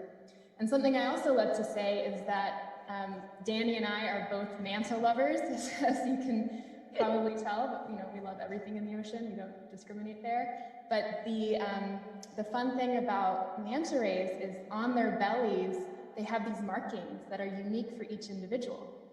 And they're sort of like fingerprints or QR codes. So when scientists are tagging them, they don't actually have to put on a physical tag. They can just take photographs of the animals to figure out where they are. So we're playing with this manta QR code. And the next slide will show a short video clip in the experience. I'm your dive buddy, and we get to explore the coral reefs of Palau, dive with manta rays and sharks, and witness coral spawning and fish spawning, and hear from other marine scientists that are based all over the world, and some young ocean advocates, especially in Palau. Danny was mentioning just an unbelievable force we're seeing from our youth today in terms of driving and leading change. Absolutely, and I can't tell you how many times I've done this VR experience, Erica, but it's my favorite that I've been with, and I think it's just such a beautiful way to bring people underwater. When we look at the numbers of how many scuba divers are certified around the world, it's a very small amount. And for me, I was certified at 17 years old because I begged my mom to let me do that and save up the money to pay for it to get my initial open water certification. But it was like the world just burst open when I did. And that was the most real feeling of freedom that I've ever had and still have. Every time that I jump into the water with my gear, I'm just extremely happy. And it's something like the blue mind effect that Dr. Wallace J. Nichols, who's also a marine biologist, wrote a book about this entire concept of what happens to us as human beings psychologically and even within our own just cells. Like, what do we feel when we are near, around, or on water? It's a very important aspect of our livelihood. And to have the blue mind is when you're at peace. It's when you're most creative, when you are, collaborative, and your communication is clear with others. It's like a sweet spot, really. I would call it. Some people may call it flow. I think it's really blue mind, and whenever I get in the water, I feel that. But yeah, as a Black woman, I mean, there's only in 2015, the last study that they did, or number or count that they did, it was about 8% of all scuba divers certified in the U.S. were people of color. So that's got to change. We need more interest and more access. But programs like this immersive experience here with the Hydras, this is what's going to open the door. This is what's going to inspire kids to want to be certified in the future and to see how beautiful it is. And for those folks who also don't know how to swim, this is a great alternative to see what it's like to be underwater. Yes, and I think you and I, it all starts with love. You and I love the ocean so much, and we love bringing people to the ocean with us. But we can't bring everyone to the ocean, so this is one way to bring the ocean to everybody. And you talk about radical access and inclusion, and also the wellness you mentioned about blue mind and what it does for your soul and your body and your brain to be on, in, or underwater. And I know for me, diving is my happy place, and there are a lot of reasons for that. It can be such a meditative experience. And I just think that, especially now when I think we're both very dive deprived and feeling a lot of ecological grief in the world, there's such a mental exhaustion and sort of emotional exhaustion that comes with not being in nature and not being with each other. And something I just wanted to say is that right now, no matter how exhausted I feel, it's nothing compared to what's happening with people of color in the world, and especially Black people in this country. And so I just wanted to just state the incredible importance of allyship and to educate ourselves about our own white fragility as allies and take real steps to be anti-racist. And that creation of belonging and diversity and inclusion is not only better for everybody's mental wellness and mental health, but it will directly lead to real positive environmental change. And I wish that that was a big part of the conversations we're having in the science space. Thank you for that, Erica. I mean, everything you just said resonates with me, and I hope it resonates with many people who are watching right now. I think it's an important conversation. We know that this is, the racial injustices that we've seen, not only in the US, but around the world, have to stop. And we have to see each other eye to eye as human beings, and that we are one human race, period. And the ocean sends us the messages when we look at the beautiful, ecosystems that are within the ocean, especially the coral reef ecosystems. It's the most diverse place on the planet, even more so than the rainforest on land. And with diversity comes success. When we see every single, species of animal working together to make this ecosystem work and run like in its full capacity, that requires diversity. And the same goes for us as humans. We need everybody at the table, because that's going to bring different perspectives, different wisdom, and different ideas and solutions. If we just have one type of person in a room trying to come up with a really large solution for a large problem, probably not going to achieve the solution. We need different perspectives to go for it and find what's next and to innovate, because I truly believe we're going to innovate our way out of where we are, and we're going to find new technology, we're going to find just new ways of life, because we can't go back to what was considered normal pre-COVID and all of this. It's about transforming the way that we live, because this is the crossroads that we're at right now, and this is our opportunity, our golden opportunity to do so. I'm 100% with you, Danny. That's why I love you. Thank you so much. Thank you so much, awesome. ladies. Hi, I'm just hopping back in because we do have a couple of questions going on here, and thank you both so much, and it really is so amazing. And to your points too, all the research shows when you have diversity and inclusion, everything gets better. Like everything improves, companies get better, communities get stronger, schools get stronger. So, this really is this oneness kind of conversation. Was part of the last panel that we had too, that like it's just like we have to all see ourselves as interconnected, and you both do such an amazing job presenting this. Wanted to get to a couple of questions we have. Erica, somebody asked, how do you become a producer for National Geographic? Oh, wow, I've been promoted. I'm not a producer for National Geographic. I am a National Geographic explorer. And I became that by applying for a grant to support my work as a marine scientist and with the Hydras. And with that grant, that monetary support for my work, I also have this amazing platform and this amazing community of people who just inspire me every day. And I just love being a part of the National Geographic Explorer community. You do amazing work with them. And then there's another question. We only have like 5 minutes, so we'll do this real quick and then just have like closing thoughts. Somebody mentioned, John Dean mentioned that he's done field trips with Google Expeditions, AR, audio video communications for high schools, and asked about a next generation, or maybe that's about kind of like other ways to showcase things in schools. Absolutely, there's so many amazing tools that are available, and I am part of a few different communities of teachers who are designing a bunch of new ways to incorporate immersive learning. One place to start is I recommend checking out the Hydrus website. We have links to multiple learning resources, including our own, that can lead virtual dives. And soon we'll be posting the special Nat Geo YouTube channel that has Immerse on it, that's supplemented by different activities and discussion points. Wonderful. And we're actually working with that through earthxfilm.org and earthxr.org. We're working on more and more ways to kind of help people find access to at-home experiences for these immersive educational opportunities. So with that said, we just have a couple minutes, so I'll give you both last thoughts, if you want to leave anybody with any last thoughts. I just love Danny. That's my last thought.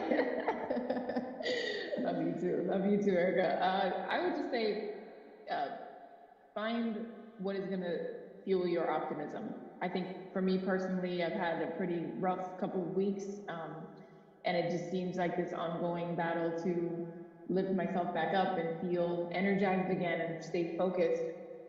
I think right now I'm at the point where I'm just simplifying my life as much as possible.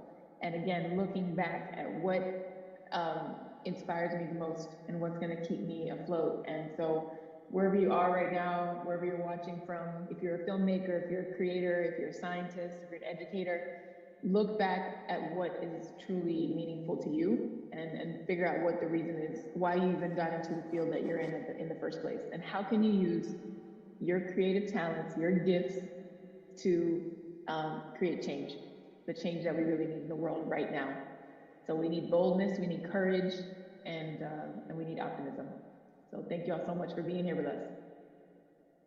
And Danny, I'd love to add empathy to that list, and empathy for each other, calling other people in instead of calling them out, and also showing ourselves kindness and empathy as well. I don't know if you can show yourself empathy, that might go against the definition of the word, but we need to take care of ourselves and each other. Yeah, I think 100%. Especially right now, it's like we just keep saying to everybody, you know, it's like the compassion in a pandemic right now is super important. So we're just so grateful for you both. Thank you, Danny and Erica. You're such tremendous inspirations, and it's always just such a treat. And we can't wait to go virtual diving with you again, and we'll look forward to all the amazing 21st Century Mermaid podcasts coming up and all the incredible intersectional environmentalism messages and inspiration that'll come out of that. So we really appreciate you, and thanks for being part of CAN. And thank you to Tammy Lynn Gilmore in the background and Cecile from CAN for making this all possible. We really appreciate you all. Thank you, Tiffany. Thank you so much. Appreciate you too. And thank you, CAN. Thank you, Tammy. Yes, everybody. Have a great weekend. Yeah, keep swimming. Keep swimming. Bye. Bye.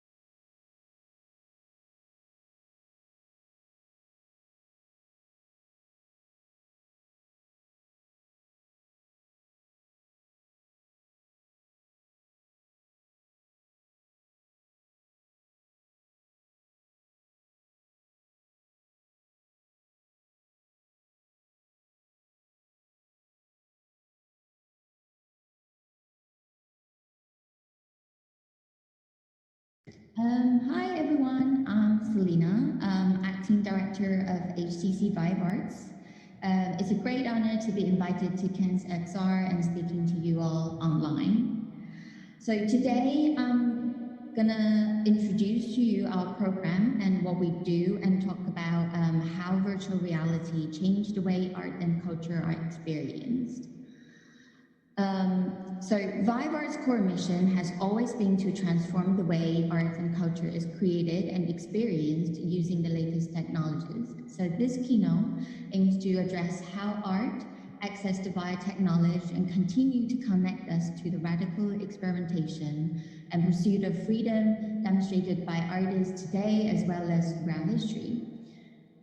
The impact of COVID on international museums, biennales, global art fairs might be long-lasting. We're now witnessing expedited digital innovations in the culture sector, which is not for the situation, might take much longer to achieve.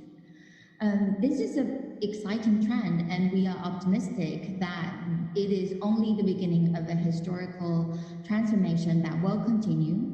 Vive Arts is well positioned to support our global partners to carry this momentum forward, and we believe that a connection to art is ultimately a connection to the shared humanity against isolationism.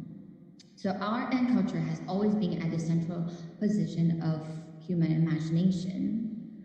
And one of the things that truly distinguish the HTC brand is belief in the power of arts and culture when combined with the power of technology and to free human imagination beyond existing limits.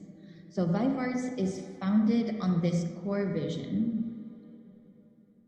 Vive Arts is a global program that was launched back in 2017. It was set to advance the creation and appreciation of the arts through the latest technology. And since its launch in 2017, we have done more than 50 collaborative projects with our partners around the world. So the support that we provide for our partners, including funding for VR production, installation, operation, advisory for the content production, technical advice for both installation and hardware. We provide the latest hardware to our partners. We also provide marketing, PR resources to promote the projects and help them on marketing. So for us, our mission is to work with culture organizations and enable the curators or artists to preserve cultural heritage or create new content through the latest technologies, and to democratize those new creations with digital innovation and make art truly accessible to a diverse global audience. We work with museums, artists, designers to create one-of-a-kind art and culture experience.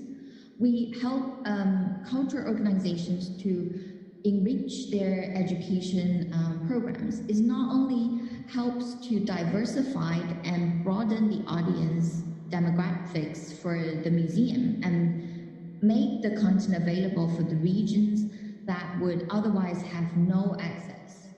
VR provides a new way of storytelling for the curators and artists and help them to experiment and explore new forms of art and exhibitions. We also help to preserve cultural heritage and foster innovation and debate in the existing practice in curating. So those are our goals and objectives. And here I'd like to share with you a trailer video of Vive Arts, just to give you a sense of what we do.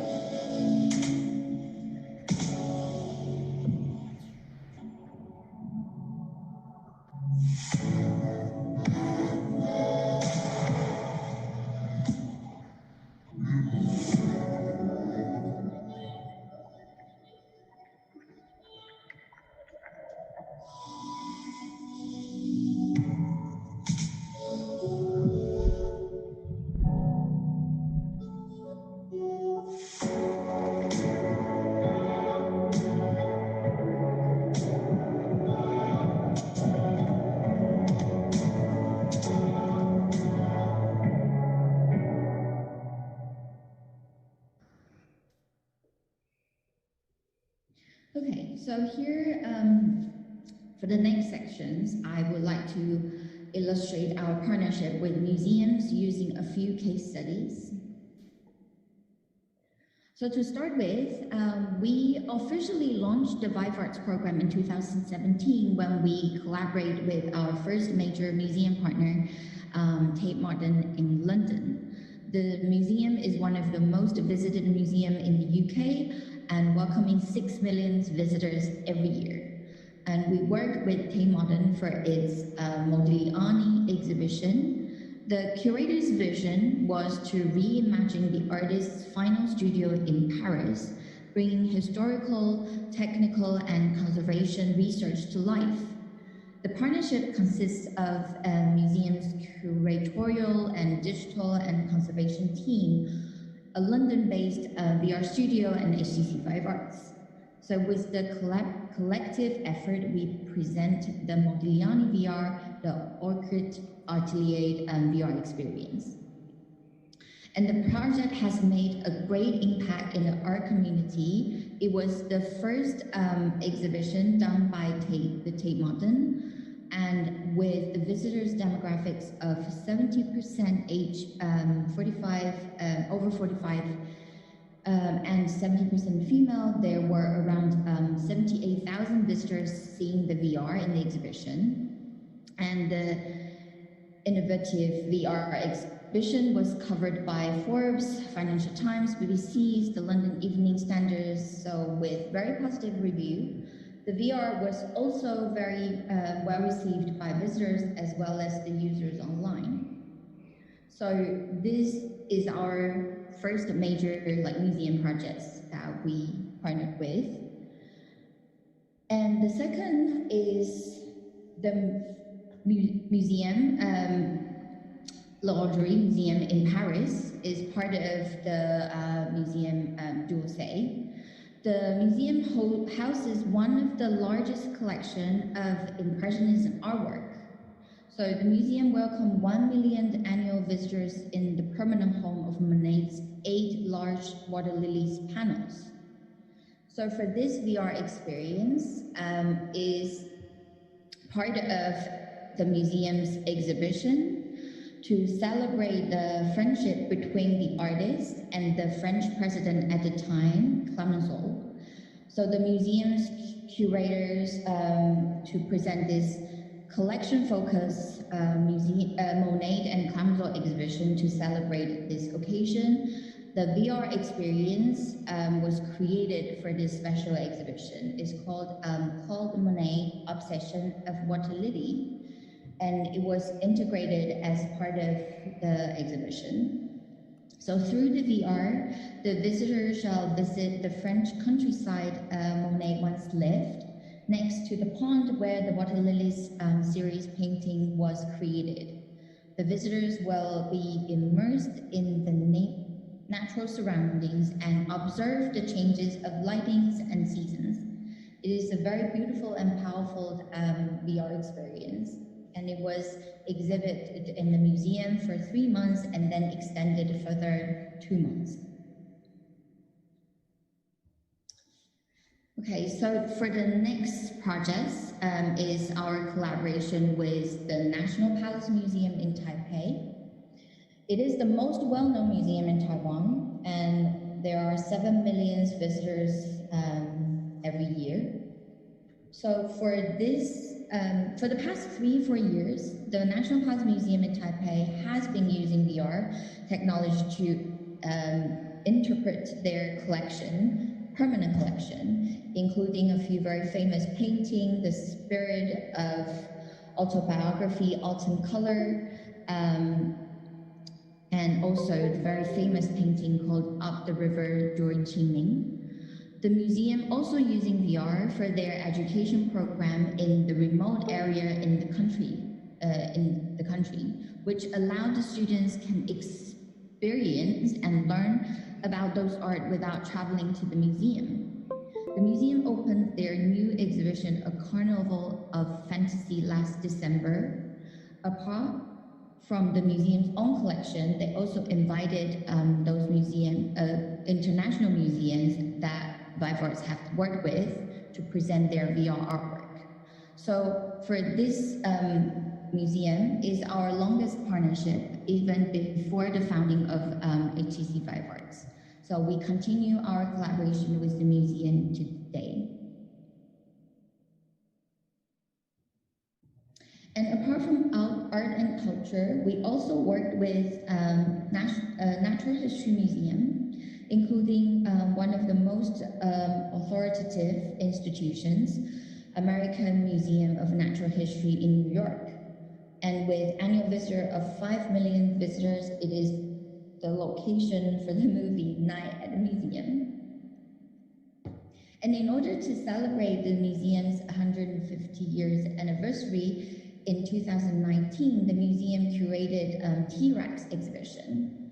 And we worked with paleontologists in the museum and used the latest scientific research result to create the most accurate 3D skeleton of T-Rex. So for this exhibition, the museum created a multi-user VR experience, which allowed the users to collectively build the T-Rex skeleton in the VR.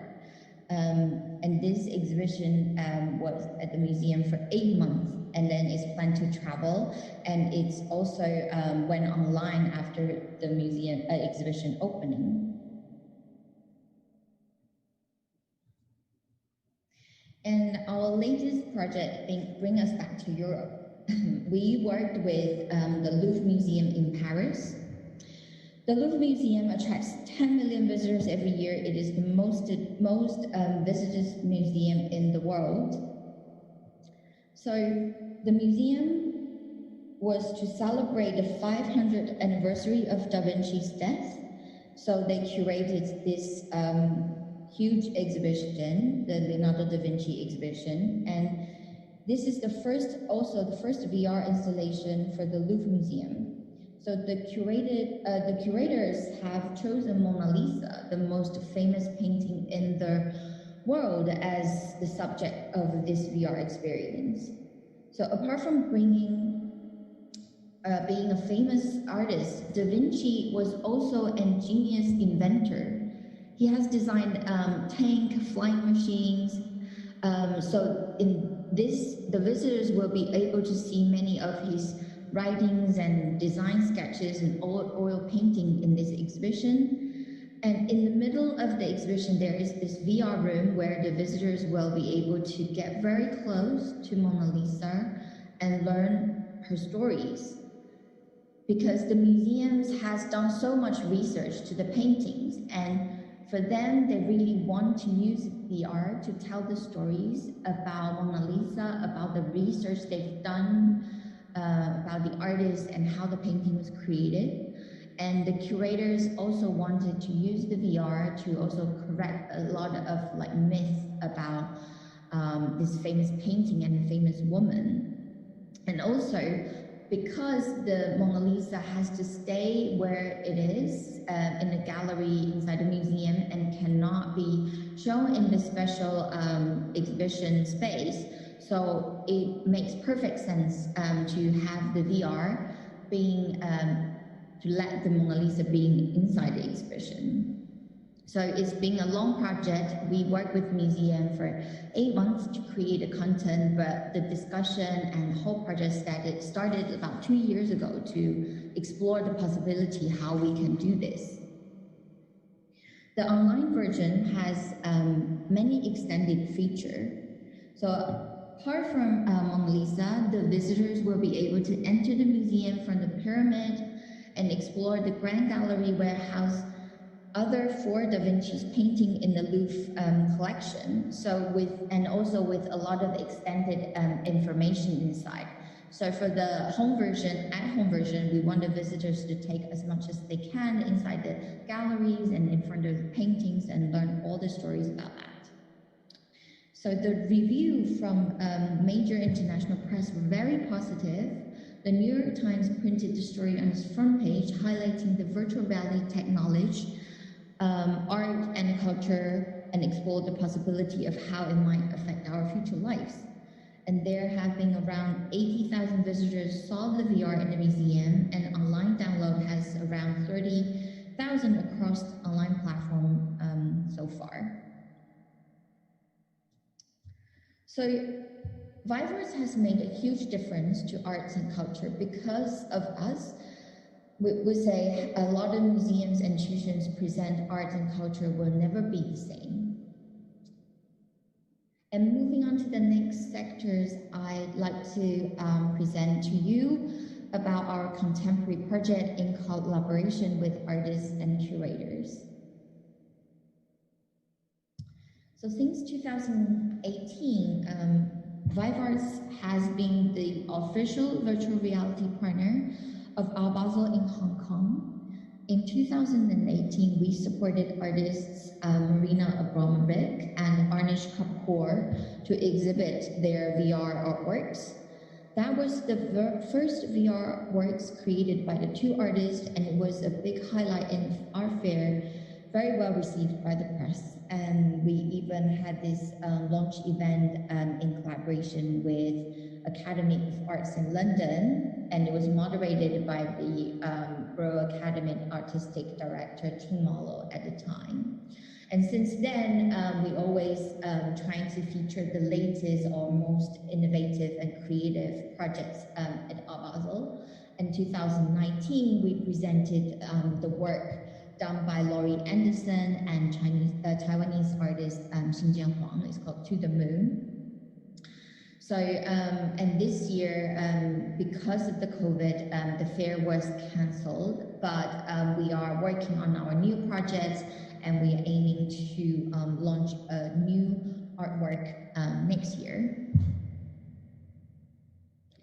And invited by 2019 Venice Biennale curator Ralph Rugolf, we commissioned the first VR installation in Venice Biennale. And it was created by French artist Dominique Gonzalez-Foster. It's called Endodrome, and that was debuted at this contemporary art's most important exhibition.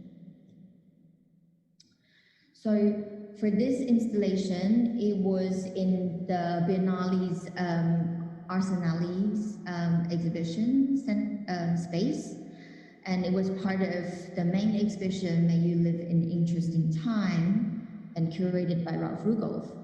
And in this 15-minute sessions, the visitors were seated in a kind of gallery-like VR space, looking through the VR. And outside, the artists created viewing platforms where you can see the VR content being projected in front of the theater. And so you could have this kind of theatric experience from inside the VR and also outside. And in this content, it was very special because it's interactive. So each visitor, they see different things in the artwork, and they will create their own kind of experience through gazing and through breath interaction. And for that piece, it was very well received from the curators and critics and just general publics and press. And apart from those participating in those major contemporary art events, we also, since last year, we start working with a lot of contemporary artists to create new VR artwork.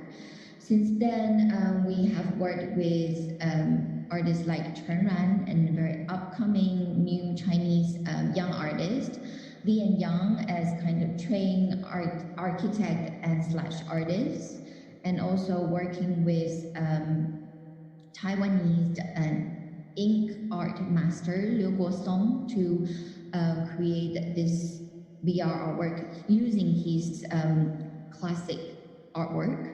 And now we are even working with Albert Olin to create his very first VR artwork, which hopefully will be debuted next year. Okay, so moving on, I would like to talk about our online platform. This is how we try to make the artwork accessible to the global audience. And now I'd like to present a video just to show how artists and designers use Vive technology to express their creativity and how we will try to make their art creation be seen.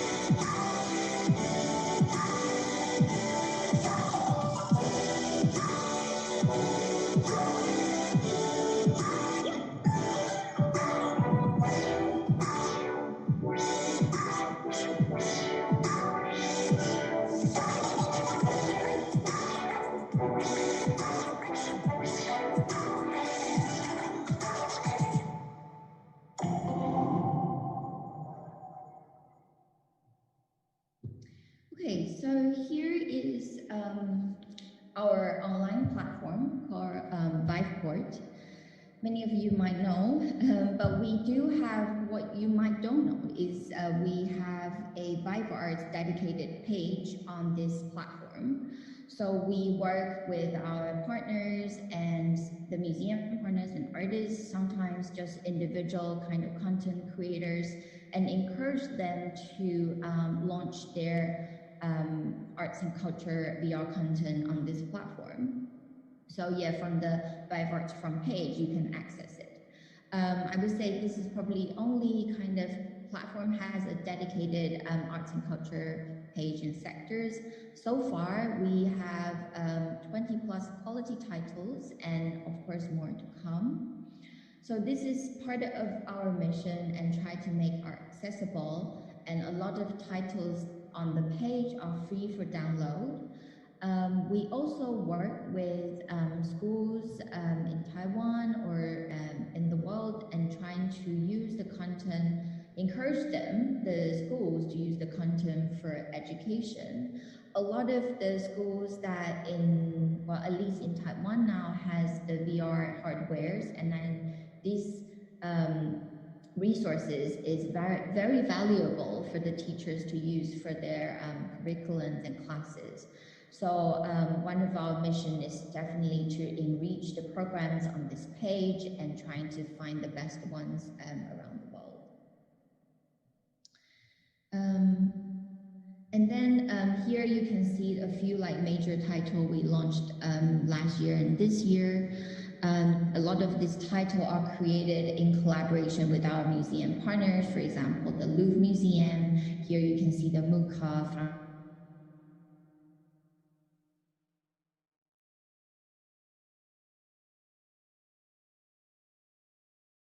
trying to enrich the category of our content. So you can see on the upper right, that is a contemporary dance VR experience in collaboration with the dance studios in London, and that was also in partnership with The Guardian, the newspaper. And we also work with animators and with independent like film directors and studios, and also the artists and the contemporary artists to create artwork. And we're trying to encourage them to have all these these contents online and cover as many categories as possible. So at last, I wanted to just quickly touch upon this Vive XR suite that our company just launched. So yeah, I think more than ever, we do need alternative platforms for distributing the content.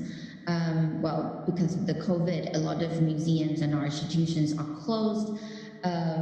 So they definitely need a new kind of platform and outlet to make their content to be seen and keep make those resources available for the visitors, I guess, since now they won't be able to visit the museum. But this is not to say that we're trying to replace the physical experience. I think instead it is trying to enhance the experience and prepare ourselves for the challenges that we are currently facing. So Vive XR Suite, it offers clients a lot of different platforms and tools to host events and create virtual exhibitions, and also to archive and distribute their permanent collection. So that's why I think at the moment this is something that is really needed for the art world, and this is what we're trying to help and support our partner with. Thank you for listening, but at last I'd like to echo why we start Vive Arts program in the first place. So, our vision for Vive Arts is to continue with working with leading museums, galleries, and cultural institutions, and really build a virtual reality ecosystems. So that is our vision and our goal. So again, thank you for listening.